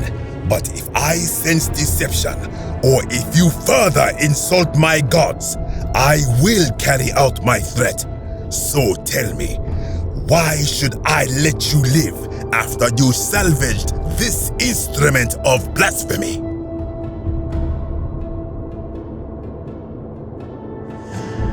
That may be true of many things, but this is different.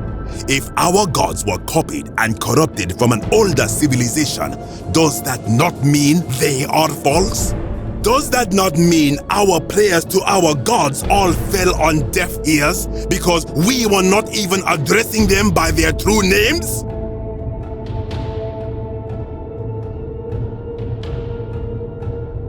Now that I think about it, my people would sometimes call Osiris the god of many names. Perhaps it is so. But the underworld of my people is so different to this one, and so unlike the way it was described by our priests. Many of my ancestors endured great hardship to live good lives so that we may descend to the Duat in death and be judged accordingly. We prepare to have our hearts weighed on Anubis' scales and to swear ourselves innocent of sin before the 42 assessors of Ma'at. And yet, I arrive here to find the Book of the Dead contained only a seed of truth. And now I ask myself, did our priests steal and embellish the stories of an older people and feed us lies all our lives simply to trick us into obedience?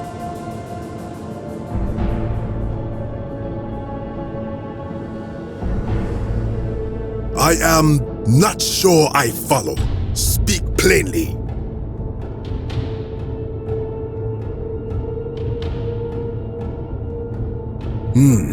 Perhaps there is some truth in that. What is your point?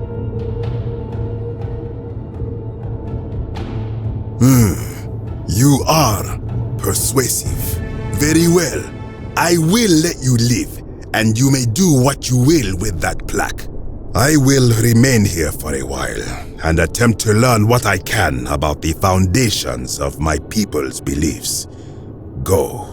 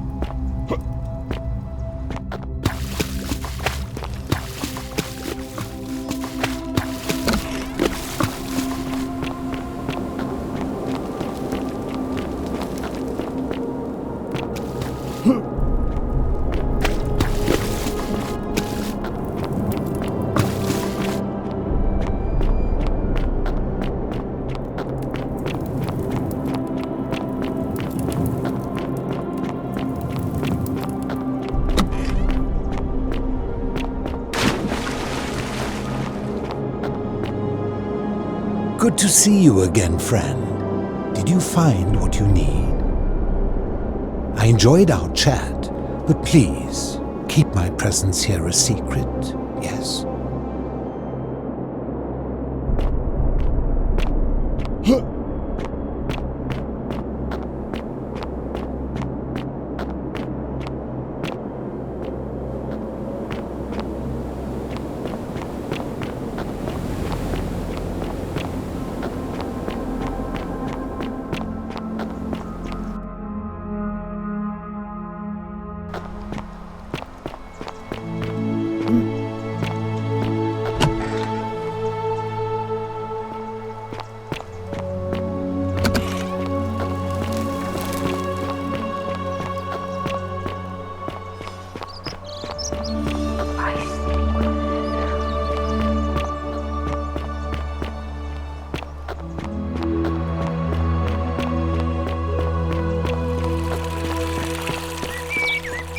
are they?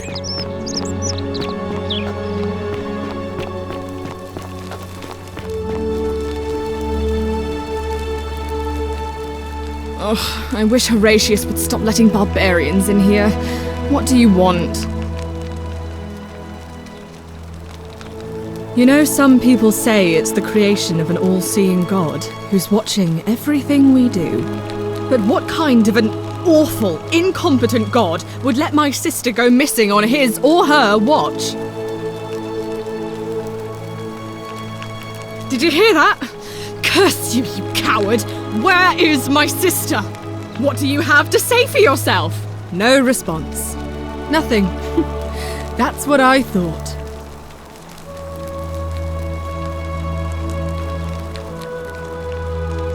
I'm telling you, this mysterious god of ours has to be asleep on the job. Either that, or, like people are saying, it really is just a children's fable my father is exploiting to frighten us into behaving. Oh, and I suppose I'll just have to take the word of a know-nothing barbarian who just arrived, will I? I'm Sentia, eldest daughter of the magistrate. What are you... Really? I'd never have noticed, what with your flawless accent, appropriate attire, and impressive mastery of our customs. Now, remind me, why are we having this conversation? I trust you can see yourself out.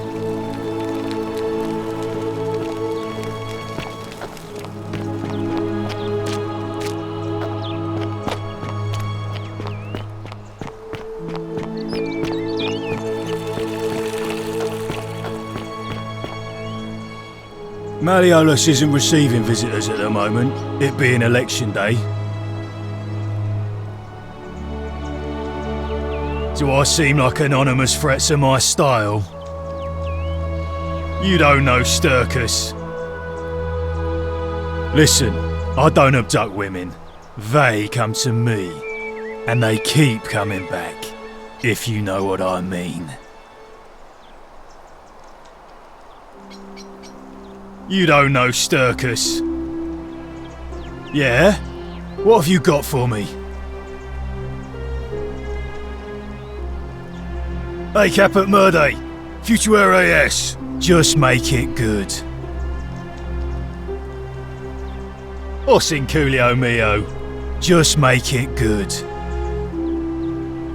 If you set one foot in that villa without permission, I'll skin you alive, you Pusillus Semitarius Mocus.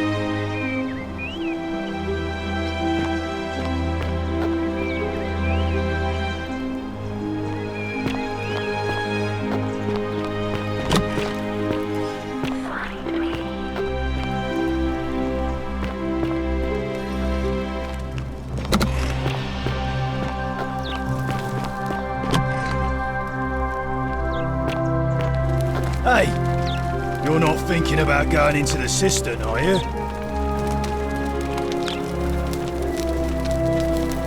Well, it's your funeral.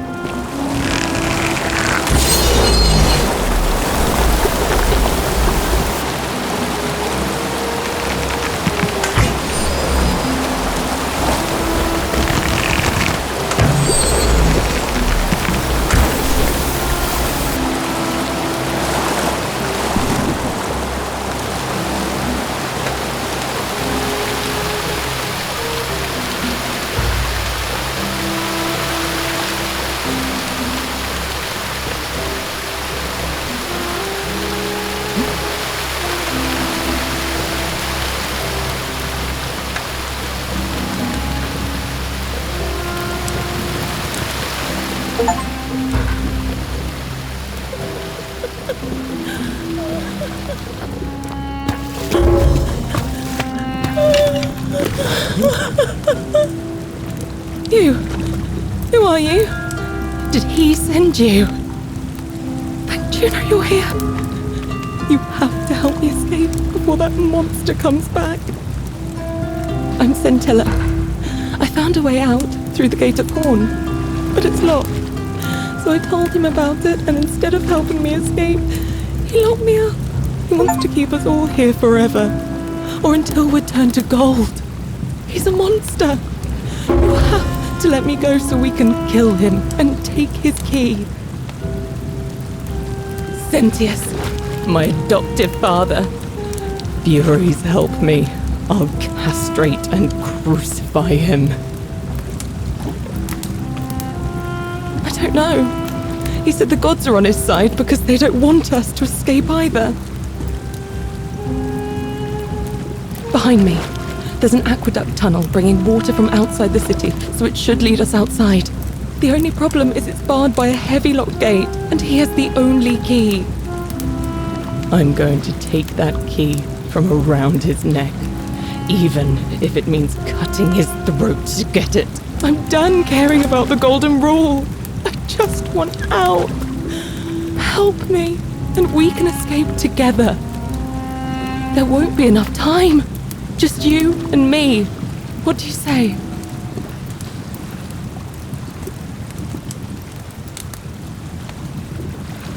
There's no time. Wait, did you hear that? He's here. Quick, you have to let me go. It's now or never. Oh, thank you. Now follow. Wait, did you hear that? He's here. He must be coming in through the door behind me. You distract him. Stay right here and keep him talking while I look for something I can use.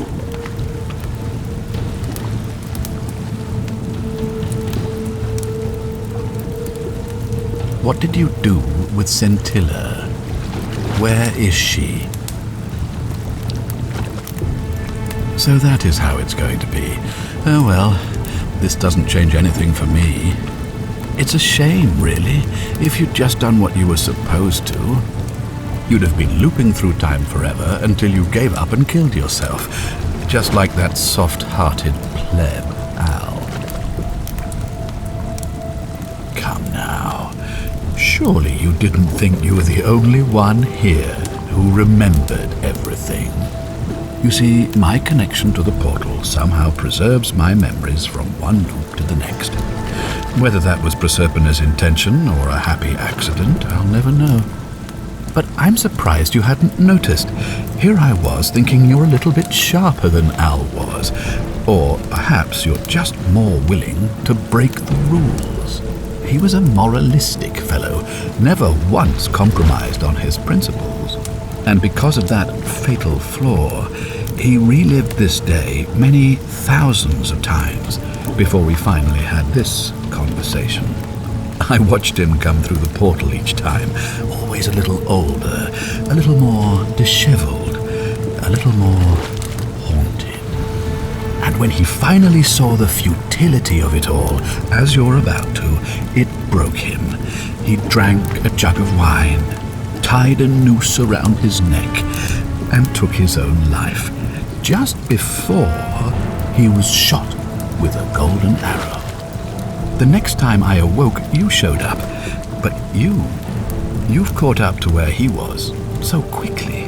I'd have preferred if you'd given me more time to enjoy the trappings of my success. How many extra days did you give me?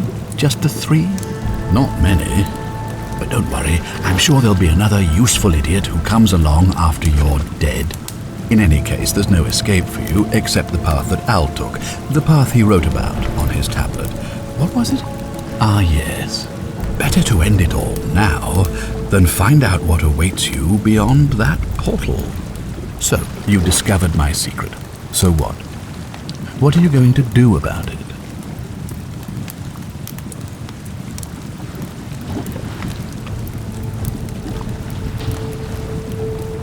Why? Isn't it obvious? Because I have grown attached to all this. My title, my beautiful villa, the sun on my face, the music of birds chirping. And as long as this day keeps repeating itself, I get to enjoy it all, over and over again, for eternity. Don't you see?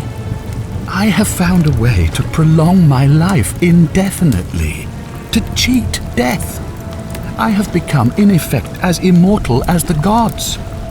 Can you honestly say you would not wish the same for yourself?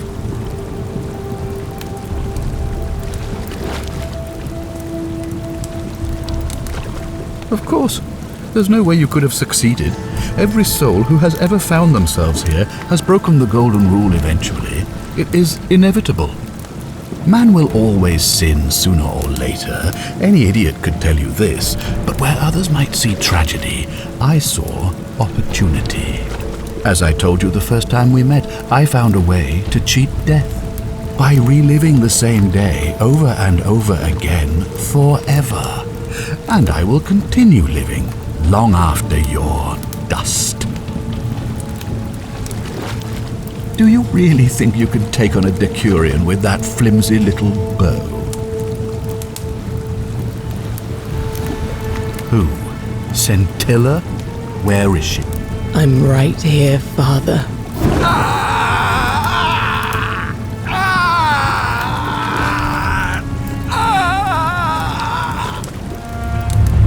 The many shall suffer for the sins of the one. Come on, we have to go. Hey, what's happening to you? That light, it's so bright.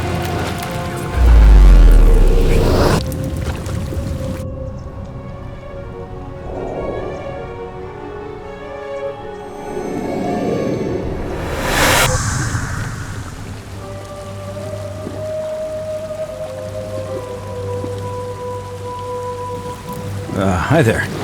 Gave me a bit of a fright. Thought I was in here alone. I'm Al. Well, here I am. I'm sorry, I didn't catch your name. Really? That's strange. I was just reading an old tablet I found here. Well, trying. My Latin is kinda rusty, but the last entry mentioned someone with the same name. It described an event about 2,000 years ago. Someone with your name appeared in the city out of the shrine of Proserpina, freed an imprisoned woman named Scintilla, who then murdered her captor, breaking some kind of ancient law. It said the attack caused golden statues to come alive, hunting down everyone in the city and turning them into gold. Apparently, the only person to survive was Scintilla, while the stranger disappeared in a flash of light. What? You're saying you were here 2,000 years ago? I'm not sure I understand. I'm sorry, come again? Let me see that. God, why does this writing look so familiar? I've spent a lifetime in this place going around and around in circles. This is disturbing, but I don't understand how I could have written it. I'm not following.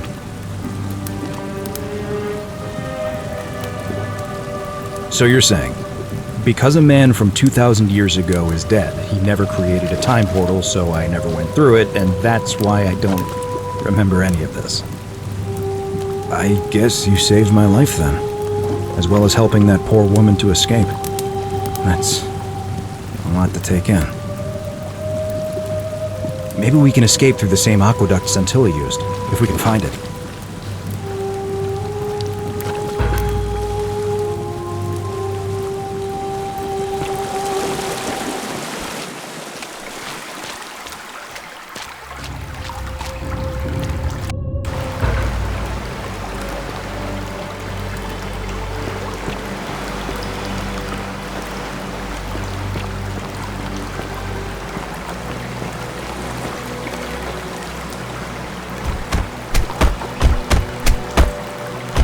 I'm gonna pause here for a moment and make sure nobody else has ever lured into this temple. You go on ahead, and I'll be there soon.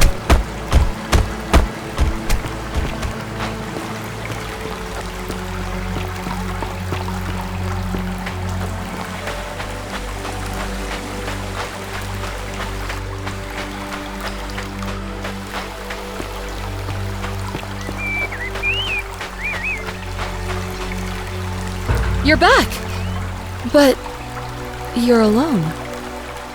Does that mean you didn't find Al? Oh, what a relief. Thank you so much. I was beginning to think you'd both become trapped in there. Why don't you tell me what you discovered while we wait? Ah, I see. I thought you might. Well, now you know. I suppose you have questions. You can just call me Charon, if you like. I am sorry I was not completely honest with you when we first met. I do not enjoy deceiving people. Believe me, I do not. But I have learned, from 5,000 years of experience, that most people find comfort in familiarity, in gradual change, and coming to see the truth in their own time. That you died, of course. You were dead when I brought you here.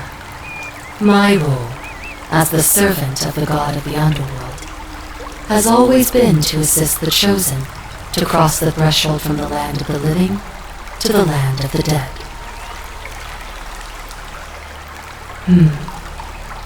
Usually, when people do not remember how they died, it is because they suffered a terrible trauma. Most souls would rather not remember. Ask yourself honestly, do you really want to know? As you wish. You were murdered. You made a purchase in a marketplace, and the change you received was, by mistake, a single silver coin of ancient origin. You were seen inspecting it, and soon after, you were set upon by 2 thieves. The shopkeeper who had given you the coin saw the scuffle break out and leapt to your aid. You both fought bravely, but your assailants were armed, and you were not. There was nothing you or your ally could have done. He died instantly at the scene, and you followed a few hours later. That man's name was Al Worth. You were each in possession of a sacred coin, called Charon's Opal by some, and so it was my duty to bring you here. Perhaps you have heard the tales of the Greeks and Romans burying their dead with a coin in their mouths, to pay the ferryman for passage across the river. Well, those stories contained a seed of truth, but not any coin would do. A long time ago, my master created 1,000 silver coins and had me distribute them across the world. My orders were simple. Whenever a person died in possession of a coin, I was to locate them and ferry them here. That is a question you would have to ask him, if that were still possible, in light of the path you have chosen. I am just his servant, doing his bidding. Only now, I find myself bereft of purpose. You see, the coins on you and Al were the last of the 1,000 in existence. There is nobody else to ferry here, nobody to keep you company. After 5,000 years, the underworld has finally run its course. I see no point in keeping you here, but I have to ask one thing. That you keep this to yourself. Look! Here comes Al now! Al! It's so good to see you. You were gone so long I thought I'd never see you again. Kinda lost track of time in there. You wouldn't believe what we found. The ruins of a long-forgotten city.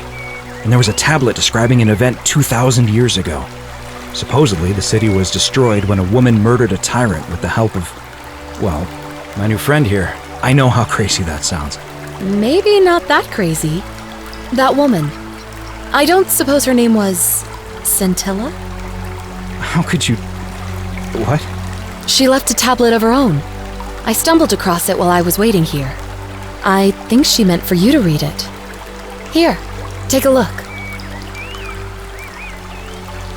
I don't know what became of you, or if you'll ever read this, but I want you to know that I will never forget you, or what you did for me. It pains me that so many dear friends were not so fortunate. Ulpius, Sentia, Lucretia, Horatius, Galerius, poor Dooley, and the others. But please understand, their blood is on my hands, not yours. I will live with the consequences of my actions, and all I can do is move forward, trying to show others the same compassion you showed me. I promise you that saving my life will not be for nothing. Scintilla. Sounds like you meant a lot to her. I'd love to hear your story, but first, you two look exhausted. Why don't you hop in my boat and rest while I ferry you back to civilization? Sounds good to me. And you? Are you ready to go home?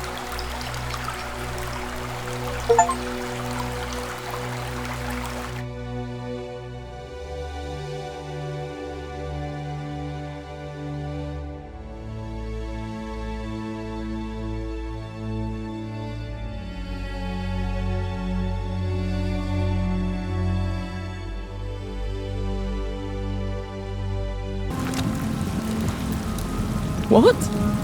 No! You can't just leave me here! How can you be so heartless?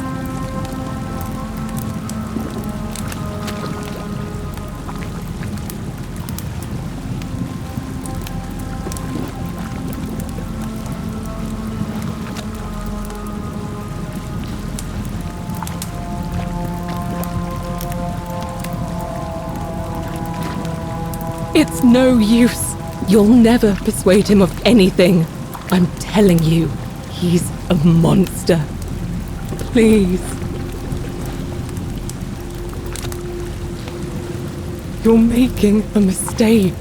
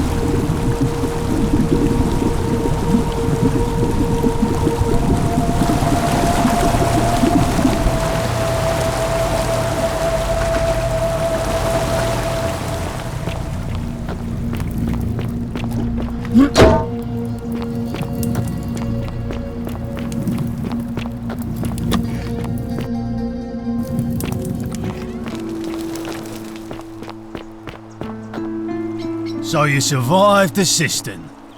Probably just a stroke of fortuna. Don't get cocky. Are they? We're finally alone. I assume you already know who I am. May I know your name? We have? Wait, if I understand correctly, someone is about to break the golden rule, forcing me to create a portal in time to bring you here? I must have entrusted you with figuring out who the culprit is. Only, I assume we failed, and you had to start over.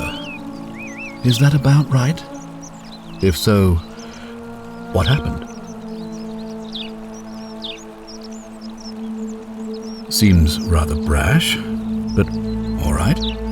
Why have you sought me out? Me? What are you talking about?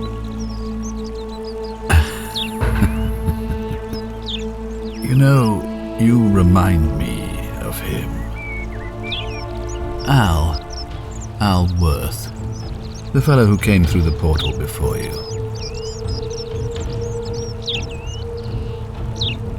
Come now, surely you didn't think you were the only one here who remembered everything. You see, my connection to the portal somehow preserves my memories from one loop to the next. Whether that was Proserpina's intention or a happy accident, I'll never know. But I'm surprised you hadn't noticed. Here I was thinking you were a little bit sharper than Al was. Or perhaps you're just more willing to break the rules. He was a moralistic fellow, never once compromised on his principles. And because of that fatal flaw, he relived this day many thousands of times before we finally had this conversation. I watched him come through the portal each time, always a little older, a little more disheveled, a little more haunted. And when he finally saw the futility of it all, as you're about to, it broke him. He drank a jug of wine, tied a noose around his neck, and took his own life, just before he was shot with a golden arrow. The next time I awoke, you showed up, but you've caught up to where he was so quickly. I mean, you've lived through the day, what, 4 times? Extremely impressive. And yet everything you've done has been in vain, because there's no escape. Except the path that Al took, the path he wrote about on his tablet. What was it? Ah, yes. Best to take your own life now. So, you discovered my secret. So what? What are you going to do about it? Why? Isn't it obvious? Because I have grown attached to all this. My title, my beautiful villa, the sun on my face, the music of birds chirping. And as long as this day keeps repeating itself, I get to enjoy it all, over and over again, for eternity. Don't you see? I have found a way to prolong my life indefinitely, to cheat death. I have become, in effect, as immortal as the gods. Can you honestly say you would not wish the same for yourself? And why would I agree to that?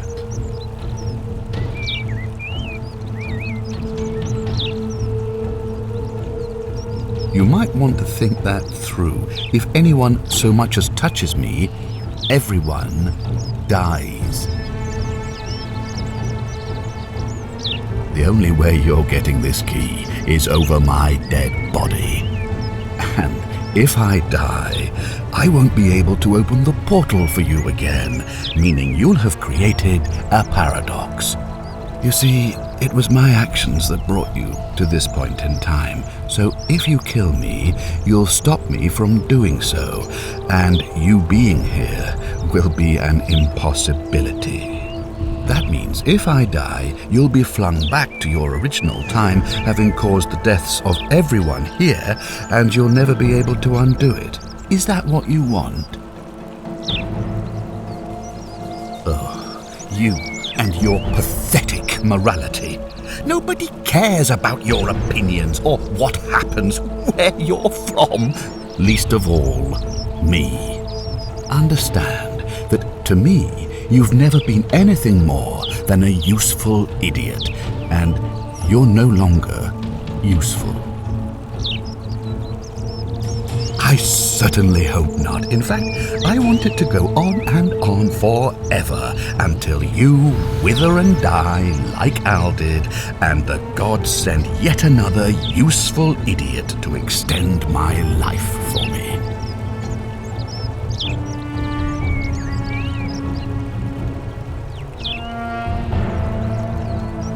We both know you're not that stupid, so go on, make your empty threats and stomp your feet, and beg the gods for help if you like.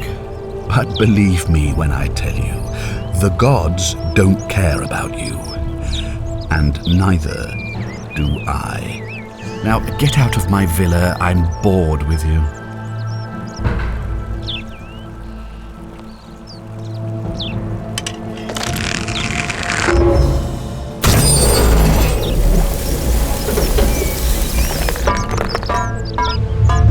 The many shall suffer for the sins of the one.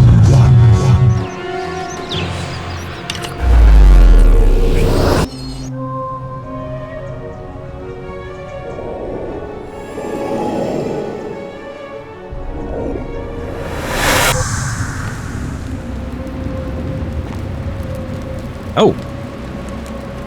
Hi there. Gave me a bit of a fright. Thought I was in here alone. I'm Al.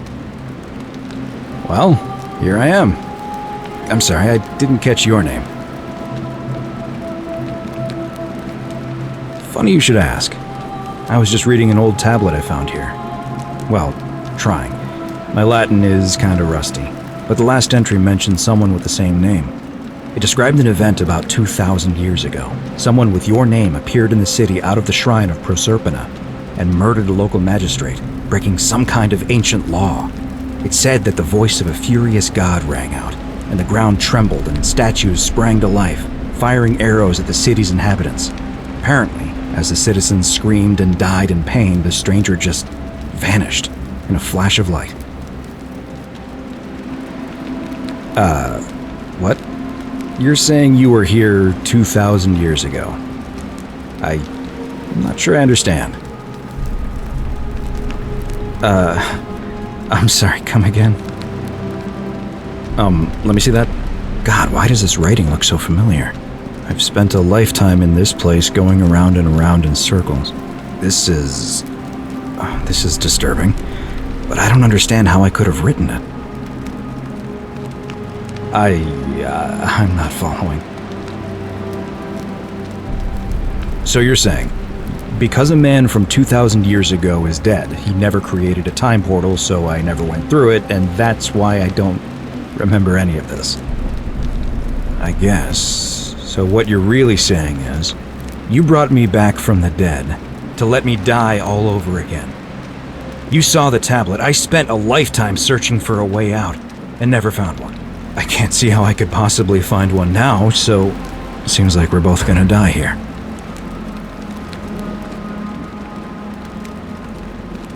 How can you say that? You murdered a man in cold blood, and now there's a city full of dead people. And it's only a matter of time before we join them. I guess all those old Latin inscriptions were right. Pro peccata unius multis dolabunt. The many shall suffer for the sins of the one.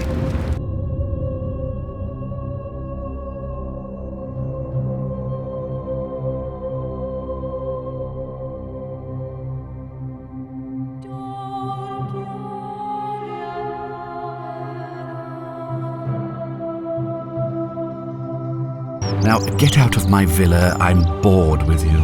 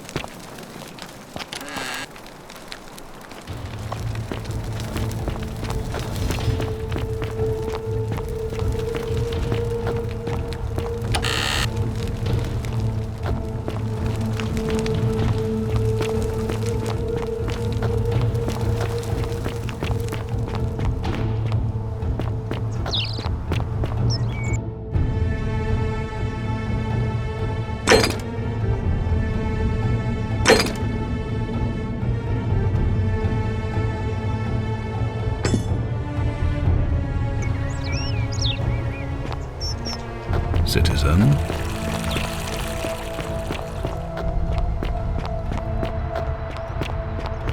That's quite an impressive bow you have there. Just like Diana's.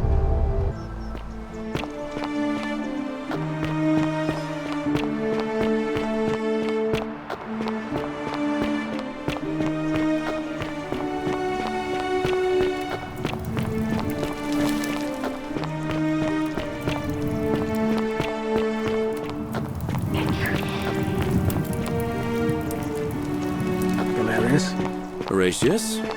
Looking a bit troubled there. Still no sign of Centilla. And I haven't slept right in 3 weeks. Don't be too hard on yourself. From what I hear, nobody saw it coming. Anyway, I thought you Stoics weren't supposed to worry about things you can't control. Yeah, but I keep thinking, what if there is something I can do? What if she's out there somewhere, waiting to be heard? Sounds like a torture. Leave that for the gods.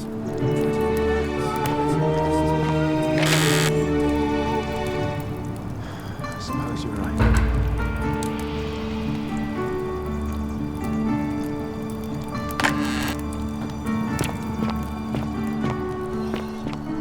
Cerberus lifts his dribble head and lets out his threefold brain. Is proof. Salve again, friend.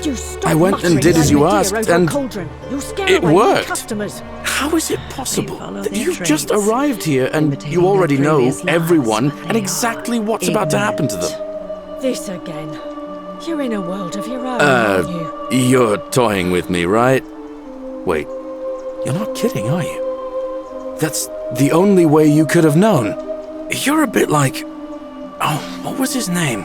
Sisyphus. Yeah, that's the one. Old King Sisyphus. Sisyphus was a Greek king a long time ago. For daring to think he could outsmart the gods, he was given a terrible punishment. He was forced to push a great boulder up to the top of a hill. Only, just as it reached the top, it would roll all the way back down to the bottom, forcing him to start over and over and over again, for all eternity. Just like you.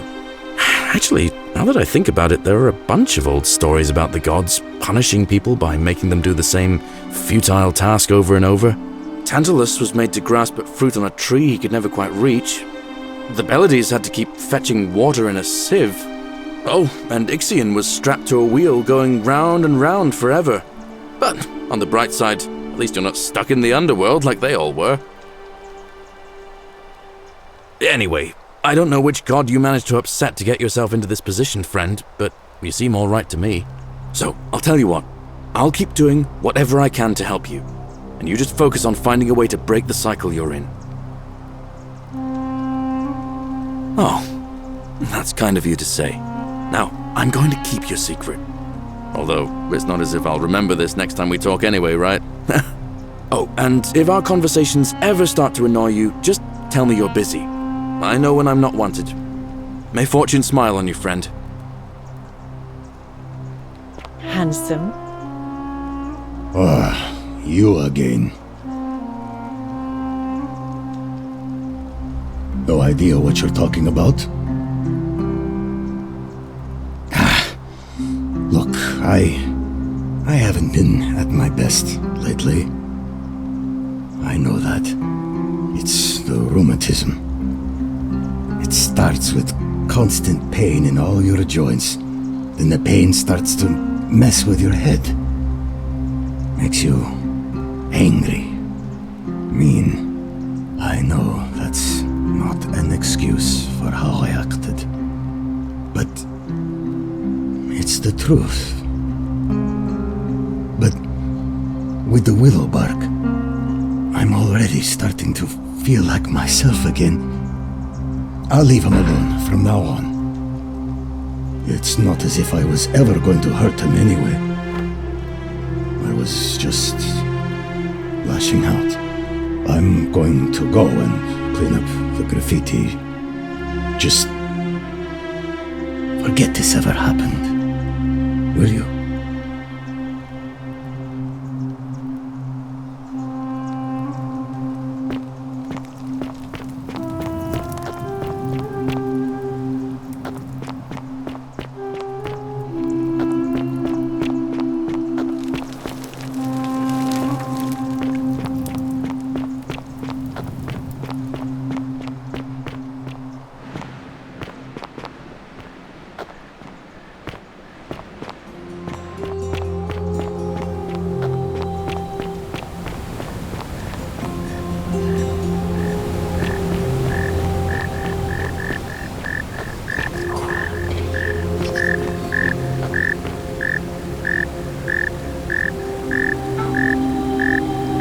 Welcome back. What demon or spirit told you about that? You went snooping in his place? That was risky. We're lucky you didn't cross any lines. Have you spoken to him about it?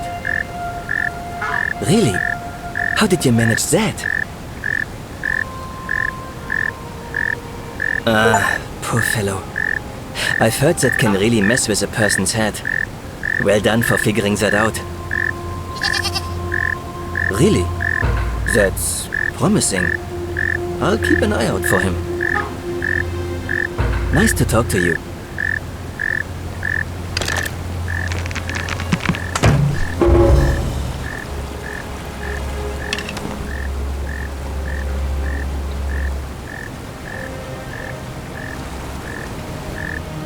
Sometimes I stare at the great temple on the bluff, and I think, whatever is in there, it has to be important.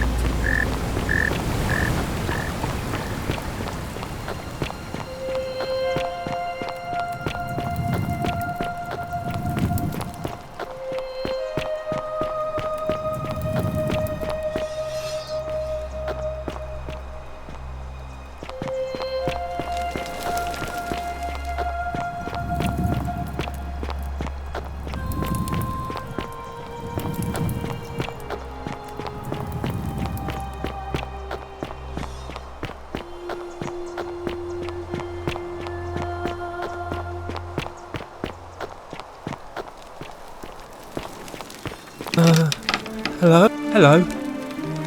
Have we met before? Do you like it? It's shiny, innit?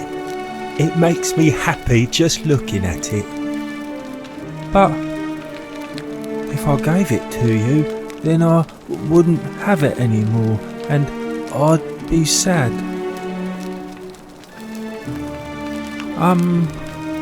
Well, if you get me out of here, then I wouldn't need it anymore because I'd already be happy. Then you could have it, and you'd be happy too. Like Galerius. He's nice. I like Galerius. He made me a doll and everything. Yeah, Galerius will let me out. Then you can have my plaque and everyone will be happy. Bye-bye.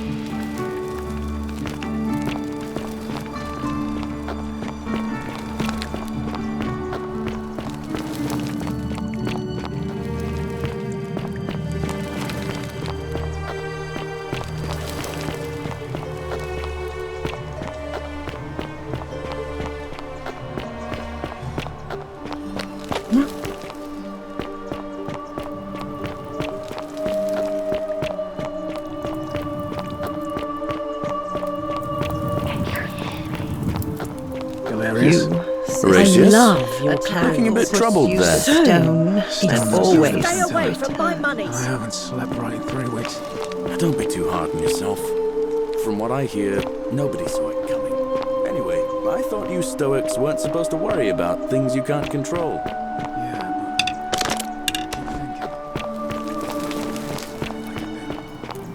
What if she's out there somewhere suffering, waiting to be found?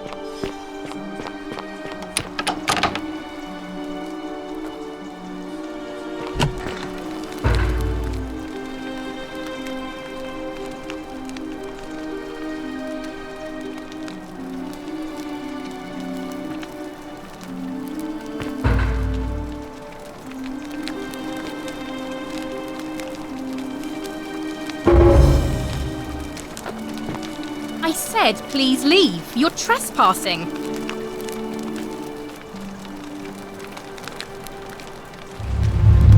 The many shall suffer for the sins of the one.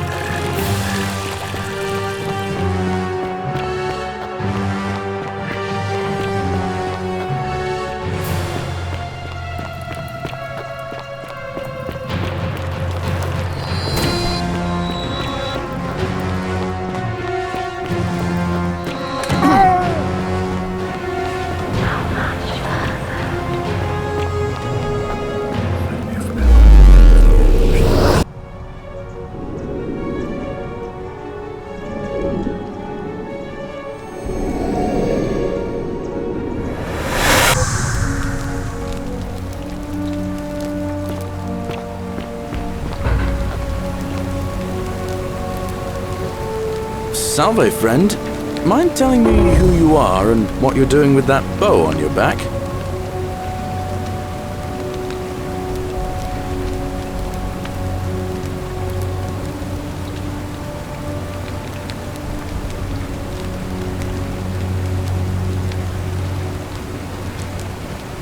Oh, sounds serious.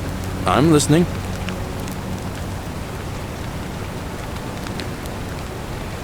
Iulia? Oh no. Alright, I can do that.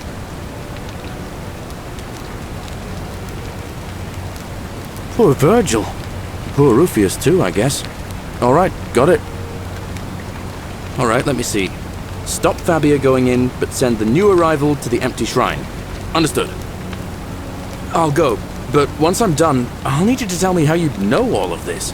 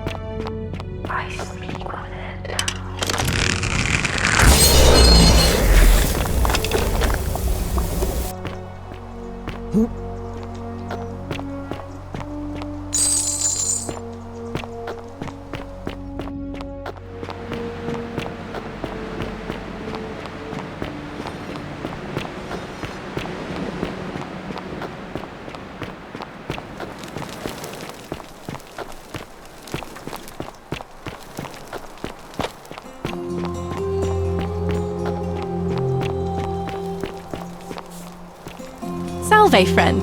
I'm Octavia. Welcome to life under the Golden Rule. It's a ghastly thing, is it not? How are you faring so far? All right, well, it was lovely to meet you. I look forward to getting to know you better over the coming months.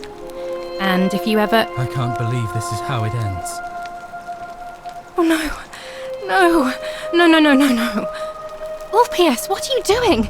Get back from there. If you lose your balance, you'll fall. That's the idea. What? Why? Why would you want that? Why do you think I'm stuck for the rest of my life working for a man who treats me like an animal? I know things are hard for you right now. They're hard for all of us. We're all in this together, Ulpius. Please just think this through. If you do this, it could be the sin that seals all of our fates. Is that what you want? I'm sorry, but I just don't care anymore. Please, Ulpius. Help him. If he goes through with it, it could be the end for us all. I don't know what to do. I've never had to deal with this sort of thing. Please, you need to talk to him.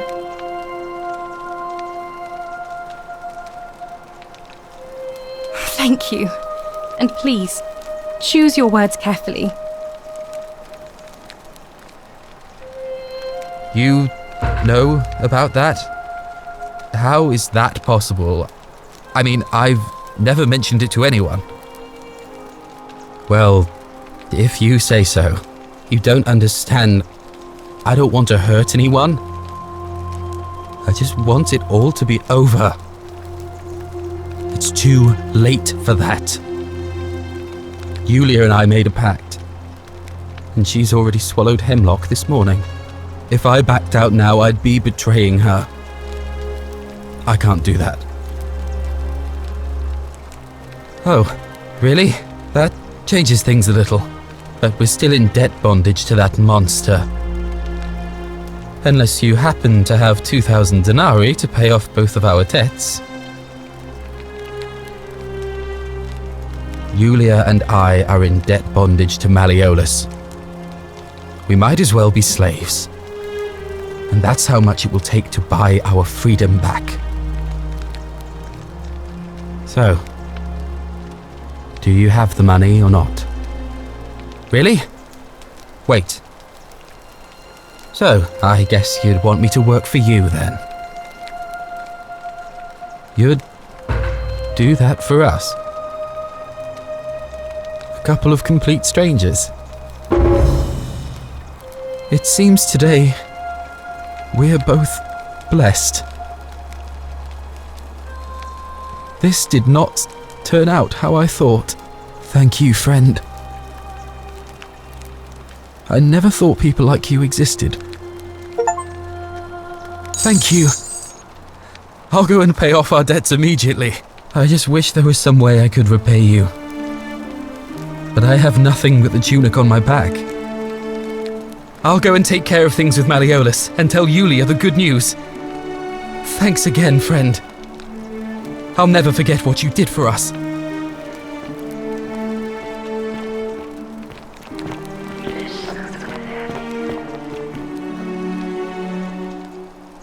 What you did was extraordinary, and I'll never forget it. I'm thankful that you're here. Can I help you with something? Ah, that's a shame. Another time, then.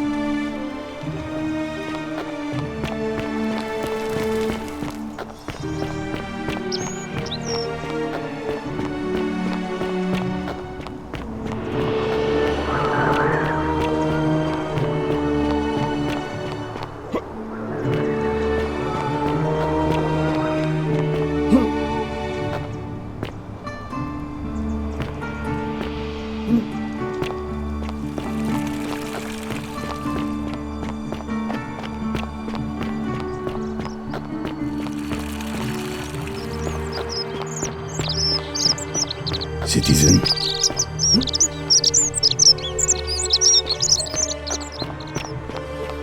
We're free.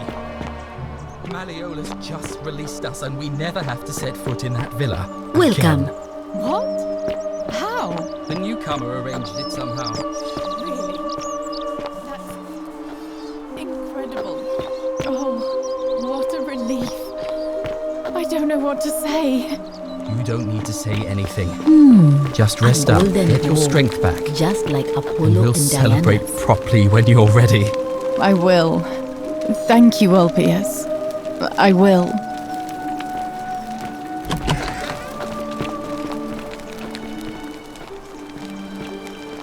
Shalom. You mean where am I from and all that? Just Judea, like Apollo and originally. Diana's. But when I was a child, I moved to Rome with my family, Romanized my name and spent most of my life in the Jewish district of Trans-Tiberim, across the Tiber from the main city. That's where I was when the fires broke out. Everyone was running toward the river and I, listening to my inner contrarian, ran the other way. Every road leading out of Rome was in chaos, full of people with all their belongings in carts and brigands preying on them. Several hours down the Appian Way, I saw another Jewish family being attacked by 3 opportunists. So I picked up a branch from the side of the road and went to defend them. I can only assume they got the better of me because the next thing I knew, I was waking up in a forest, by a river not far from here, with no memory of how I got there. It's strange though because I still had my purse on me. Why would a robber knock me unconscious and throw me in a river, but not take my coins? A lot of good it did me. And that family. I sometimes wonder what happened to them. Sentius, I suppose. I'd have to be insane to vote for Malleolus after what he did to me. All right, friend. Thanks for the chat.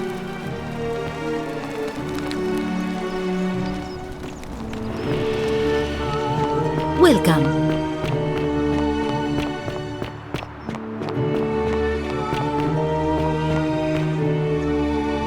How come you're allowed a weapon and I'm not? Malleolus isn't receiving visitors at the moment, it being election day. Whatever. Just remember, I'll be watching.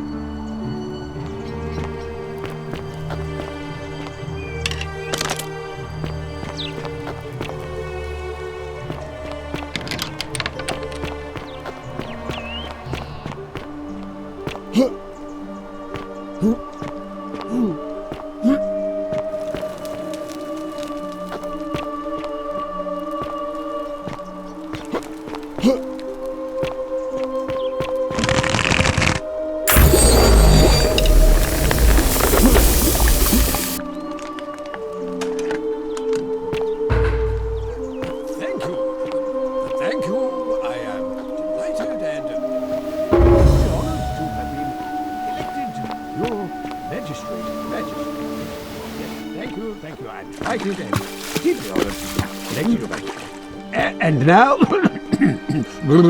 and... Did you just scale the wall to my villa somehow?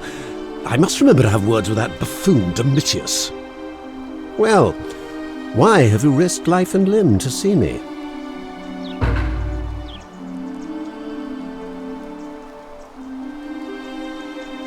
My name is Marcus Malleolus Gurgis. You seem to have confused me with someone else. You mean my heterochromia? I am guilty of nothing more than having different coloured eyes. And I'm hardly the only person with the condition. Alexander the Great had it too, as it happens. I like to think it is simply the way the gods have chosen to mark a natural-born ruler. Nothing more.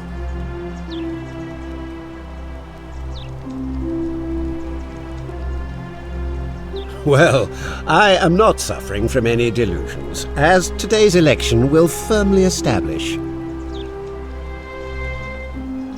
Unlikely, because it simply isn't true. Now, was there something else you wanted?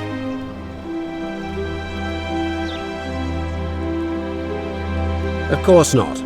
But as I always say, if Sentius can't protect his daughter, how can we trust him to protect this city?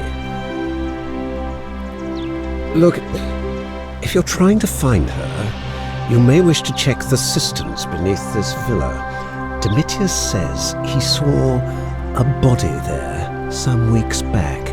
Of course, just to be clear, I take no responsibility for what happens to you down there. I'm Malleolus, and if it wasn't for this interruption, I'd be practicing my victory speech for the election later today.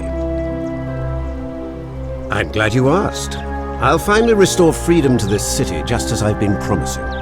These good people have suffered long enough under Sentius's tyranny. By declaring there's no such thing as the Golden Rule, it's a children's fable exploited by Sentius to frighten us into submission. Wait, don't tell me you've fallen victim to that monstrous lie? Nonsense! There's no way you can prove that. If it was real and you'd seen someone break it, then you'd be dead already.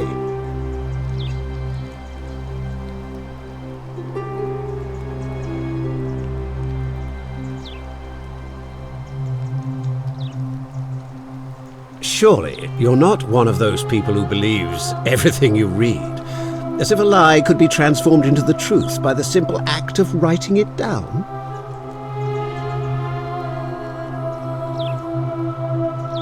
What? Oh, I see what's happening here.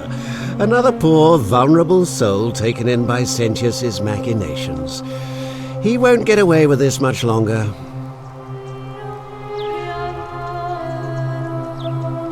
You mean that book next to a golden statue in the theatre? Tell me, how do you know that statue wasn't put there by Sentius himself? You can't know, can you?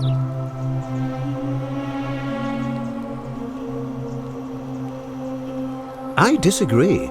I'll be guided by what is best for the city's people, and that means giving them the freedom to do as they wish. True, but that is simply because you are mistaken. You mean the children's fable exploited by Sentius to scare us all into doing what he wants? I'm afraid not. We're stuck down here together, for better or worse. We're all going to have to make the best of it. Are you insane? You barge into my villa, uninvited, and then make outrageous demands? Why would I withdraw from an election I'm bound to win?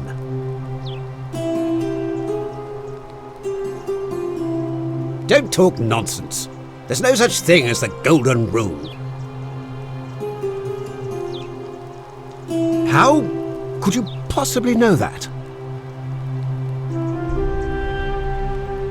Nonsense! This is nonsense! I don't know how you know about my plans, but I'm absolutely sure Sentius is involved somehow. And now, I'm going to enjoy watching Domitius kill him even more. Now, get out of here! You outstayed your very limited welcome. I'm delighted and deeply honored to have been elected your magistrate. Magistrate, is it? Yes, thank you. I like it.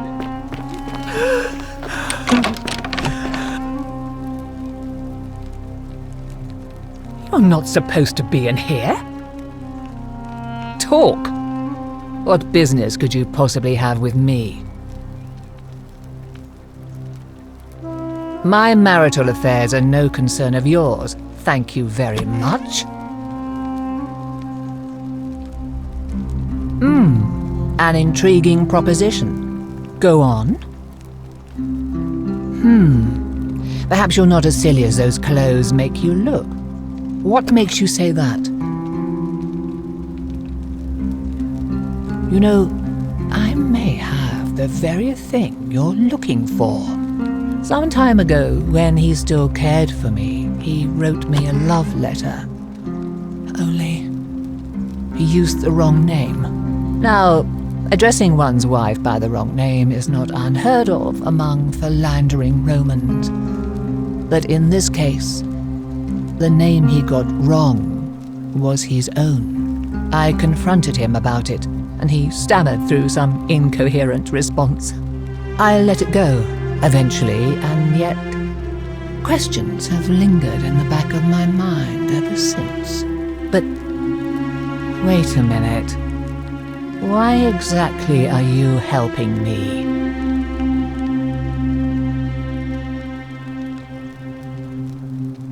Oh, aren't you charming?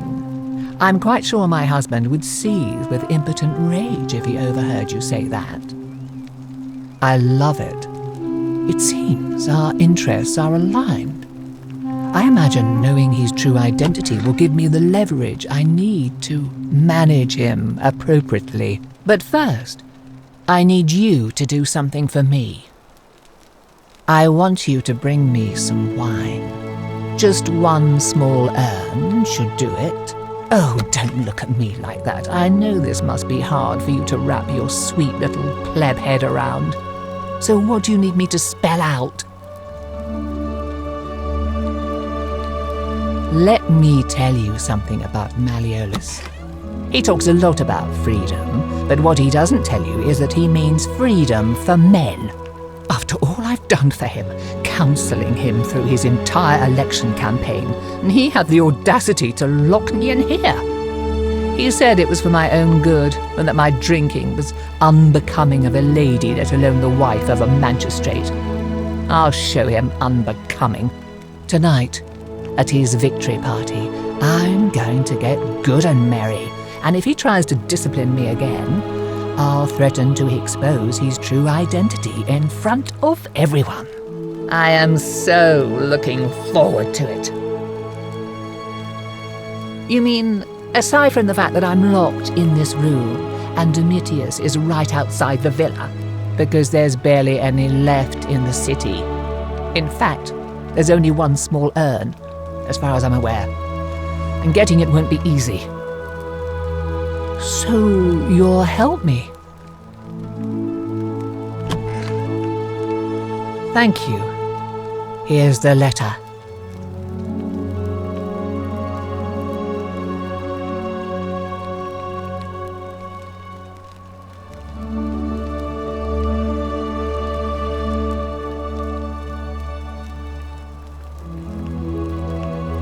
Now, perhaps you can tell me who Quinctius really is. What? He's... Oh no, that's... quite a lot more serious than I imagined. I only wanted some leverage over him, not to destroy him. Give me that immediately. Nobody else must know.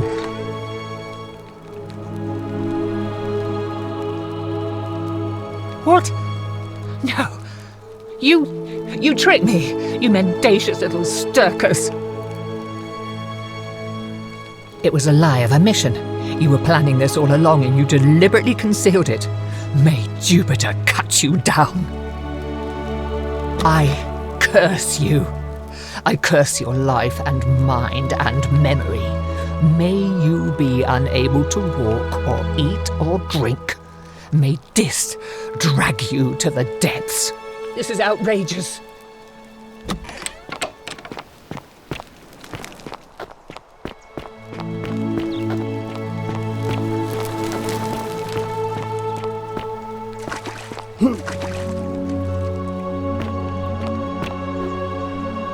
Did you just scale the wall to my villa somehow? I must remember to have words with that buffoon Domitius. Well, why have you risked life and limb to see me?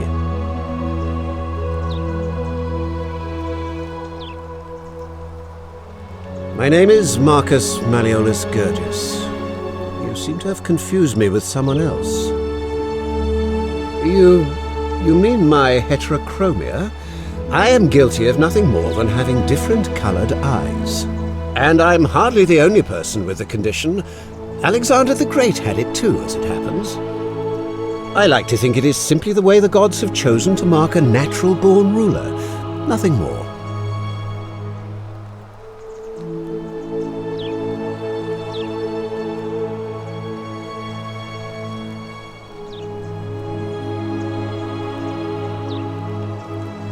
Well, I am not suffering from any delusions, as today's election will firmly establish. That's quite all right. We all make mistakes. Are you insane? You barge into my villa uninvited and then make outrageous demands? Why would I withdraw from an election I'm bound to win?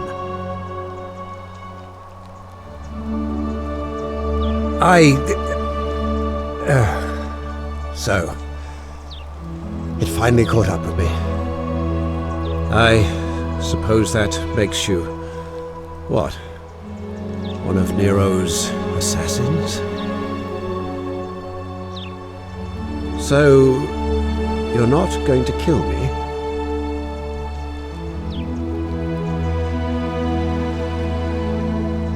Oh, so much work and money. Oh, well, if I do it, you'd let me live?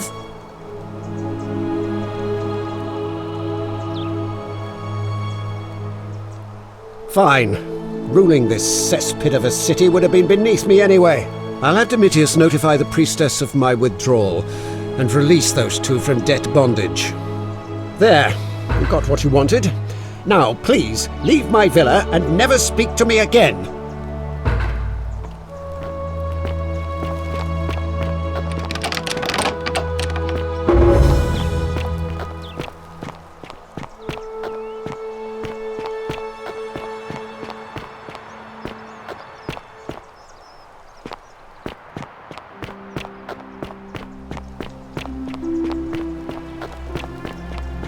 Sir?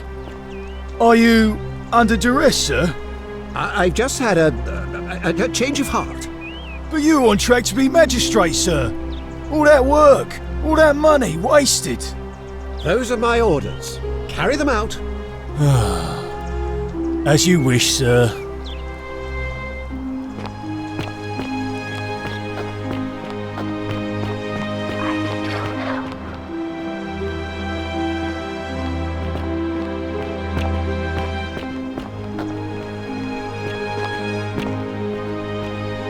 Priestess, Malleolus has decided to withdraw from the election. Oh, well, that's surprising, but thank you for telling me. I'll let everyone know.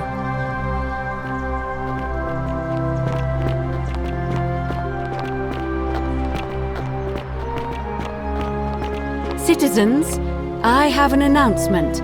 Malleolus has withdrawn his candidacy from today's election. Unless any new challengers are nominated by nightfall, Sentius will be re-elected magistrate by default. That is all.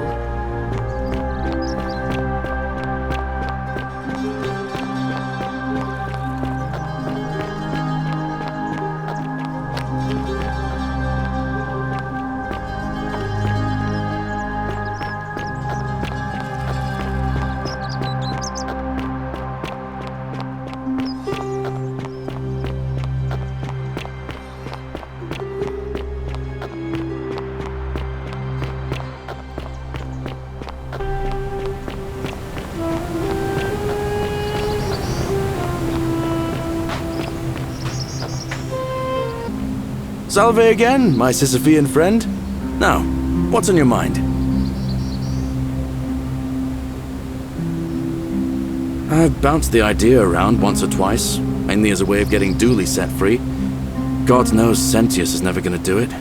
But from what I hear, Malleolus has the election stitched up. Nobody's going to take him on and win. And maybe that's not such a bad thing. I mean, he talks a lot about freedom, so I'm hoping if he's elected, he'll release Dooley from his cell. And that's good enough for me. He did? Oh, that was unexpected. I wonder what could have possessed him to do that. Well, I guess it's time for me to step up then. I'll let Equitia know I'll be running. All right, friend.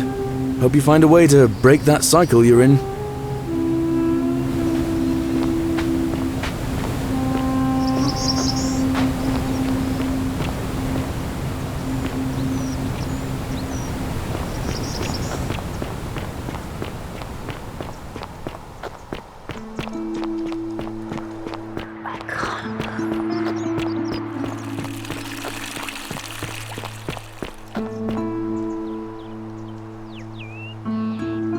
What now? I'm not going. Whatever. Just remember, I'll be watching.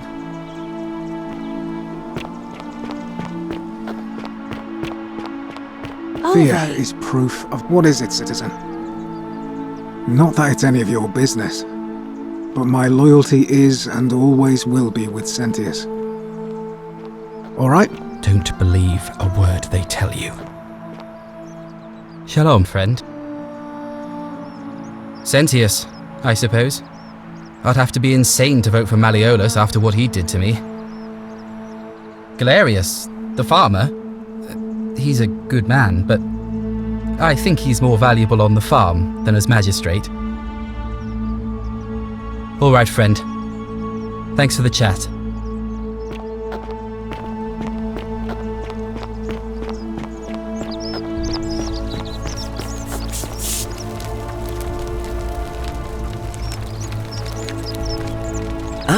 A new face.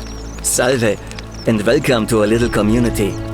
My name's impossible to pronounce for most people, so you can just call me Virgil. I hear we have you to thank for saving Iulia's life. I'm glad you arrived when you did. Galerius, definitely. He put an end to the notes and graffiti I've been receiving. All right. Nice to talk to you.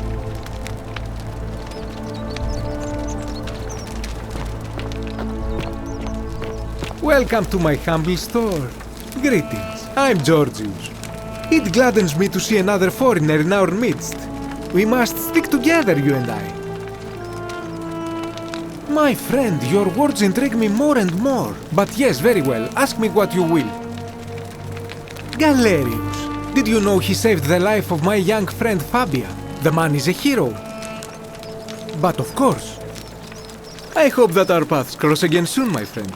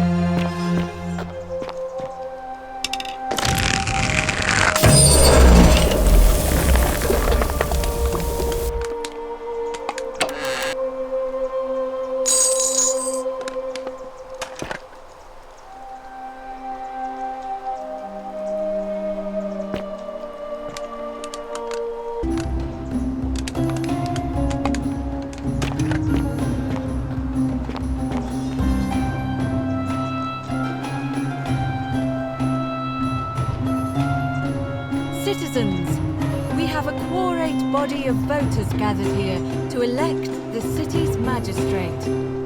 The candidates are Sextus Sentius Imperiosus and late nominee Gallus Galerius Helva. Marcus Malleolus Gurges withdrew his candidacy earlier today. As agreed, we shall dispense with ballots and candidates will abstain from voting. Let's make this quick. As I say your name, call your vote. I'll start with you, Horatius. Sentius, of course. Georgius. Galerius. He saved the life of my dear friend Fabia. Dacius. Sentius. Virgil. The man who put a stop to the threats I've been receiving. Galerius. Ulpius. Galerius, the man who saved my life. Rufius. The man who treated my rheumatism. Galerius. Citizens, you have made your decision. Your new magistrate is Gallus Galerius Helva. What? It has been decided. Magistrate Galerius, would you like to make a brief address? I just want to say, this isn't something I ever wanted. Now that you put your trust in me, I'm going to do everything I can not to let you down. I'll need some time to put together a list of the changes I want to make around here. But I promise you, there will be changes. My first order is that Dooley is to be freed. Horatius, release him from his cell immediately. Please. Wait, do I need to say please? I suppose not. That's it. You can all get on with your day. Nothing else to see here. Move along.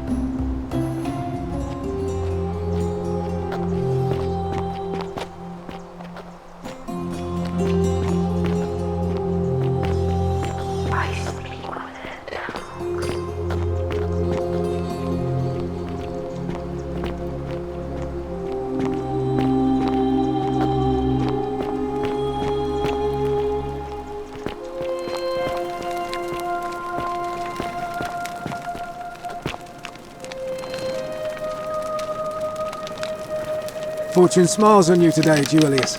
Magistrate Galerius here has ordered your release. You're going to let me out of here? I'm sorry it took so long, my friend. And it wouldn't have happened at all if it wasn't for a newcomer. So be sure to offer your thanks when you can. I will. I will. Thank you, Galerius. I'm so happy. I'd love to stay and chat, but I've got a lot of work ahead of me. Why don't you go to the baths? Then tell Georgius I said you could have some new clothes. Then I want you to go home and rest. I'll speak with you soon, Dooley.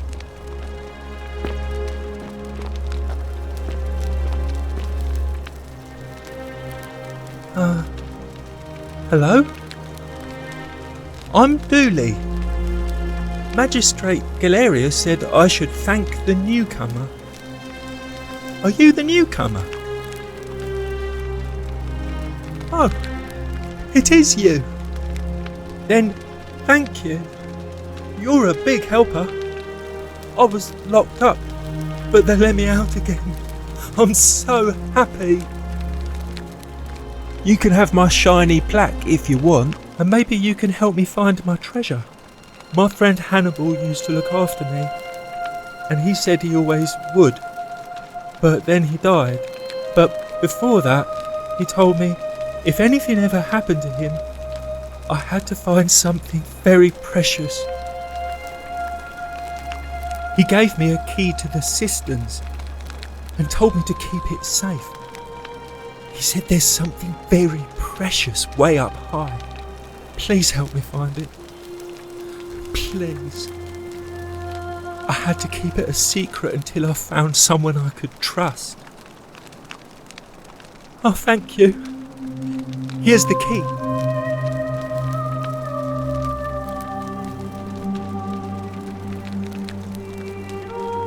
I hope you find it. In the cisterns, way up high, Hannibal said. Oh, look over there.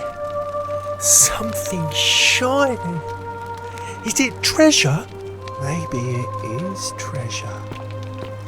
I could see it from my cell. So pretty. And it's just lying out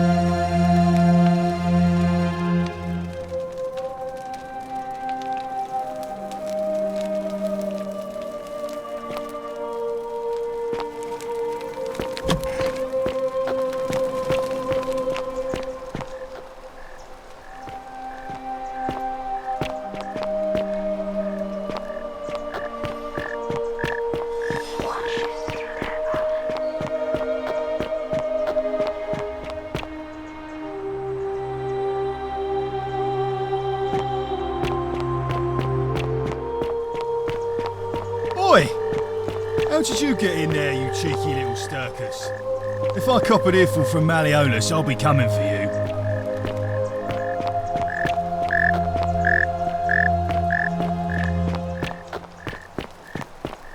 It's so lovely to see Dooley out and about again.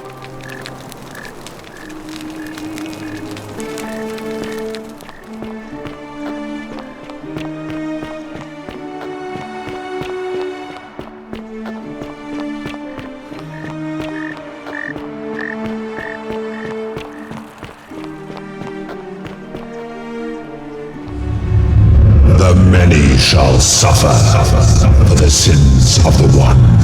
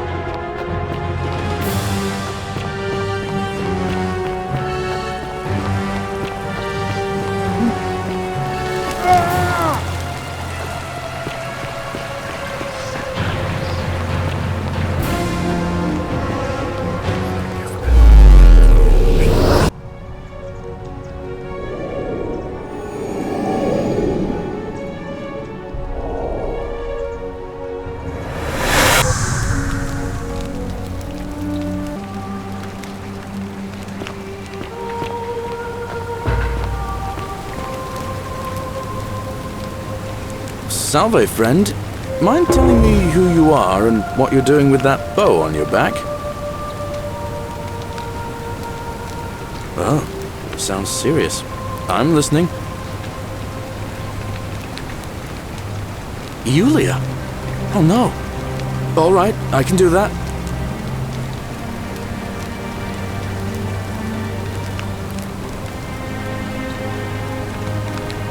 All right, let me see.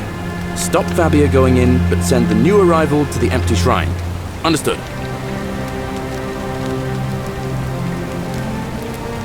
Poor Virgil. Poor Ulpius too, I guess. All right, got it.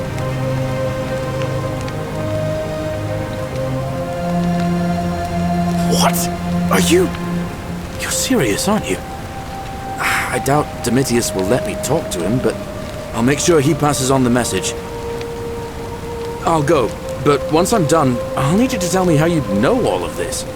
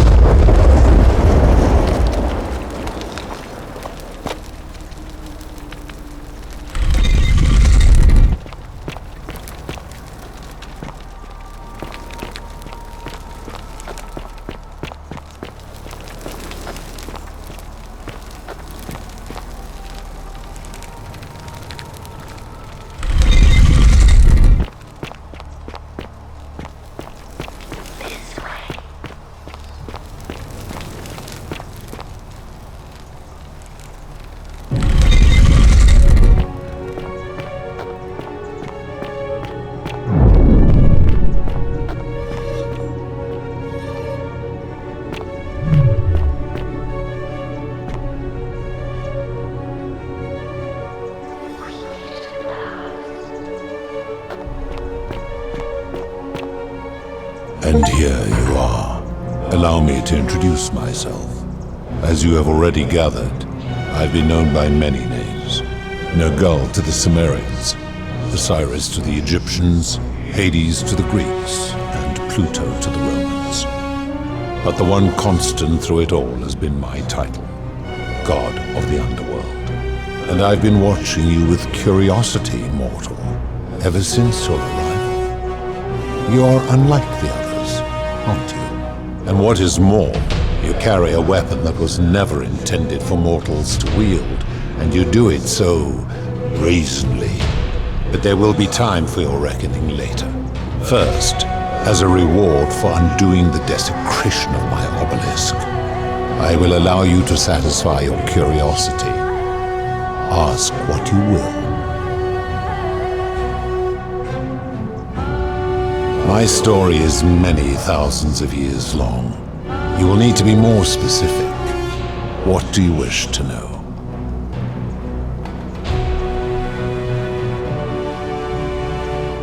This is my beloved. Like me, she has been known by many names. Ereshkigal to the Sumerians, Isis to the Egyptians, Persephone to the Greeks, and Proserpina to the Romans. Or perhaps you might know her as the goddess of springtime, the cycle of life and renewal.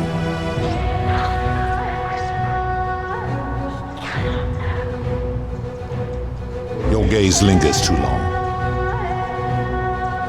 That is my servant.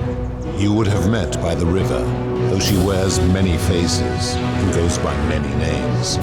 Kumutubal to the Sumerians, Kirti to the Egyptians, Charon to the Greeks, and Charon to the Romans. Her role is to ferry souls between the mortal world and this one, and to make their transition as seamless as possible. For that, she earned herself the infamous, if erroneous, moniker, the Ferryman. You will talk more later. For now, ask your questions. My kin and I all adopted this form long ago, so that we might better understand and communicate with your kind. In time, we grew fond of the sensory delights it affords: desire, joy, ecstasy, even rage and sorrow, while an acquired taste can be addictive. No. Long ago I swore to Proserpina that I would remain in this form for as long as we remained among your kind. I must honor that. It is a matter of perspective. God is a label I was given by you mortals, not one I gave myself. Your ancestors revered me because to them, my knowledge and technology made me incomprehensibly powerful, just as you might seem so to an insect. But despite all that, there are rules even I must obey. As you wish. It has come to be known simply as the Underworld, and it exists because of a wager I made long ago. That is a long story, one that began over 3,000 years ago and continues to this day. You see, long ago my kin and I set out from our home on Elysium to search for other forms of life among the stars. We discovered your planet and witnessed your kind evolving from primates into something lawless and barbaric. You all but destroyed yourselves, your two short lives being extinguished by violence and ignorance and disease. Yet Proserpina saw raw potential in you, and persuaded the rest of us it would be squandered without our intervention and stewardship. So we revealed ourselves to your people in a place called Sumer. We offered guidance in agriculture, toolcraft, and law, and you called us gods. For a time you flourished, but soon you were too many for us to oversee. And as you spread from that cradle of civilization, we saw something disturbing. We had sown the seeds of dependency and confusion, and soon you returned to your old ways of violence and ignorance, this time in our name. My kin had seen enough, and gave up on your kind, condemning you as barbaric and chaotic, scarcely more than animals. We began preparations to return to Elysium, our home world, a utopia unspoilt by conflict and unimaginable in its beauty. But my Proserpina could not bear to abandon your kind without guidance, and knowing it would force the rest of us to leave her behind, she made an extraordinary sacrifice. She gave up her immortality to descend permanently to the ranks of humankind. And so she began her inescapable trajectory toward death.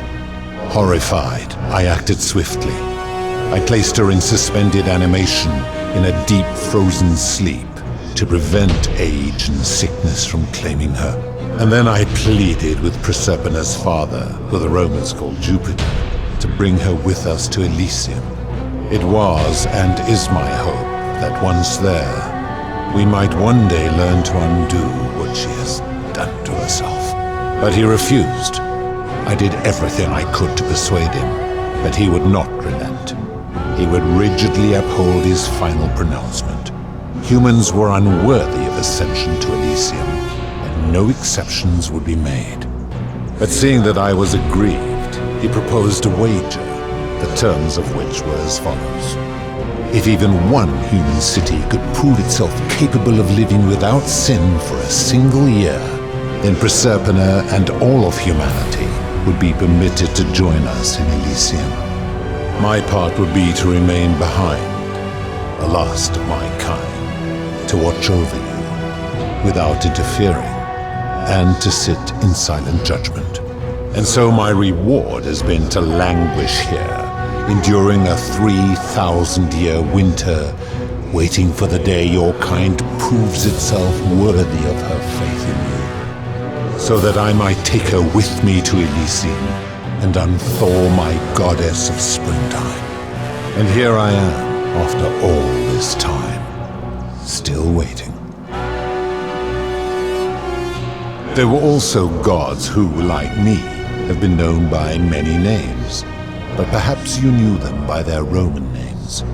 Our leader, Jupiter, as well as Neptune, Saturn, Juno, Minerva, Mars, Venus, Apollo, Diana, Vulcan, Vesta, Ceres, and of course, my beloved Proserpina. As the first wave of your kind arrived from Sumer, I had them build a city in their own fashion, so that they might be comfortable and recreate their lives here. I had them build the entrance as a vertical shaft leading to baths, to cleanse them of the sins of their former lives, and to prevent escape.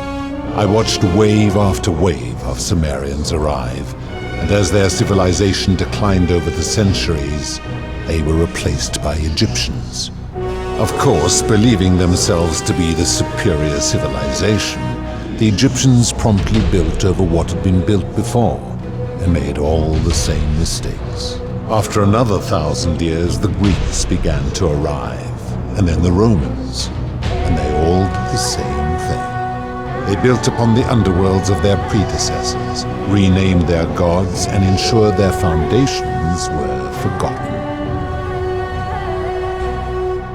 To ensure the wage was fair, it was important that my subjects were chosen at random. To this end, I had my servant distribute 1,000 tokens fashioned from silver, a rare element at the time, across all of Sumer. Whoever died while in possession of one of them would be located by my servant and ferried to this place, with no memory of how they arrived. As the tokens were discovered, they were traded, smelted, and fashioned into trinkets, and eventually coins, spreading to Egypt like seeds on the wind. Later, when they spread to Greece, they would come to be known as Charon's obol, or as coins for the ferryman. Some placed coins in the mouths of their dead, hoping they would awaken here, though they had no way of knowing which coins were fashioned from the original tokens. In fact, almost all of the tokens are accounted for, only 2 remain. And so after this wave destroys itself, as it is destined to do, your kind would have squandered the last of its potential to ascend beyond this rock, and Proserpina's along with it. It is a regrettable story, One of the first men who came to this place was a king of Sumer and a troublemaker. To be rid of him, I returned him to his people, on the condition that my servant erased his memories of this place. But the erasure did not take completely, and he told stories of this place as if describing memories of a dream. His tales were committed to writing, which came to be known as the Epic of Gilgamesh, and his words were twisted and distorted over generations.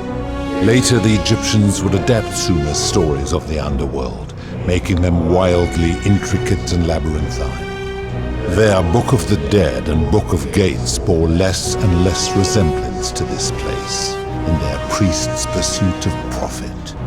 Then, when the Greeks began to arrive, they proved far more cunning, and in a series of incidents that will not be repeated, 5 of them escaped.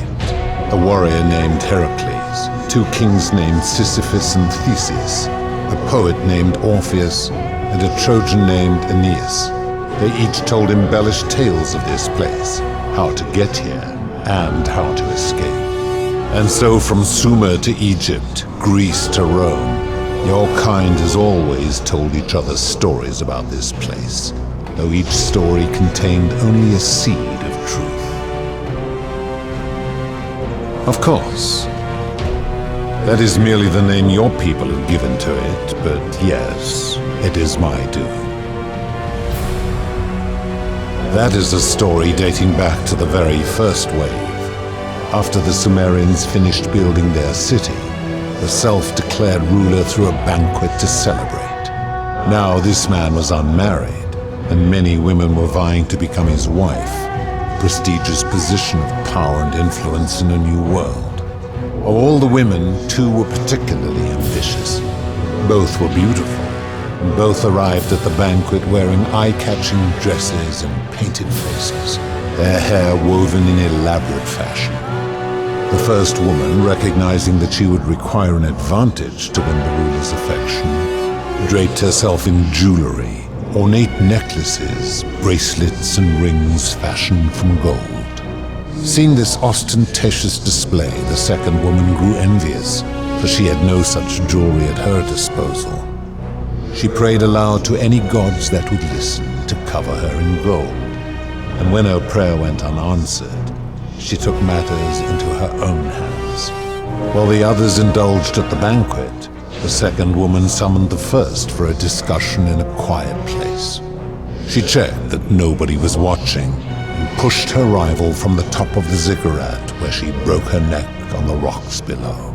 But I was watching, and I decided to answer her prayer. I took the golden bow left behind by Diana, and I shot that woman in the heart, covering her from head to toe in a layer of molten gold.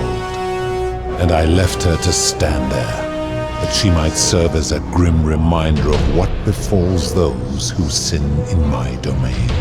But that was not enough, for the entire city was tainted by her sin, and the wager could no longer be won.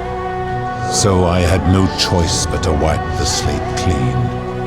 I gilded them all, to make way for a new wave, and began the wager again. And to this day, each of them, and all who came after, line the halls of this city, inanimate but conscious, suspended in time with only their sight and hearing preserved, so they may bear witness to and lament the folly of your kind for eternity, silent golden sentinels. When my kin departed, they left behind many relics which I inherited. A consolation prize of sorts.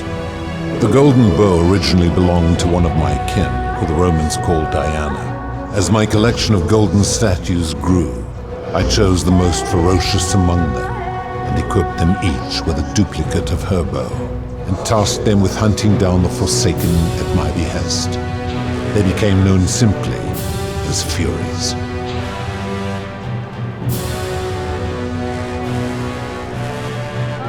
I've always considered that the cornerstone of morality is the ability to determine right from wrong on one's own. No attempt to lay out rules like your Code of Hammurabi or your 12 Tables of the Roman Republic can ever cover all possible scenarios. This should come as no surprise to you, since the core principle has been expressed in many forms by many of your civilizations. The Egyptians made a rudimentary attempt with do to the doer to make him do. The Greeks refined it with avoid doing what you would blame others for doing. The Roman Stoics added, treat your inferior as you would wish your superior to treat you. Even the so-called cultists hiding among you often say, do unto others as you would have them do unto you. It is the simplest of concepts, and each one of you is born with the faculties required to apply it to any situation. Yet none of the peoples who expressed this rule were able to uphold it. Curious, is it not?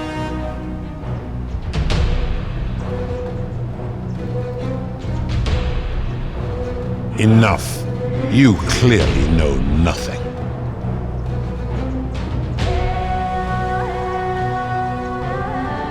I'm able to commune with all of the statues in the city.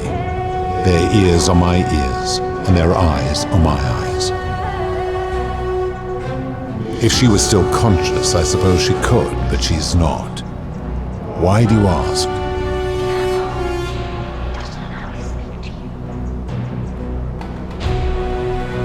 Then what an odd question.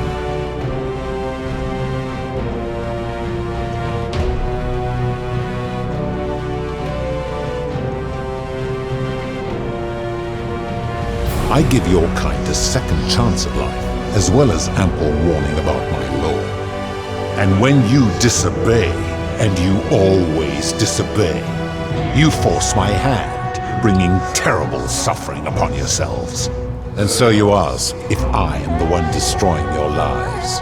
And I say, no, you destroy yourselves. I am merely the means by which you do it. Do you plan to speak in sweeping generalizations, or are you going to give me an example?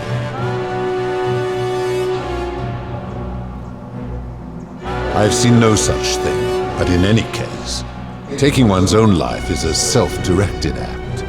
It is not one that is done to others, however they may be affected by it. Therefore, it cannot be said that one who commits suicide has done anything unto others.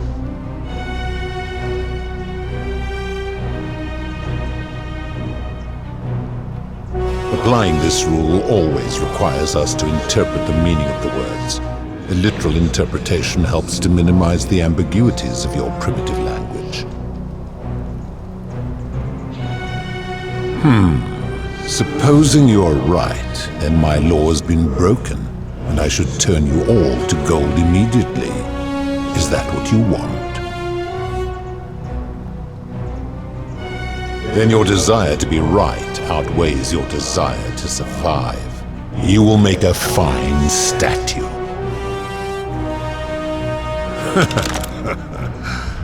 Do you really think you can wound me, a god, with that primitive weapon?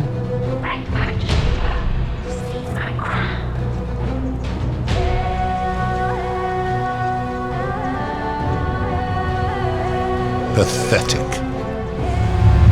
The many shall suffer for the sins of the one.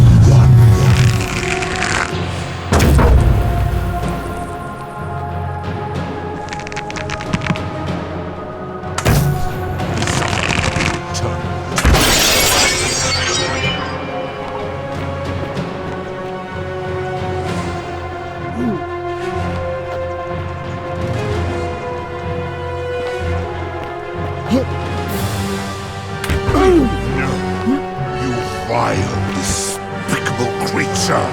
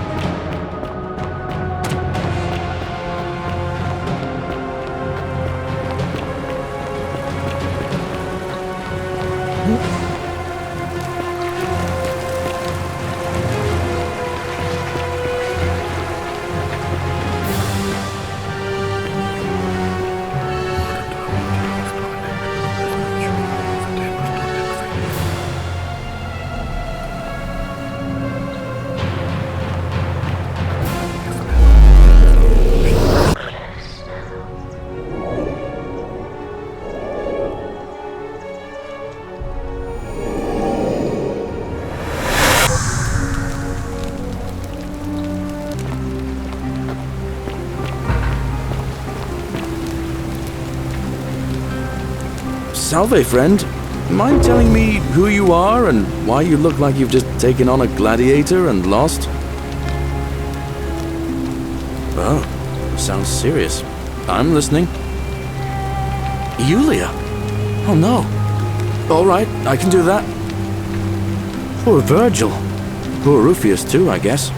All right, got it. All right, let me see. Stop Fabia going in, but send the new arrival to the empty shrine.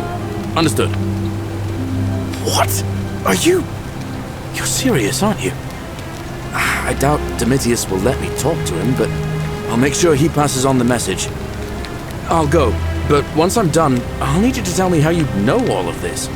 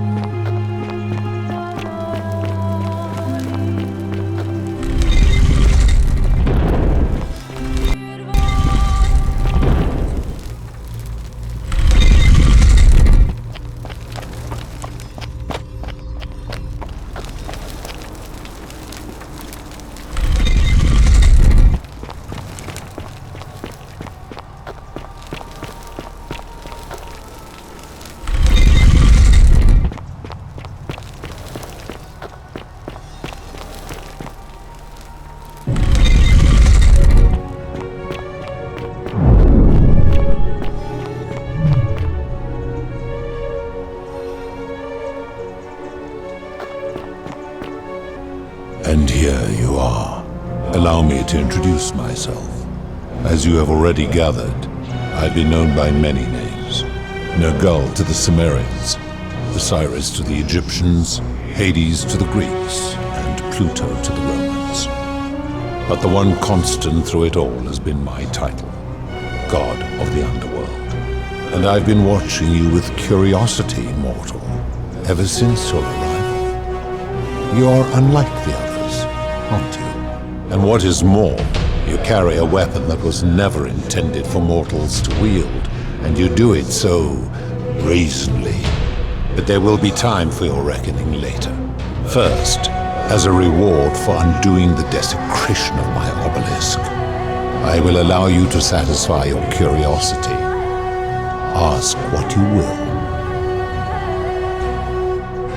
I would recognize that anywhere, and yet my beloved still wears hers. What is this? How did you come by it? You vile, despicable creature. Why would you do such a thing? And worse still, boast about it.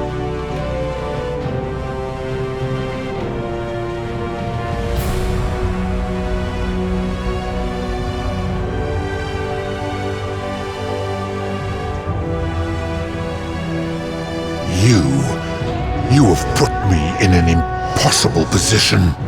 If I refuse, you will murder her. And yet, if I agree, I will lose my wager and return to Elysium humiliated and alone. I do not see that I have a choice in this.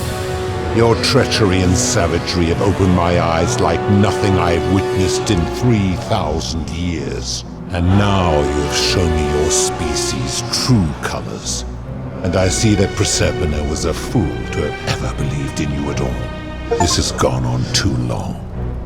It is time for me to let go of this form, of her, of all of you.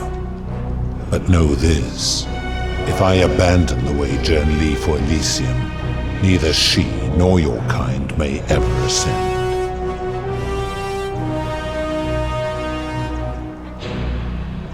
Because despicable creatures like you have no place there. My kin would never allow it. The best I can do is return you to the land of the living. I will have Charon make arrangements to ferry the others. But as for you, be aware you will be separated from the rest. Once this exodus begins, the events that brought you to this moment will never have taken place, and you will have created a paradox. What will become of you is difficult to predict, but that is the risk you have taken by interfering in the natural flow of time. Now, are you ready? You had best pray our paths never cross again, mortal.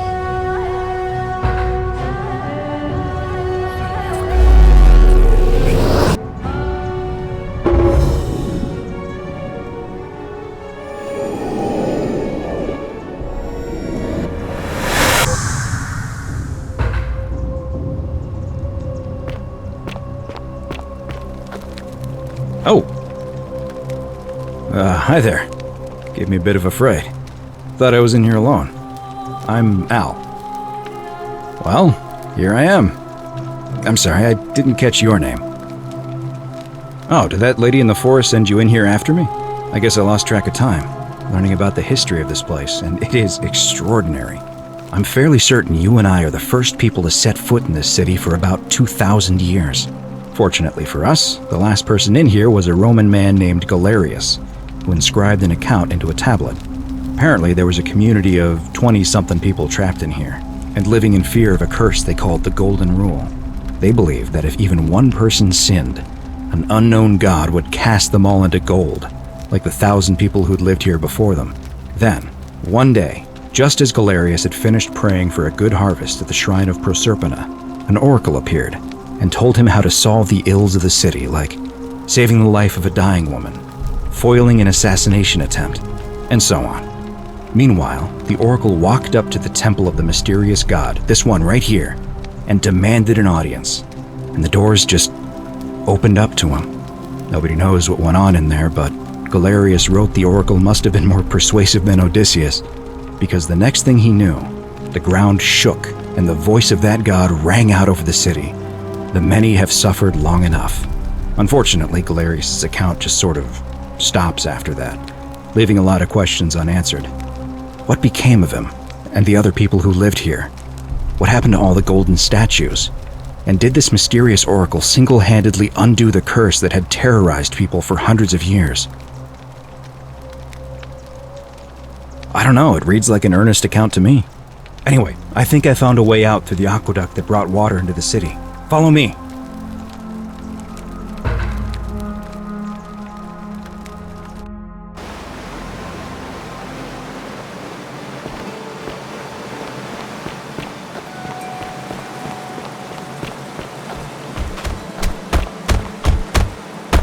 I'm gonna pause here for a moment and make sure nobody else has ever lured into this temple. You go on ahead, and I'll be there soon.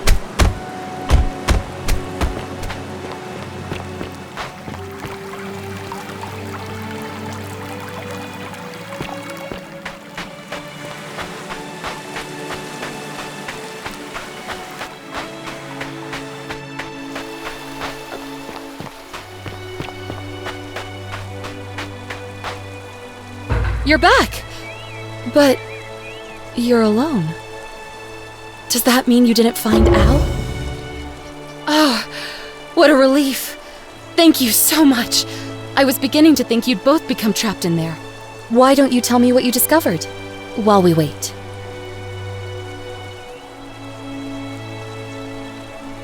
Ah, I see. I thought you might. Well, now you know. I suppose you have questions. You can just call me Charon, if you like. I am sorry I was not completely honest with you when we first met. I do not enjoy deceiving people. Believe me, I do not. But I have learned, from 5,000 years of experience, that most people find comfort in familiarity, in gradual change, and coming to see the truth in their own time. That you died, of course. You were dead when I brought you here. My rule as the servant of the god of the underworld, has always been to assist the chosen to cross the threshold from the land of the living to the land of the dead. Usually, when people do not remember how they died, it is because they suffered a terrible trauma. Most souls would rather not remember. Ask yourself honestly, do you really want to know? A wise decision. All you need to know is that you and Al died in possession of a sacred silver coin. It means I am now bereft of purpose. There is nobody else to ferry here, nobody to keep you company. After 5,000 years, the underworld has finally run its course. I see no point in keeping you here, but I have to ask one thing. That you keep this to yourself. Look! Here comes Al now! Al! It's so good to see you.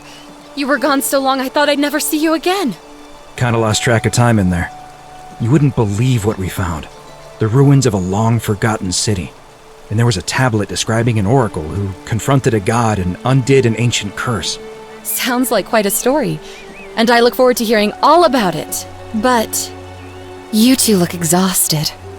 Why don't you hop in my boat and rest while I ferry you back to civilization? Sounds good to me. And you? Are you ready to go home?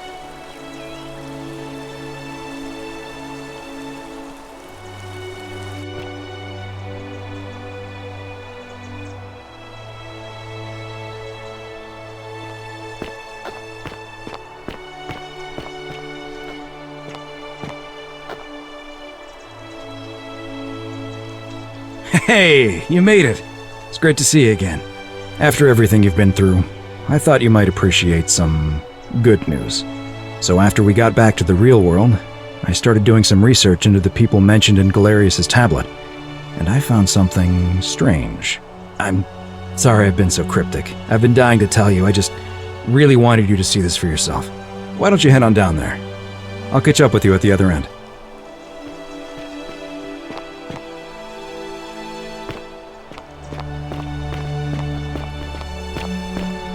Oh, hello. You're finally here. Remember me? It's a crazy story. After you disappeared, Karen appeared and told us she was returning us to the world. Even gave us some coins to help us start our lives over. Only, for some reason, she returned us to your world instead of ours. Anyway, I know we only ever had that one conversation, and I wasn't even sure if you'd remember me, but I wanted to say thanks for freeing us from the underworld and giving us a second chance at life. Oh, I used Karen's gift to buy a farm in Umbria. Got a villa on it too, with enough room for Dooley, of course. It's hard work, but I sleep soundly every night. I'm finally my own man, and I wouldn't change it for the world. I know! I can't believe my luck either. But we're engaged and living together. We're planning to get married next spring. If you're going to be around, we'd love to see you there. Of course, there's a whole museum full of people waiting for a chance to thank you, so you better keep moving. We'll speak again soon, my friend.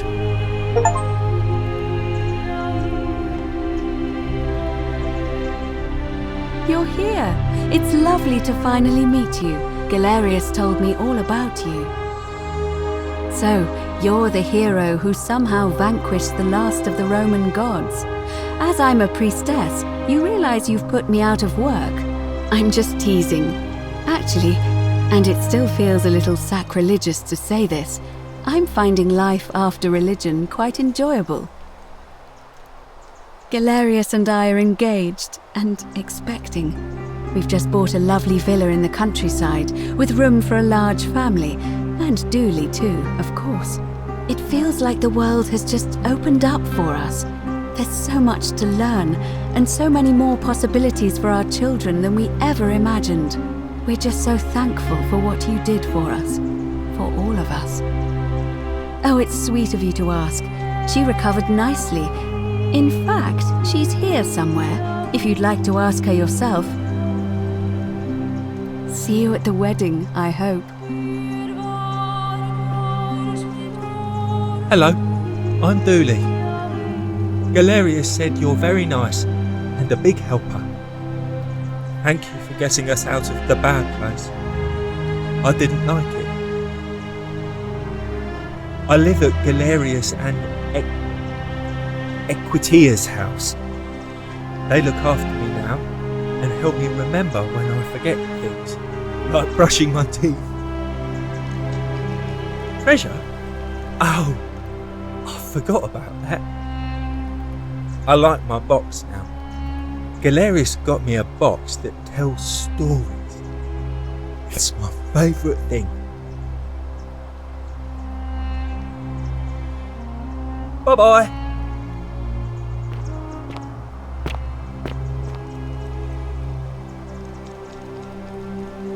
You're the Oracle, right? Hi there. Oh, of course, sorry.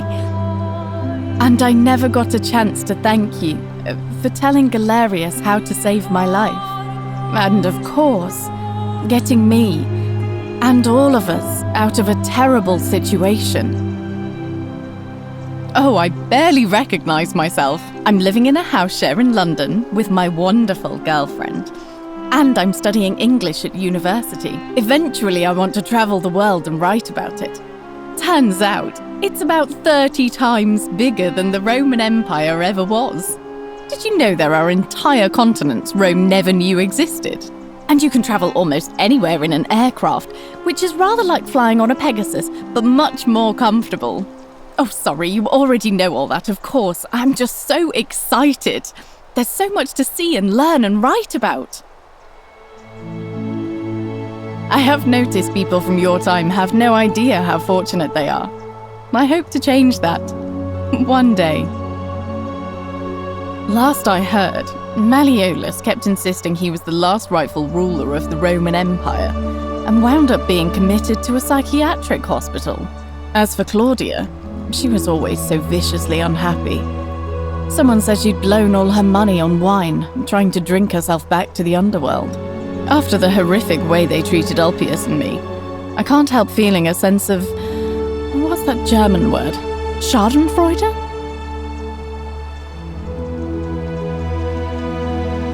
Thank you. You're very kind. Ugh, someone told me she was boasting about getting her claws into some rich prince, and how she was going to be living the high life from now on. Even in your time, life still isn't fair. Apparently, he'd proposed before they'd even met. And last I heard, she'd bought herself a first-class one-way ticket to join him in some exotic place called... what was it? Nigeria? Some people have all the luck.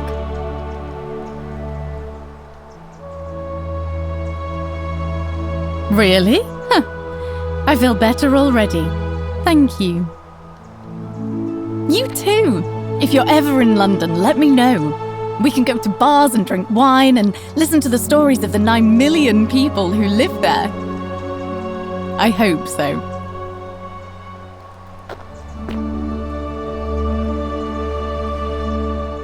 You are here. It's nice to finally meet you. Lucy is fine. I'm making an effort to blend in, as you can see. We are all trying to keep a low profile. If the world knew we died 2,000 years ago and were suddenly brought back to life 12 months ago, they'd never leave us alone. Speaking of which, I wanted to say thank you in person. I'd say the gods smile on you, but I hear you drove the last of them off. So, I'm studying to get into medical school. As much as I resented the responsibility of keeping everyone in the city alive, when it ended, I realized I missed it. So I guess I'll just keep saving the world, if begrudgingly, one patient at a time. You too, don't be a stranger. Hey. Evening.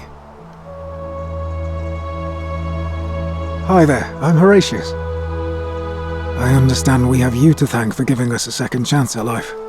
and reuniting Scintilla with us as well. So, thank you. I'm living up north and studying in the military academy in Modena. I'm going to be an officer one day. The world's changed a lot, but some things stay the same. Would you believe we're still studying military tactics from my time? Alexander the Great, Caesar, Hannibal Barca. Still, I have to keep challenging myself to let go of old ways of thinking and embrace the new. As Seneca wrote, the ones who pioneered our paths aren't our masters, but our guides. Ah, you remembered that. Thank you. I grieved for a time, but that's done. In the words of Epictetus, as those who rode behind triumphant generals remind them they are mortal, remind yourself your precious one isn't one of your possessions, but something given for now, not forever. Thanks. And you, farewell. I take it you're the Oracle. Thanks for coming. Actually, I changed my name to Cynthia. I didn't want to be associated with Sentius after what happened. I'm not sure if you heard, but after you drove Pluto off, Proserpina emerged from the Great Temple. She knew right away what none of us had figured out about that psychopath. He'd been keeping my little sister locked up in the upper cistern all that time. But he's been dealt with. You know what? The important thing is, we'll never see him again. Anything I want. I'm a woman of means in a vast new world. I can go wherever and do whatever I please. Of course, I mostly just stay in my villa and have my servant Alexa summon things for me, because it's just awful out there. Barbarians everywhere. He's still there, all alone. The last golden statue in the underworld. Trapped in a metal shell, slowly losing his mind until the end of time. Eternal torment. Just what he deserves, if you ask me.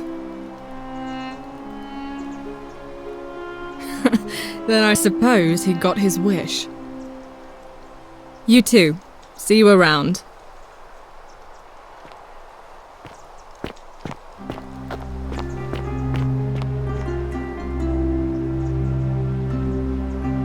Greetings! You must be the legendary Oracle. It is a sincere privilege to finally make your acquaintance. I am Georgius. I am told we have you to thank for freeing us from Hades, and for that I am most grateful. I am reacquainting myself with Greece. It has changed so much over the last 2000 years, I barely recognize it. This is at once heartbreaking and thrilling.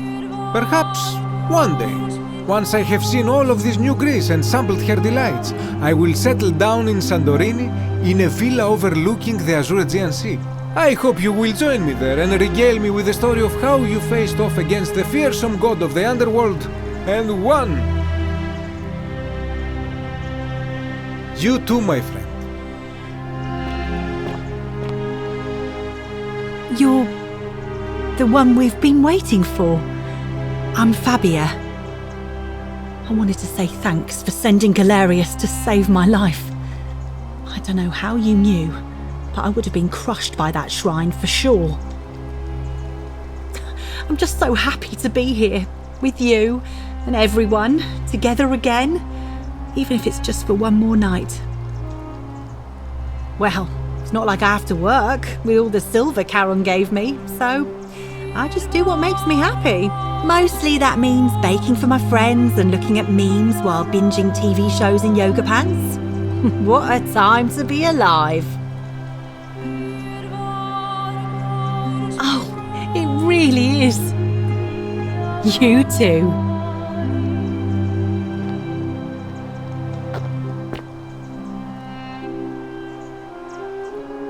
I take it you're the Oracle everybody's talking about. It's a pleasure to finally meet you. We have? I'm sorry, I don't remember. In any case, I'm Philip.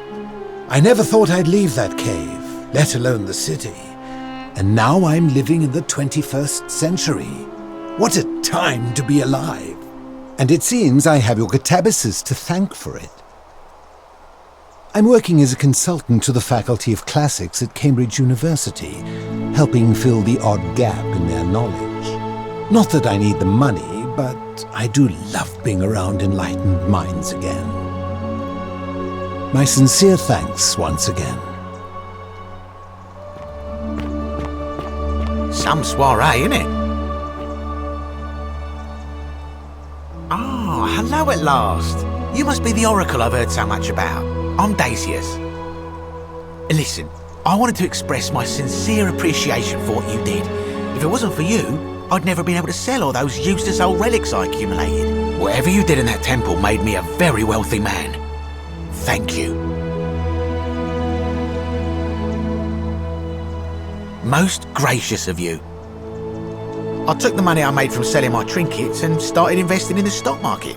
That's where the real money is now. In fact, I was hoping to ask your advice, you being the oracle and future seer and all that, on which stocks I should invest in next. I can't decide between fossil fuels, tobacco, gambling and arms. What would you recommend? Oh, don't be like that. You can tell your old pal Dacius. I won't take no for an answer.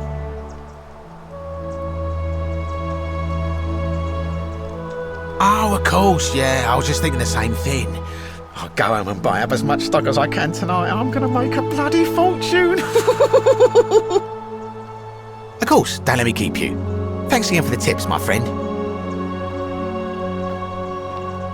Good evening. Oh, hello. It's lovely to meet you. I've heard so much about you. I'm thankful that you're here.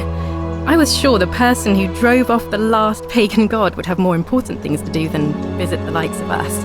But thank you for coming and for saving our lives. What you did was extraordinary, and I'll never forget it.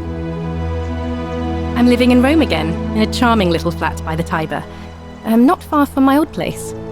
Oh, and I'm training to be a crisis counsellor. After you sent Galerius to persuade Ulpius not to take his own life, I was inspired. I just want to spend the rest of my life helping people, like you helped him. Thank you. That means a lot. And you. Oh, and I hope this isn't too forward, but some of us are going out for a drink after this, if you'd like to join us. Wonderful. I'll see you soon.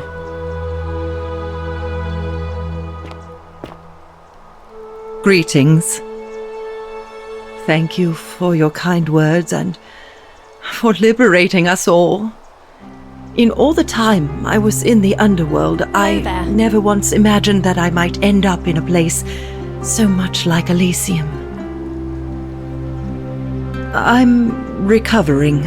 Octavia was kind enough to let me stay with her for a while, at least until I'm well enough to be independent again. Ah, you remember that. I'm a little tired of Ovid, but that's all right. I have 2,000 years worth of poetry to catch up on now. I'm already up to the 19th century, and am quite enjoying the work of a fellow named Poe. I think I may have found a kindred spirit. Men have called me mad, but the question is not yet settled whether madness is or is not the loftiest intelligence. And you, farewell, friend.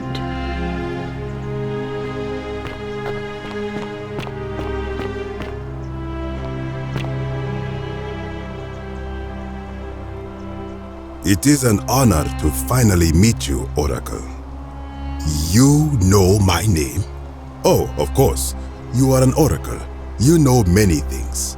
I too would like to offer my thanks for releasing us from that place, and for your role in bringing us here. This world is truly wondrous. For a time, I returned to Alexandria, but they have no need of another fisherman, and I came to see there is nothing for me there. Instead, I have decided to follow the custom of your youths and backpack the world. It is a great adventure, and I have met many people from many cultures. I spent the first 25 years of my life avoiding the 42 sins that would deny me access to the afterlife. Now, I think it is time I had some fun. Indeed. Thank you, Oracle.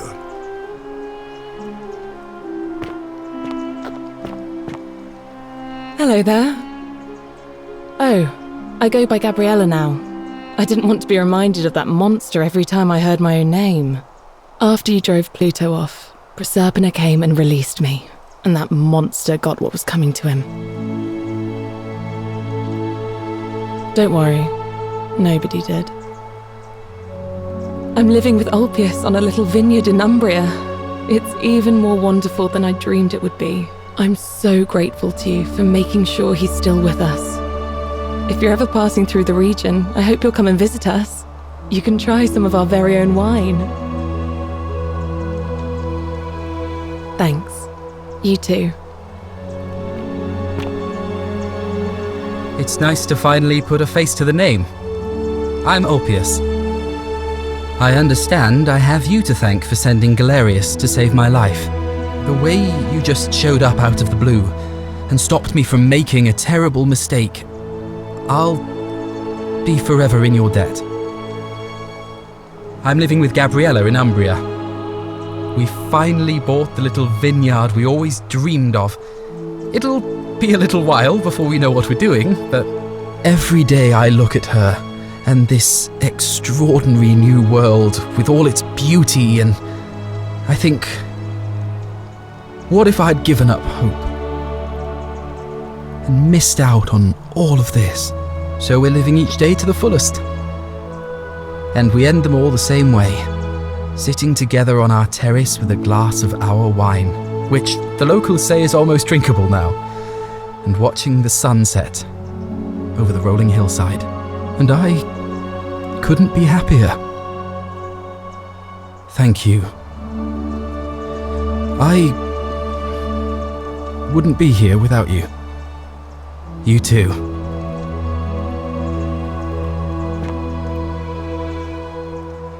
Evening. Nice to meet you. I go by Rufus now. New start, new name. Oh, and thanks, by the way, for telling Galerius how to treat my rheumatism. I probably would have lost my mind if it wasn't for that willow bark. Although I think your people have a different name for it. Aspirin, I believe. Thank you. Really. Sorry, I'm no good with the mushy stuff. I live with Virgil in Rotterdam, not far from where he grew up. It's very modern.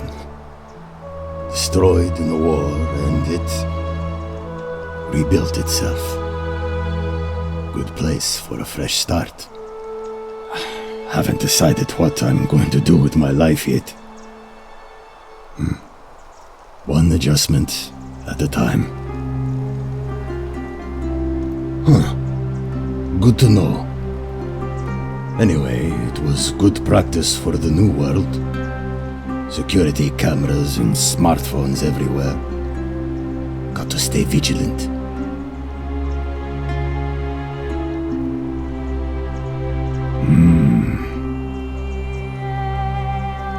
You too.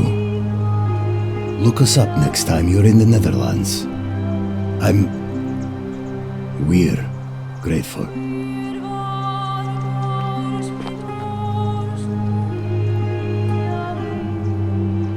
It's so nice to finally meet you.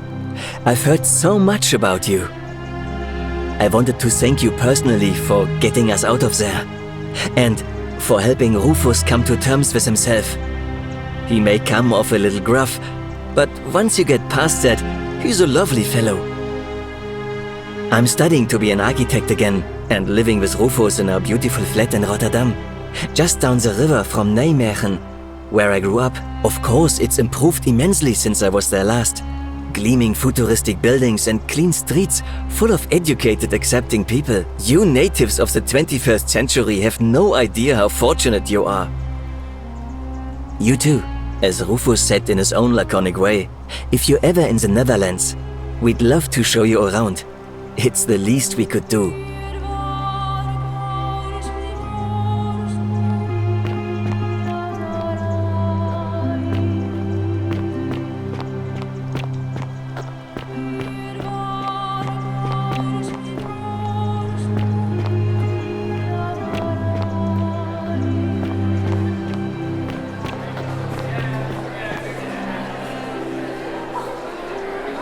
There you are. I hope you enjoyed that. Now, there's one more person I wanted to introduce you to. I think you know her. Sorry if I frightened you. Just a little joke I've been saving for a long, long time. Allow me to introduce myself properly. I am Proserpina, former goddess of the cycle of life and renewal, and now a regular mortal. I wanted to meet you in person, and thank you for freeing all these people, and me. I hate to think what would have happened to us without your intervention. Indeed. Suffice it to say that while Pluto was controlling the eyes and ears of each golden statue, I was able to control their tongues, and whisper to you when he was distracted.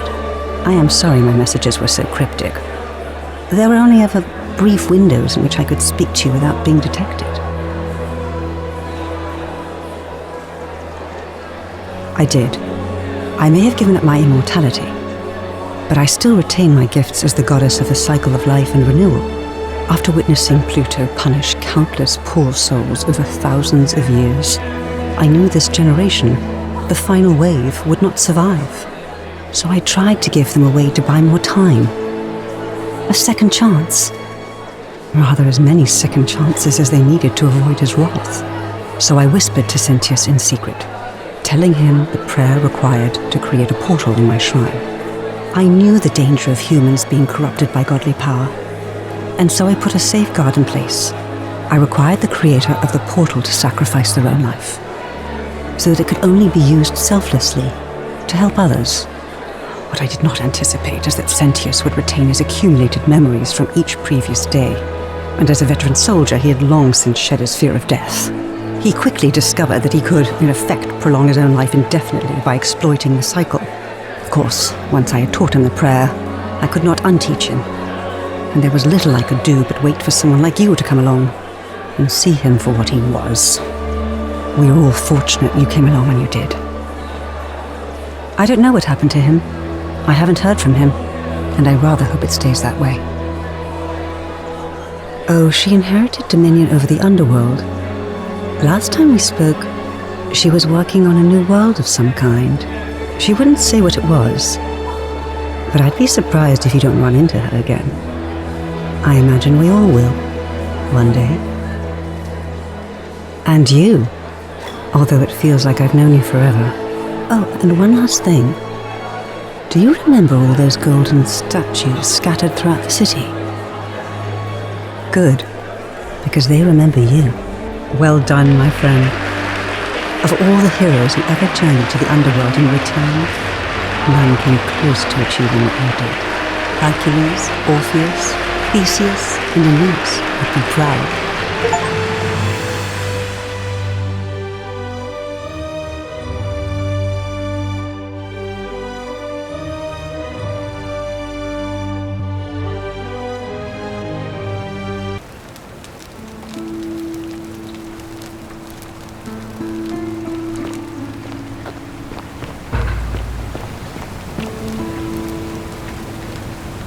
Salve, friend.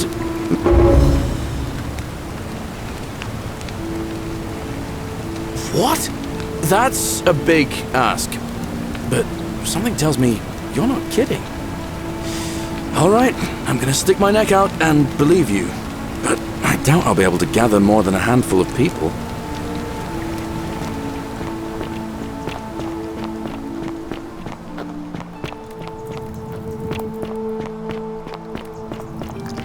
You, Tantalus, cannot catch the drops of water. and the tree you Zelda. grasp at eludes you.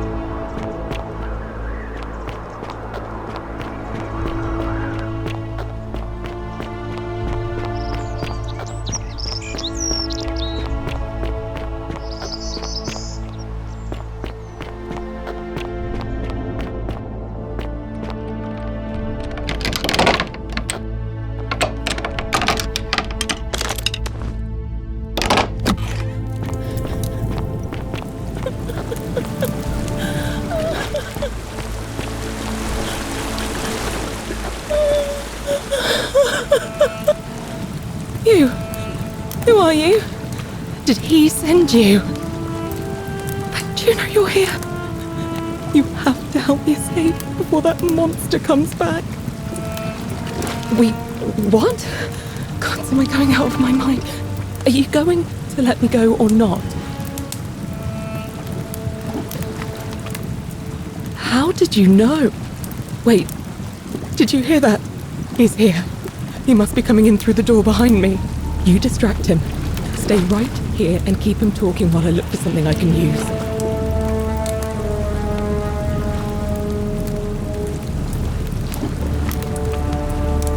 What did you do with Scintilla?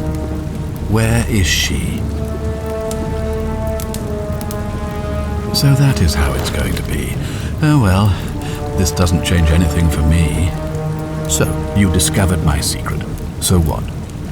What are you going to do about it?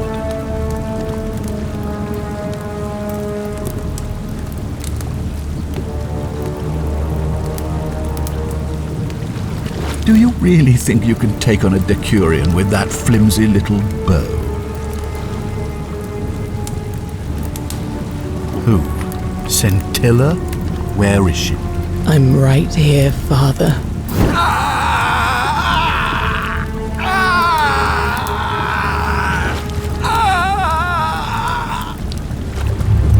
The many shall suffer for the sins of the one. Come on! We have to go! The others should be right behind us! Hey! What's happening to you? That light, it's so bright!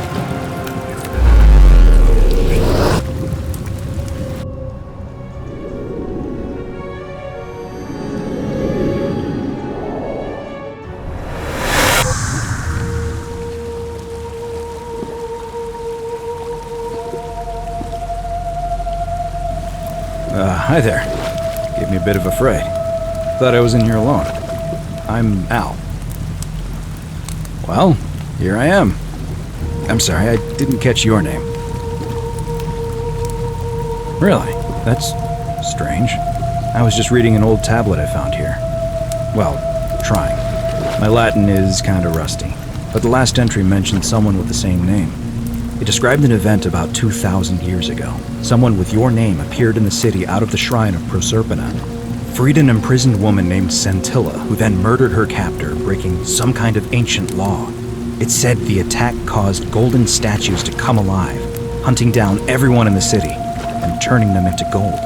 Apparently, Scintilla and a handful of other citizens managed to escape, while the stranger disappeared in a flash of light. What? You're saying you were here 2,000 years ago? I'm not sure I understand. I'm sorry, come again? Let me see that. God, why does this writing look so familiar? I've spent a lifetime in this place going around and around in circles.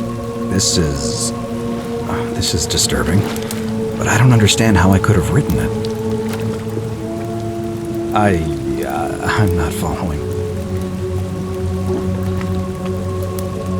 So you're saying Because a man from 2,000 years ago is dead, he never created a time portal, so I never went through it, and that's why I don't remember any of this. I guess you saved my life then, as well as helping a bunch of others to escape. That's a lot to take in. Maybe we can escape through the same aqueduct Scintilla used, if we can find it.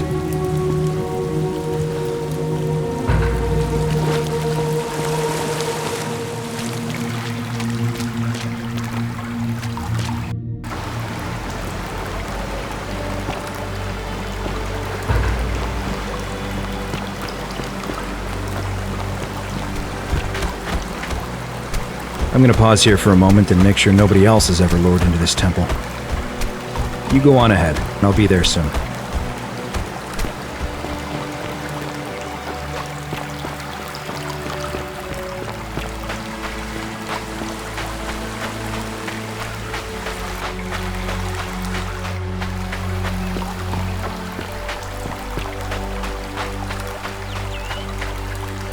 You're back! But you're alone. Does that mean you didn't find Al? Oh, what a relief. Thank you so much. I was beginning to think you'd both become trapped in there. Why don't you tell me what you discovered while we wait? Really? Sounds amazing. And did you... Oh, look! Here he comes. Al! It's so good to see you. You were gone so long I thought I'd never see you again. Kinda lost track of time in there. You wouldn't believe what we found. The ruins of a long-forgotten city. And there was a tablet describing an event 2,000 years ago. Supposedly, the city was destroyed when a woman murdered a tyrant with the help of... well, my new friend here. I know how crazy that sounds.